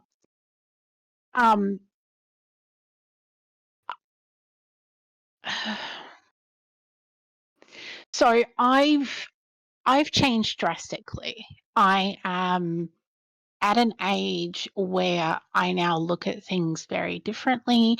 I live in a different country to where I grew up. I think when you travel, whether it's for pleasure or you permanently relocate, you do see the world in different eyes. You get exposed to different forms of media and news reporting that you don't usually get seen in your own country. Very and true. that change views. Very true. The commentary that I see over here about Australia, for example, and politics and belief systems in Australia, you wouldn't read in Australian news. So that has helped form my views. I got chronically ill with an autoimmune condition when I first moved here. And I was bedridden for ages. And as a very young adult who was able to go and walk up mountains and so forth, to not be able to walk to the bathroom and tear toilet paper off or cut my food up because I couldn't hold my fork and knife until I found the medication regime that worked for me, it was demoralizing. And it changed my views on the world. I became a lot more cynical, but I also became a lot more open to things that I'd always gone, no, that's bad. My father, drug addict. And so that formed, whilst he wasn't present in my life, that personally formed a lot of my views growing up about marijuana use and other drugs. I have since tried medicinal marijuana since getting chronically ill. And so where you are in life, what you're exposed to changes your views, changes what you're open to, but it also changes your compassion levels for others. You don't know what other people's journeys are. I'm hesitant to touch on controversial topics because clearly what we just discussed in chat 5 or so minutes ago is very controversial. Yeah. But until you understand what makes somebody make certain decisions in life, you don't know. You only know what's reported. Most of the countries in the world, the media is silenced in a lot of ways for the protection of victims, but also the perpetrator in what is reported. And a lot of our media is sensationalized. So as a society, as a whole, we're making our opinions on people who do heinous things based on only a certain percentage of what the facts are, because that's all that can be reported. Right. And if we believe that people can change, why don't we support that with everybody? Okay, Bonnie, my question for you is, do you think that every single topic in life, every situation that somebody goes through, people can change that? Or are there certain things that are not changeable by a person? So, psychologists define change as a sustained reinforcement of new behaviors and thinking patterns. So, I don't think it's as black and white as yes, I agree, no, I don't agree. I think there is nuance there. I think it depends on what occurred.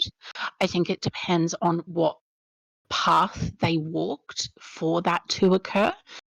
And I believe it depends on what happens now. So change requires you to explore, to question, to acknowledge, and to understand the root cause or causes of the things that you wish to change. Without doing that within yourself and within the environment that you find yourself in, change probably won't happen, or if it does, it's probably not going to be sustainable. And so change requires self-awareness and mindfulness, willpower. As you said, I think it was Swan who mentioned change is not linear. It's sometimes 2 steps forward, 1 step back. Accountability. If you don't have the ability to say, you know what, these are the reasons why I made this decision to do X or Y, but it doesn't excuse it. It explains it, but it doesn't excuse it. I still made that decision and I own that. If you don't have the ability to be accountable, change is going to be surface level. Atomic was mentioning he doesn't need support, but he has a friend that he can pick up the phone and speak to if needs be, I think is what he said. I don't want to quote you, Atomic. So in essence, that is some level of support. We all need a support. We are not an island. I personally choose to keep my in real life social circle very, very small. And I've always done that. I have extreme social anxiety. There is a reason I choose to fill my life with animals and not over amounts of humans. Animals are a hell of a lot more compassionate than humans are. But depending on the animal, yes. well, yeah, depending on the you ask an alligator, and you know what I mean, or a snake, you know. But yeah, don't smile at a crocodile. But I think unless you've got some level of support, something fundamentally happened to me a handful of years ago, and it totally, utterly changed me as a person. It is not for any of you to know. I will never discuss it. But I looked at who was in my life and I cut so many people out of my life. And I had really horrible confrontational conversations with people. A number of you know that I stopped talking to blood relatives. And my social circle that was already small became a lot smaller. And that's okay. I still had support. And one person can't be everything. So I relied on Mr. Bonnie for so much. But I hit rock bottom. I was extremely suicidal. And it got to the point that my entire world was so black, I needed therapy. I still go to therapy. I have 2 therapists, not as often as I used to, but they are my professional support system. And my friends and my loved ones that are in my life, they're amazing. So if you don't have some level of support, whatever you define that as, yeah, change is going to be surface level. And also, humans are you social also- creatures. We can't forget that as well. At what level of socialization differs person to person, but we're all social creatures deep down. So we need- 100%. Yeah. 100%. But I got to the point that, and I still struggle. I mean, all of you that shoot the breeze with me personally off stream, and Hawker, who's just fucking amazing. He never ever misses a good morning, Bonnie. Here's a cute animal picture. He is brilliant. He is great. But all of you that I talk to off stream, and we chit chat every Wednesday movie night, or even like personally chit chat here in chat, you're all lovely and very wonderful, and you all support me. But do I support myself? No, not really. It's like I Atomic. really struggle. It's like Atomic. somewhat. Same. It's Somewhat. same thing. Where I'm like, we all love him, we all support him, we all want the best for him, but does he really want that will to change? No, he admits it. Yeah. He doesn't. Yeah. And so I got to the point. I've always had anxiety.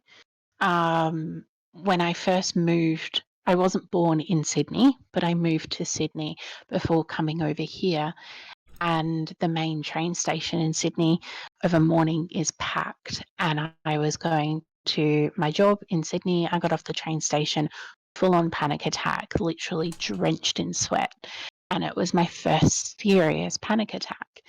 And so I've always had that level of anxiety, panic attacks. But the thing that I went through in the last handful of years fundamentally changed me as a person. And it got to the point that I could not even look in the mirror and go, "You are a decent person, Bonnie." And on some level, I still don't believe that about myself.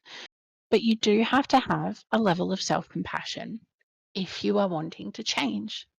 So if self-compassion's not there, again, change is going to be surface level. Mm-hmm. But I mean, To it's touch. one of those. Mhm. No. Go ahead. Sorry. No. Go ahead. I was just going to say it's one of those topics that there's always a justification when we delve deep into it. Like, it's easy to say, did you change? Like, did you quit drinking? I mean, quitting drinking is clearly not easy. I've never had to face that. And I'm not saying it's easy, but it's easy to discuss that topic versus other topics within our society that are Mhm. just launch a fire under people when we Oh, yeah. discuss it. So there are topics that we can discuss, such as, did you stop smoking? Are you going to change your fingernail biting habit? Are you going to change weight loss and eating habits? Are you going to change drinking, and so on and so forth? We can easily discuss that. Yeah. And it doesn't create lynch mobs and anger and massive divides. Yeah. But we can't discuss it with other topics. And in regards to that topic, yeah. No, you go. So in regards to that topic, right? You're right. That brings emotion out of people, and people feel very, very strongly one way. But I will say, there has to have been research done in regards to that, where those people, if they go to jail and they serve their time and they're released, clearly they go before a board, right, that says you are deemed safe enough to be released back into society. So clearly the professionals have given them and thought that, yes, it's safe to do so. Give them the chance, and with support, with therapists and parole officers and all of that, and maybe monitoring where they live and what they're doing for a period of time. Clearly it's safe enough that people deem them safe to be released back into society. So it can't be that horrible, but you're absolutely right. With certain topics, there is a lynch mob, and there is no forgiveness from a lot of those people, from a lot of society. There is no forgiveness, and people say, no, it's not possible to change, even though they have served their time and they've been released back into society and someone deemed them safe to do so. So it is kind of hypocritical to say, nope, sorry, we're not giving you another chance when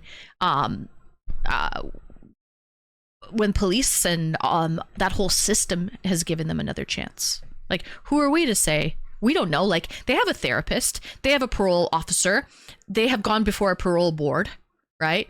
Those professionals are saying, no, we should give those people another chance. So why some random stranger who doesn't know their backstory saying, nope, sorry, they're a lost cause, not possible to change? It is true. It is hypocritical. So I think also people forget that social justice and criminal systems differ from country to country. So there are countries in the world that you get the death penalty. There are countries in the world that you still get stoned to death. Indonesia, for example, if you take drugs into Indonesia, you face the firing squad. So if you go to Indonesia, which Bali is a very typical, and Fresh Muff would know Chappelle Corby, Bali is a very typical holiday destination for Australians. It's very cheap to get to. It's very easy to get to. And there was a 20 years ago, maybe, a young girl, she was a beauty person in Australia. She did hair, nails, and so forth. She went on holidays to Bali. And whether or not you believe her or you don't believe her, marijuana was found in her boogie board surfboard bag. And she got quite a lengthy sentence in Bali. She's now back in Australia, living her best life. But around that time, there were other people in a group that also took drugs into Bali, and some of them got the death sentence. Now, if we're having conversations about heinous crimes and unmentionable things that I'm not personally touching on, so I'm avoiding saying certain words, we then need to have conversations around, well, what's your attitude of importing drugs? Because a lot of us here are very, if you want to do drugs, do drugs. I've seen that attitude in the last several months that I've been part of the community. And so whether or not it was for personal or reselling purposes, I don't recall. But is that okay to say you're not going to change and the punishment is the death penalty? Death penalty means we've deemed that you're not going to change. That is a very final definition of change. In the UK, if you get drunk at a pub and you're walking home and you need a piss and there is literally nowhere for you to go and you go into a quiet little alleyway and you take a piss, that is a sexual offence. Even if nobody sees you, that is a sexual offence. You will end up on the sex offenders register. For peeing So in if public? we're having discussion, That's it is fucked a up. sexual offence because it's public indecency. So you will get labelled the exact same as a sex offender as other people who choose to do other types of things. And so when we're throwing around labels of you're this, you're that, we need to remember there's nuance. Life is not black and white. Criminal justice system and laws are not black and white. There is nuance. How you guys deal with things in America, Canada, Australia, Indonesia, the UK, it's all very different. We don't have, in Scotland, I don't know about England, the real Mr. Cairo may be able to touch on England, but in Scotland, a lot of our jails are overcrowded.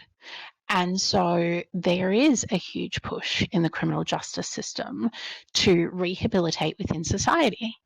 And if you are deemed to not be high risk, you will be rehabilitated within society.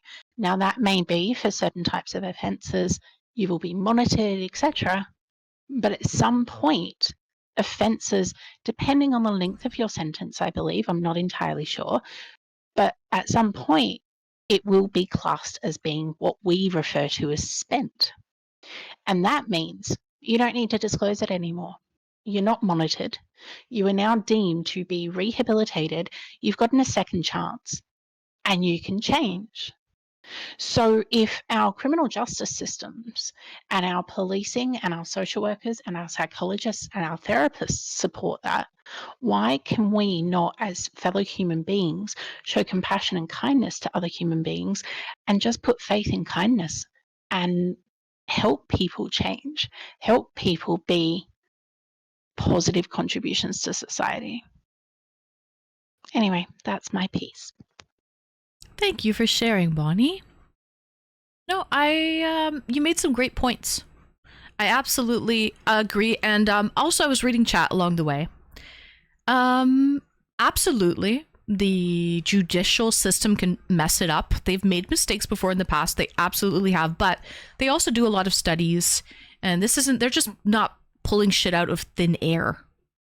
So, but people make mistakes along the way. You know why? A lot of the time, sometimes people lie. You can do testing and people can pretend and fake it along the way. But if they're being truthful and honest with their psychologists, psychiatrists, PO officers, all of that, hopefully it is seen and caught before mutilations and murders and hacked up into garbage bags and all of that stuff happens. So, but yeah, Big Tom also, sometimes people just snap. I've seen so much of that on the news of a husband doing that. It's like, it's domestic abuse, and they were not, nobody saw them coming. There's a really high profile case in Toronto. It was two doctors. I think he was like a neurosurgeon, and she was also some specialist at a hospital. Two doctors, and the husband just snapped, went crazy, killed her, strangled her, cut her up into pieces, put her in a suitcase, and threw the body off of a bridge. And do you not think that that person deserves a second chance? Maybe they just snapped. I don't know. Do we lock those people up and throw away the key, never to return? Do we give them the death sentence? I think there is a difference between change and forgiveness. So putting myself personally in that type of situation, if that happened in my back garden, I would struggle to forgive. I would struggle to understand why that person did it to my loved one. I'd struggle to forgive them. At some point, I probably would need to forgive them, because I'm a big believer in, if you don't forgive somebody, you're holding on to that and it's toxic within you. Yeah. So I would forgive them for myself, most Right. likely, not necessarily for their own need. Right. But even if I held on to not forgiving them, I couldn't understand it, couldn't wrap my head around it, that is different to accepting that they can change. They're two totally different topics. I can say, you did a freaking heinous thing. How dare you? I'm never going to forgive you. Can't understand what you did. You took the life of my loved one. You did it in the most vile, unethical, unmoral fashion. But I will support the fact that you are able to change if in the right climate, if in the right situation, if in the right set of circumstances, and that needs to come from within you. Mm-hmm. So in my opinion, that is two totally different things. It doesn't require forgiveness to change. That person can go on in society and be labelled. We do very much as a society label people based on what they've done. But it doesn't mean that they can't change. They can be a positive contribution to society. But if we don't allow them the space to do that, we're never going to learn. We're always going to be in this cycle of we will say we're a compassionate person, but only towards people that we choose to be compassionate towards. That's not the definition of compassion. Compassion doesn't have limitations. Limits? You're either No? I think it does. I don't- would disagree with that. I think everyone has limits and boundaries and morals. I think it breaks down to your morals. And you can be compassionate about certain things, and then others, you know, you are not like that. You're drawing the line. Would you not? Do you think that compassion has no boundaries and no limits? I think it depends on how you apply it. So using the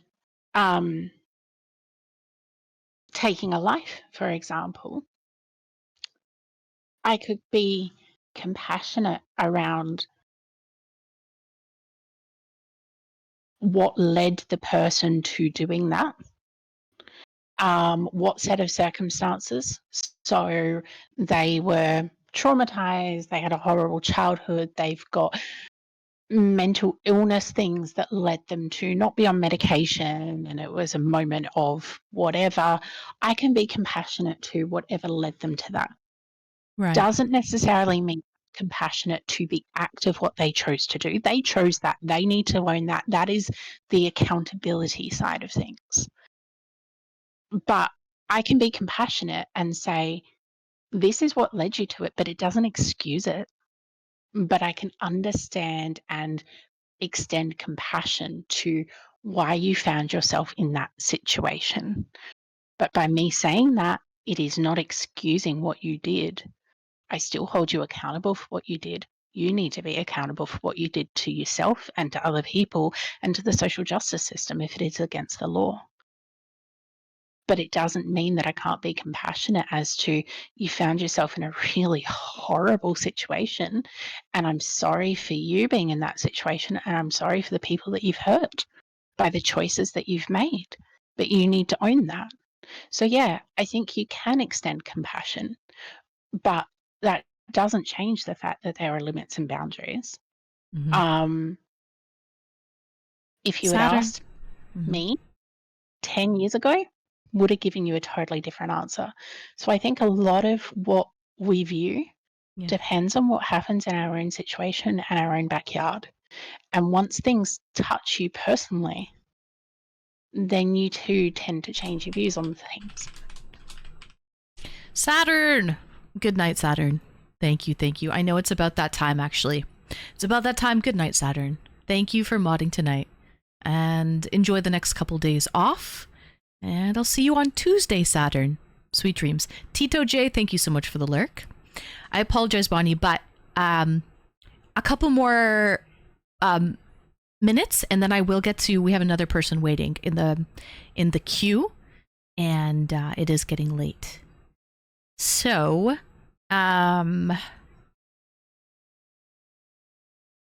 sorry to cut you off there, Bonnie. What was our last thought? What were we talking about? I don't remember, to be honest. I probably said too much already anyway. So I will love you and leave you. Thank you for having me on, Anne, and you can get to the next caller. Well, hopefully it's not a one and done, Bonnie, okay? And we will see you. You can call in another time, maybe next week, if the topic is, if you find something to, that you want to comment on next week. But thank you so much for calling in, Bonnie. It's great to bring on people with different perspectives, right? That's what this is all about. As long as we're respectful towards one another's, we're all not cookie cutter. So Bonnie brought up some great points, actually. And it got me thinking that, for example, my own morals, I guess, and values is I really don't have a lot of compassion for some people that may break the rules. But then I thought, if trained professionals deem them safe to be released back into society, then why do I have this stigma towards them, why don't I give them another chance, right? Because I don't know their story. I don't know their backstory. And so it's a good, Bonnie brought up some great points. We have one more caller actually to bring in. So let's bring in Quell Bree. This is the last caller of the night. Okay. So the queue is closed, everyone. Okay. The kitchen, the kitchen is closed. Would you forgive someone who wore their shoes in in your house? I would. I would. Yes. Yes, Nibs. I absolutely would. But what would bother me is if I told them afterward how I felt and people directly defied what I do. Like, I don't know. Say there's a spider and they're trying to kill the spider. I'm like, no! Take the spider out, release it outside. And I say that and they grab it and they go and they kill the spider. And I'm like, what the fuck? I just told you to release the spider outside. And you went directly defied me and didn't respect my wishes. And you went, then I'd be pissed. Then I would be pissed. But yeah, people make mistakes. Some people wear their shoes in the house and it's completely acceptable for them. So a spider vacuum, yeah. But sorry if I upset anyone. No, I don't think you did, Bonnie. I think everyone is mature adults here in the channel. I think we're all... you brought up great points. So W, Bonnie, thank you so much for calling in. Without bringing up these different views, some of us in chat might not change. Yeah, that's what I'm saying. It is possible. That's the whole topic of the night. I think it is possible to change, but you have to want it. And I think maybe there are some things like we talked about wild animals. Don't turn your back on a lion or a tiger, right? Some people have primal instincts, and it's hard to change what is ingrained in you, what's primal. That is very, very, very difficult to change, right? Because that is someone brought up a quote. It was a first-time chatter. If it's unconscious, how do you change that? If you're doing it unconsciously, that is very difficult to change if it's unconscious. So, what if somebody has really diseased feet? Would you still want them to take their shoes off? Yes. Yes, I would. Because they probably have a bandage and a sock. And I would. Becca says no. Becca says leave your fucking shoes on. I say yes, with a bandage and a sock. Take off the shoes, but with a bandage and the sock. Okay, you gotta air it out. Yeah. Wise decision. Oh god. Let's bring on Quell. Quell, it's your time to shine. You've got your 15 minutes of fame. Greetings and welcome in, Quell.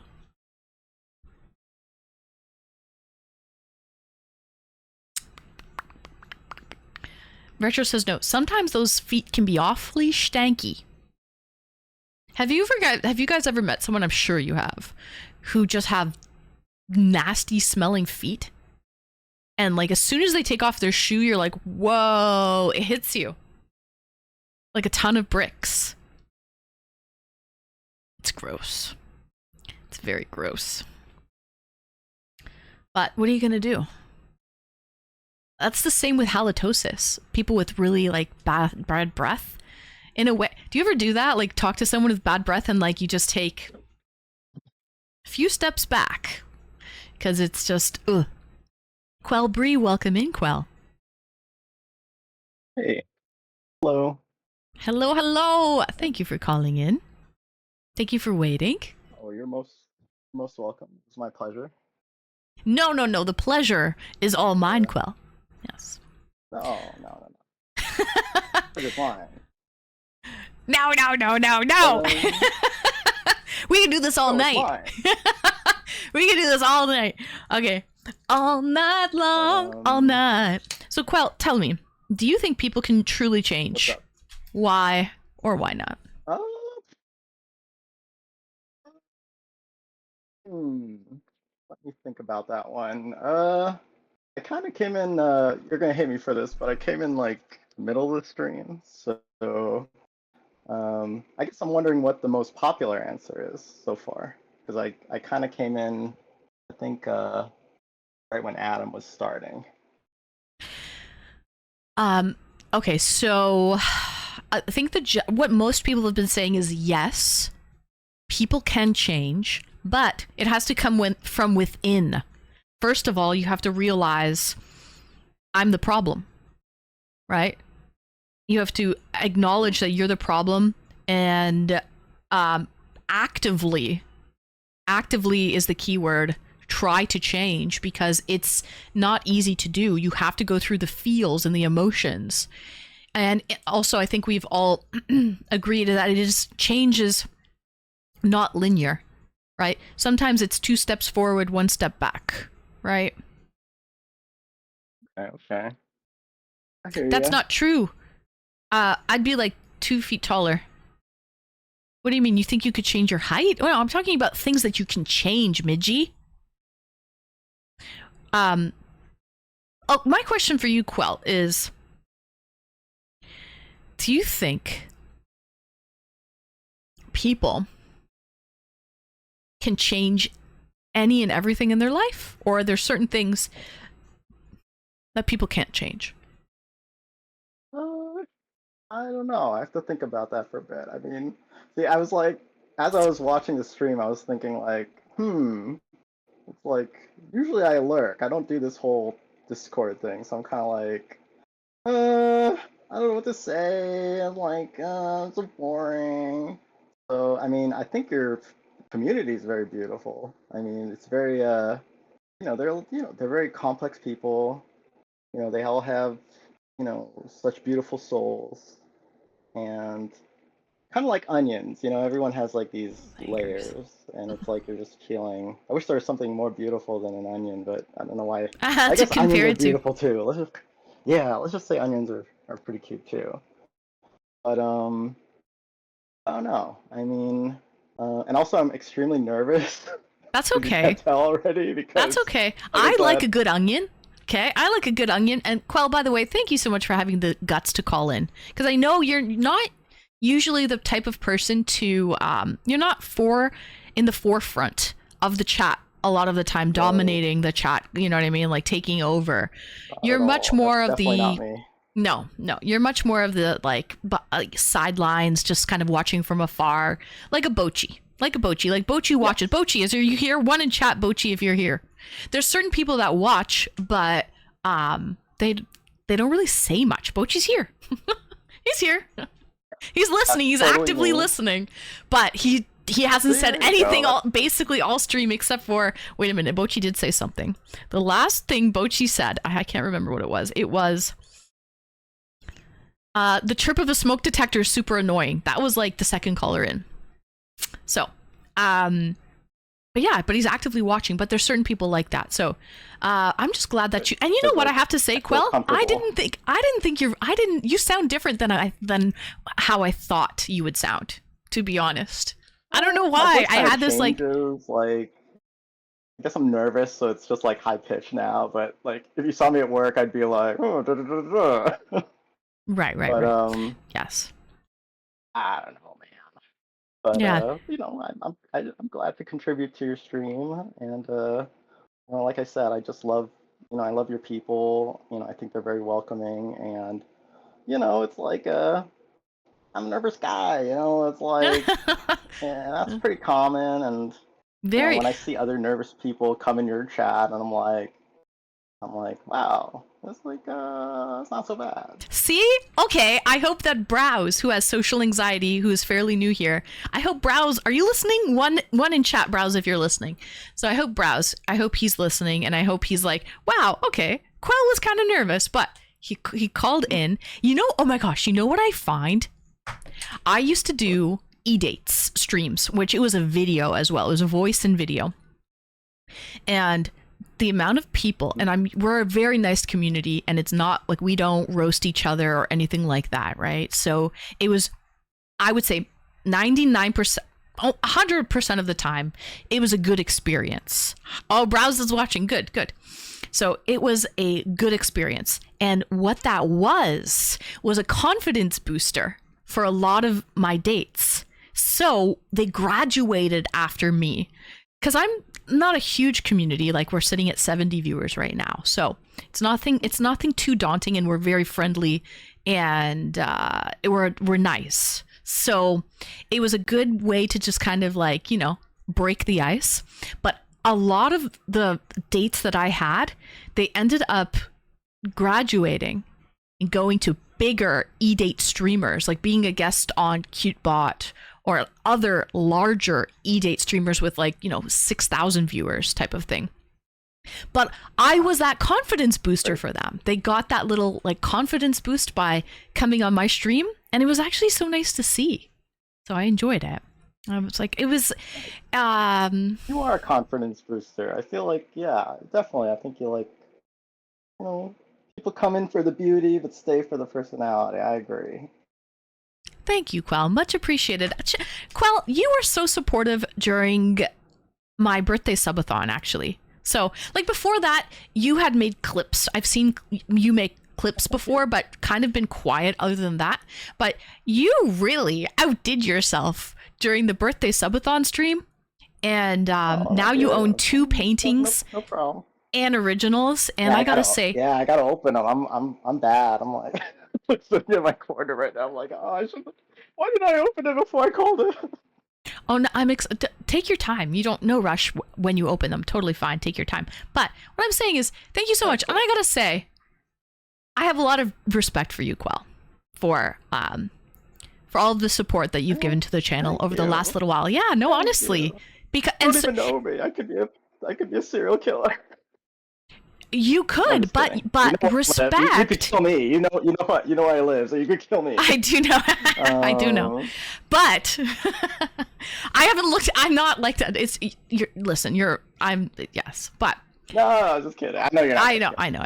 But maybe respect is earned, right? It is earned, and I have to say you have earned my respect. So, W. Quell, thank you so much for calling it. Well. I respect what you do. I respect that you're putting yourself out there, man. You got cheers to you. You got the I don't know if the video is delayed versus the chat. I'm not familiar with how Discord goes, but it is. It's probably 5 seconds delay. Like our conversation right now is in real time, and chat is delayed by about 5 seconds. Yeah. All right, so it's just you and me. It's just like calling a good old college buddy, and I turn off chat, so I'm not caught in the weeds. Yeah, I definitely commend you for what you do, because you're the one with the mic. You're on a public forum. You put yourself out there, and I think your goal is very honorable, because you seem very honest and genuine, and you kind of really want to help people, I guess, in a lot of ways, whether it's with their confidence, or whether it's just their boredom, or whether it's just for the coomers, I guess. I don't know. I mean, 'cause, you're gorgeous. So I do respect what you do as a streamer, because it must be a lot of hard work to just kind of put yourself out there and be there for a lot of people, a lot of lurkers, a lot of trolls. But yeah, I'm one of them. So and I'm proud to kind of when I can, my attention gets diverted and pulled in so many different directions. There's so many good things on the internet, but I'm very proud to contribute when I can and help you, on your journey and to grow. So I do commend you for that. Thank you, Quell. So thank you. No, thank you. It's good people like you that really keeps me going, in many ways. So, W. Quell, W. Caller. We feed off each other. Yeah, exactly. But that's life, right? You do feed off of each other. So. Yeah, true. You're giving me the entertainment, and I'm kind of it's this is I'm consuming the entertainment, and I'm it's and I keep and I come back. So, or at least I try to. I'll try to be as good as your viewers, because I know you have a very loyal fan base, and I respect all of them, because they seem like I said, they're all beautiful onions. their own complexities, Uh-huh. both ups and downs. So Some entertainment. Yes, Midgie, some entertainment. Absolutely. Provide There you go. entertainment. Ample There you entertainment. So, Quell, thank you so much for calling in. It was really great to hear your voice. And I'm you're glad welcome. that I hope So that That was a it was a great question. call and that What's your question? I don't want to keep you late, but well, the question was, do you think people can truly change? And then you kind of asked, yeah, and I mean, you kind of asked, well, what were the answers today? And yeah. I'll give you an answer. I'll be the make it quick because I know everyone's got their curfews, even though I stay up quite late. But yeah, what was I gonna say? Yeah, I'm gonna go against the grain. I'm gonna say people don't change. And my reason why. Why? Yeah. There's a good quote. People don't. And I looked it up because I had to remind myself. So people don't change; they just become who they are really meant to be. And I thought about that quote. I was like, damn. Because obviously the correct answer, quote unquote, is like, people can change, right? That's kind of probably the most the most common sense kind of answer, even though a lot of people don't have common sense, whatever. But yeah, people change, which I do think is the correct answer. But since I'm playing devil's advocate, Mm-hmm. the devil, I'm the devil. I don't know if you know that Seinfeld reference, but watch that clip. It's funny. Putty guys. But yeah, don't change. People don't change. They just become who they're really meant to be. So I kind of thought about it. I don't know. What do you think? What was your? I know you're the interviewer, but what was your? What was your take? Because I might have missed it. I'm assuming you believe one or the other because it's like a A or B kind of answer. I think people can change, but they have to want to change. They actively have to try and want to, and other people can't force them to change. But then I also think that there are certain aspects to people that are primal, and primal meaning you do that unconsciously. Inborn. Unconsciously. And if you do things unconsciously and you're not even knowing that you're doing them, then it's really hard to change that, because you can't really change something that is unconscious, so I think there's might change. Pardon? After maybe they might change after 70, 80 years, and they change on their 81st birthday. It's like, hey, they really are capable of hope. I mean, now I'm going against my original answer. I think also sometimes you have to hit rock bottom. There has to be a bottom for you to. There's different reasons why people want to change, right? Sometimes people have to hit a bottom. So, True. I also think you can teach old dogs new tricks. I think that is possible, but it becomes more and more difficult because people do get set in their ways. So to teach an old dog new trick, and that to get a young child to change something is a lot easier. Like even learning a language or something is a lot easier if you're younger than if you are older. It becomes more and more difficult. Welcome in July, man. I agree. I think it's like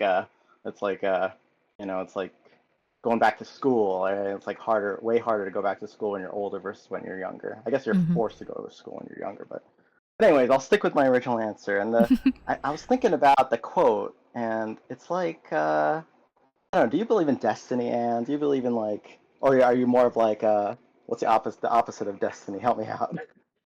I'm having a brain fart because I'm so extremely nervous. I don't know, guys. What is the opposite of destiny? Chaos. That's the opposite. The opposite of destiny is chaos. Or making a choice. Do you feel like people are have free will, or do you feel like it's all kind of predetermined? Because I have a philosophy on that, and that kind of links to your question. There you go. Now I'm weaving it all together. Okay. In a coherent kind of way. I don't know if I believe in destiny, but I do believe that things are meant to happen to you at a certain time. And only if you're ready for things to happen, if you are receptive and open to the world, then those things can happen for you. I don't know if you would call that a destiny. Yeah. I have to think about that too. A lot of gray areas too. Right. Panda, welcome in. I didn't believe in destiny until I met you, Anne. Welcome in, Panda. Nice to see you. I'm a strong believer in destiny. And I think that links to this question because, you know, you're a believer in, like, I'm a science guy, you know. I don't know if I told you in chat. I think I said it in chat one time. You know, I work in healthcare. I work with meds. So I'm like a very, that's all I did in college. It's like sciencey stuff. So I believe in, you know, the Big Bang and like one atom hits another and it leads to kind of like a butterfly effect. So I feel like over the course of all the aeons and time that has passed, I feel like it has brought me to like where I am today. And I feel like that is part of why I am, you know, I think that helps me with my anxiety too, because when I make mistakes, I feel like even when I like fluster, even with this call, I feel like this is what's meant to be. And I feel like that reduces my anxiety in a way because it's like this is it. It's like you can't change. You know what is what is. Yes. And I feel like that goes on and towards the future too. I feel like even if I have goals or like, you know, I'm kind of on the health kick right now. I'm like drinking a lot of like green juice, and I kind of spice my green drinks up because I put in like an extra powder, like a supplement powder, I guess. So I'm kind of like an extra healthy. Ooh. Let me tell you, Anne, I'm pushing 40, and oh shit, I dropped my my earpiece or one.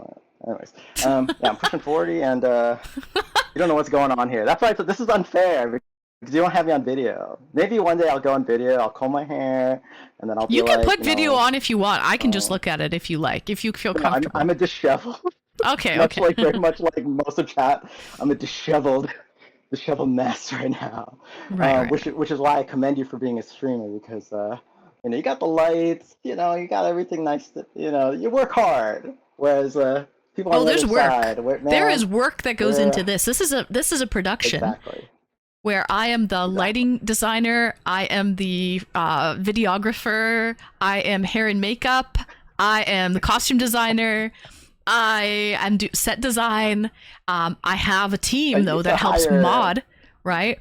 But I run a team. Like there's a lot that actually goes into this, right? Like it takes me a couple hours actually before stream. I just don't turn on the camera and away we go. True. Nibs. True. I think most people need to realize that about streamers. This is not, you know, you don't just like turn it on. You kind of have to get psyched up and mentally ready. But anyways, back to stand topic because I know we gotta go. So do I believe in destiny? It's kind of a difficult answer, but I mentioned it earlier. Like for example, I knew Twitch was happening a couple years before, but I wasn't ready. I didn't start streaming on Twitch until I was ready. But I do believe everything sort of happens for a reason in that sense where I joined Twitch when I was ready, and maybe that's why I am as successful as I am and I've got to this point today. And maybe if I joined Twitch 2 years before when I heard about it, maybe I wouldn't have been ready at that point and it would have crashed and burned horribly. So I believe in timing is very important. Would you say that's destiny? I don't exactly know, but I think timing is very, very important. True. I guess I'm kind of cheating a bit too, because I'm kind of like pondering as we're talking. Like I feel like the notion, it is a very complex question. It's not like an A or B kind of answer kind of question. Right. Which is why I'm so glad like a lot of your talk, you know, the people who have spoken so far that I've listened to, like Bonnie and Adam, you know, their answers are very complex because it's not an easy question. It's kind of like, yeah, it is, but it isn't. You know, people can change, you know, which I agree with to a degree. I mean, but, you know, if you had to put a gun to my head and force me to choose, I'd probably say, yeah, people can change. I'd give like the standard answer. But I guess, you know, when I was thinking about what to answer, it's like, you know, I want to be different. I want to try to see what, if you're doing a debate, well, I guess I don't want to make it a debate, but I guess if you're thinking like if you want to promote like thinking, you want to kind of see what the other side would say.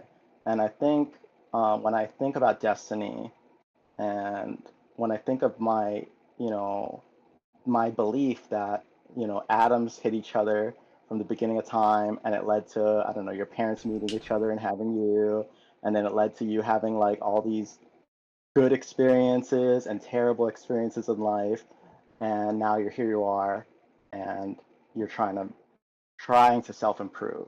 Like I feel like it's like, yeah, it's like my choice to, I don't know, self-improve and drink more water or something per day and stay hydrated is, that's you trying to make a change. But then the other side of me is saying like, I remember that quote. It's like people don't change, they reveal who they really are, like who they really are deep down, like who they were meant to be as far as like destiny, as far as genetics, as far Mm-hmm. as like our genes create who we are. Mm-hmm. Like all these random crazy events in life lead you to be a streamer, or someone else to become like a physicist, or someone else to like, I don't know, or someone else to go down a bad road, right? I don't know. I guess I'm just thinking like, I don't know. I guess everyone has a different answer, but I guess what's good about your question is that no one has to be right. I think it kind of sparks someone to think and be Yes. like, how can I use this information to kind of like improve the quality of my life? Right. And if you're So, open-minded enough, you'll be able, like, for example, Bonnie came in and she had some great points that she brought up. And I was like, you know what? She's kind of right. In certain ways, maybe I should be a little more yes. open-minded. And as long as you're open-minded enough, you can sort of take a little bit from each person and use that. Knowledge is power, right? You use that knowledge for your own benefit, which is great. So, I agree. So, yeah.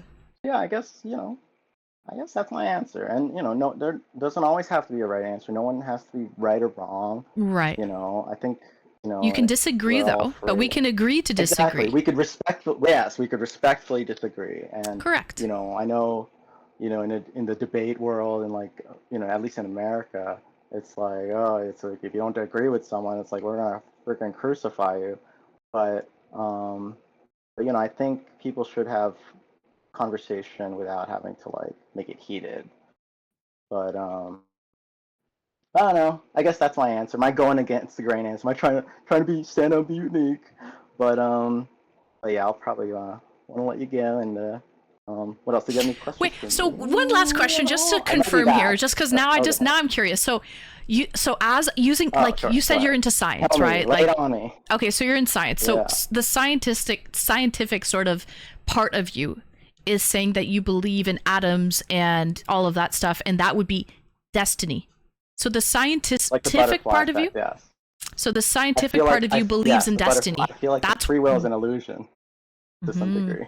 I Interesting. feel like we have free will, but it's like it's an illusion to this sense that, and I'm not saying it's like, oh, we can't make our choices, because like I can make a choice not right now to say red or blue. Blue, there you go. But I think it's like blah, blah, blah, blah, blah. I think it's an illusion in the sense that um, even though the things we choose and select seem like free will, or things that happen seem like random, I feel like in the grand scheme of things, it's kind of like part of like one atom hitting another, like that domino effect. And the domino effect can look really random, like look really crazy, which makes it seem like, oh, things are just happening by random, or things like, well, I do have a choice. But, my parents' genetics resulted in me, my life experiences resulted in my personality, me talking with you is shaping my brain as well. Um, my interactions with random things on the internet is shaping my actions. So I think that's why I believe in destiny. Is kind of like, and that is also a source of comfort for me too, because I am an anxious person, and I feel like knowing that It's a sense of it is comfort. what it Yeah. is, Yeah.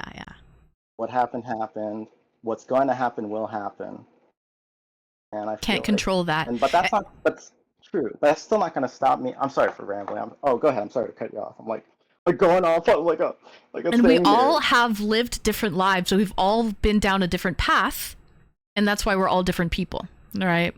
Because we've all had different experiences along the way. So that makes sense. Yeah.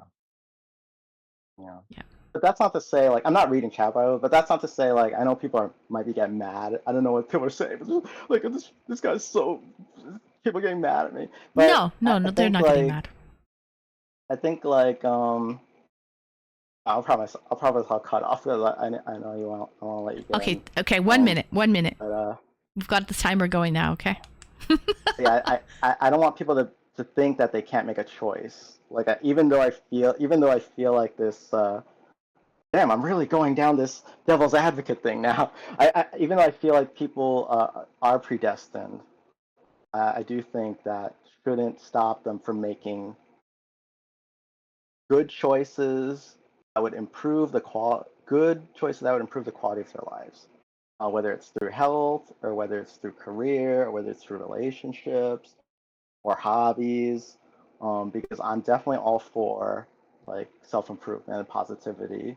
And just because things are predestined doesn't mean people should be like, oh, things are just gonna happen anyway. I'll just do whatever the shittiest thing to my people around me and my body as possible. But yeah, I guess that's just my spiel. But anyways, I don't want to make this a whole TED Talk thing. But thank you. I do appreciate you, and I like your vibe, man. I love your vibe. I love. Thank you. I feel like you're a health nut too. So I'm like. I used to be more, and actually, it's about finding balance because I used to be too healthy, and it got to a little obsessive. So now I'm kind of So it's you know what I've learned along the way is life is all about balance. You need to find the balance. Yeah. Because I'm an all or nothing type of person, and my whole life I've been trying to get with balance, right? And so now I will have the slice of cake. I will have that extra beer. I will have those snack or 2 or 3 or 4. And I'm gonna have a candy too. I'm gonna have what do I got here? I got some dark chocolate almonds. You know what? I'm gonna have one. Just this is for you. And I'm gonna just like. Aw, thank you, Quell. Cheers. All things in moderation, including moderation. So to all things in moderation, including moderation. Cheers. Cheers, yeah. Nice talking to you. It was great to talk to you, Quell. Very TED Talk, very philosophical. I loved that. You know what I enjoyed most about this? I want to be a TED Talk. No. You know what No. You know what I loved the most about this talk is you called in, you were a little bit nervous, but then you just started talking, and you were thinking out loud. And actually, you were kind of trying to figure out in your own mind, like, do I believe in this? Do I believe in that? It can go this way, but, it could go this way as well. And you were thinking out loud, and we got to hear the thought process, like, live in real time. And that was really, I found that quite rewarding. I mean, I'm proud of myself, because I forgot there's, like, how many we got? I forgot there's, like, 6,000 people listening. So I'm like, I felt like I said, just you and me, vibing, and you comforted me very well, and I'm kind of proud to have kind of contributed to the conversation. So thank you for that. Oh, you're welcome, Quell. Thank you for calling in, and I hope there's another conversation, another Discord call in the near future, and you feel compelled to call in. Yeah, I mean, perfect. I think I feel comfortable. Like this is nice. Good. So. Good. So I'll be lurking. I'm gonna switch back to lurker mode.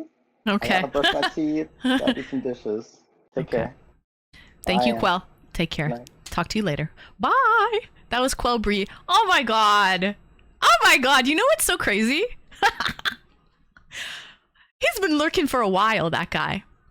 I didn't know anything about him. I knew nothing about the guy. I saw him. He made a couple clips here and there of me. Nothing too crazy. And then you have a conversation with someone, and you're like, you get a better understanding of who you're talking to, who you're hanging out with every night, 4 days a week. Because you have to understand my perspective, guys, right? You're all here. You know who I am. I'm an open book. I've been streaming for 3.5 years. Even if I'm putting on a facade, eventually it's going to show. And so after 3.5 years, you kind of know who I am and what I'm about, right? But the other way around is, am I going to bed? Yes, shortly.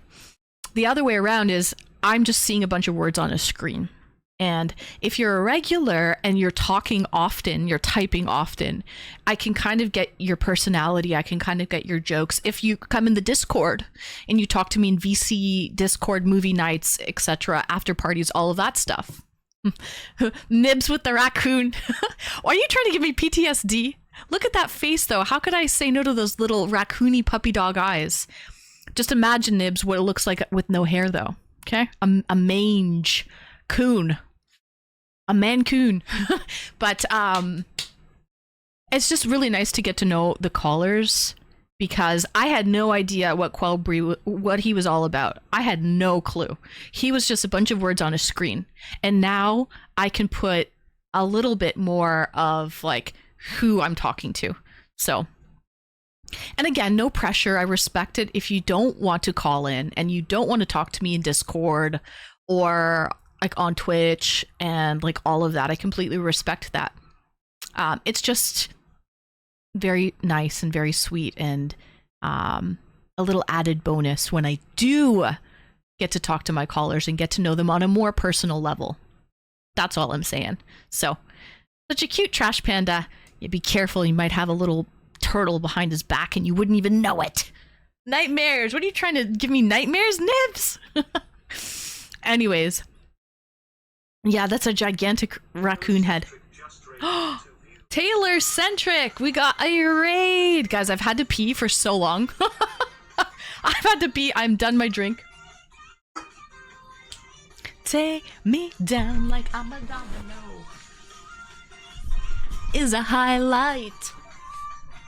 Don't ever let me go. Like I'm a domino.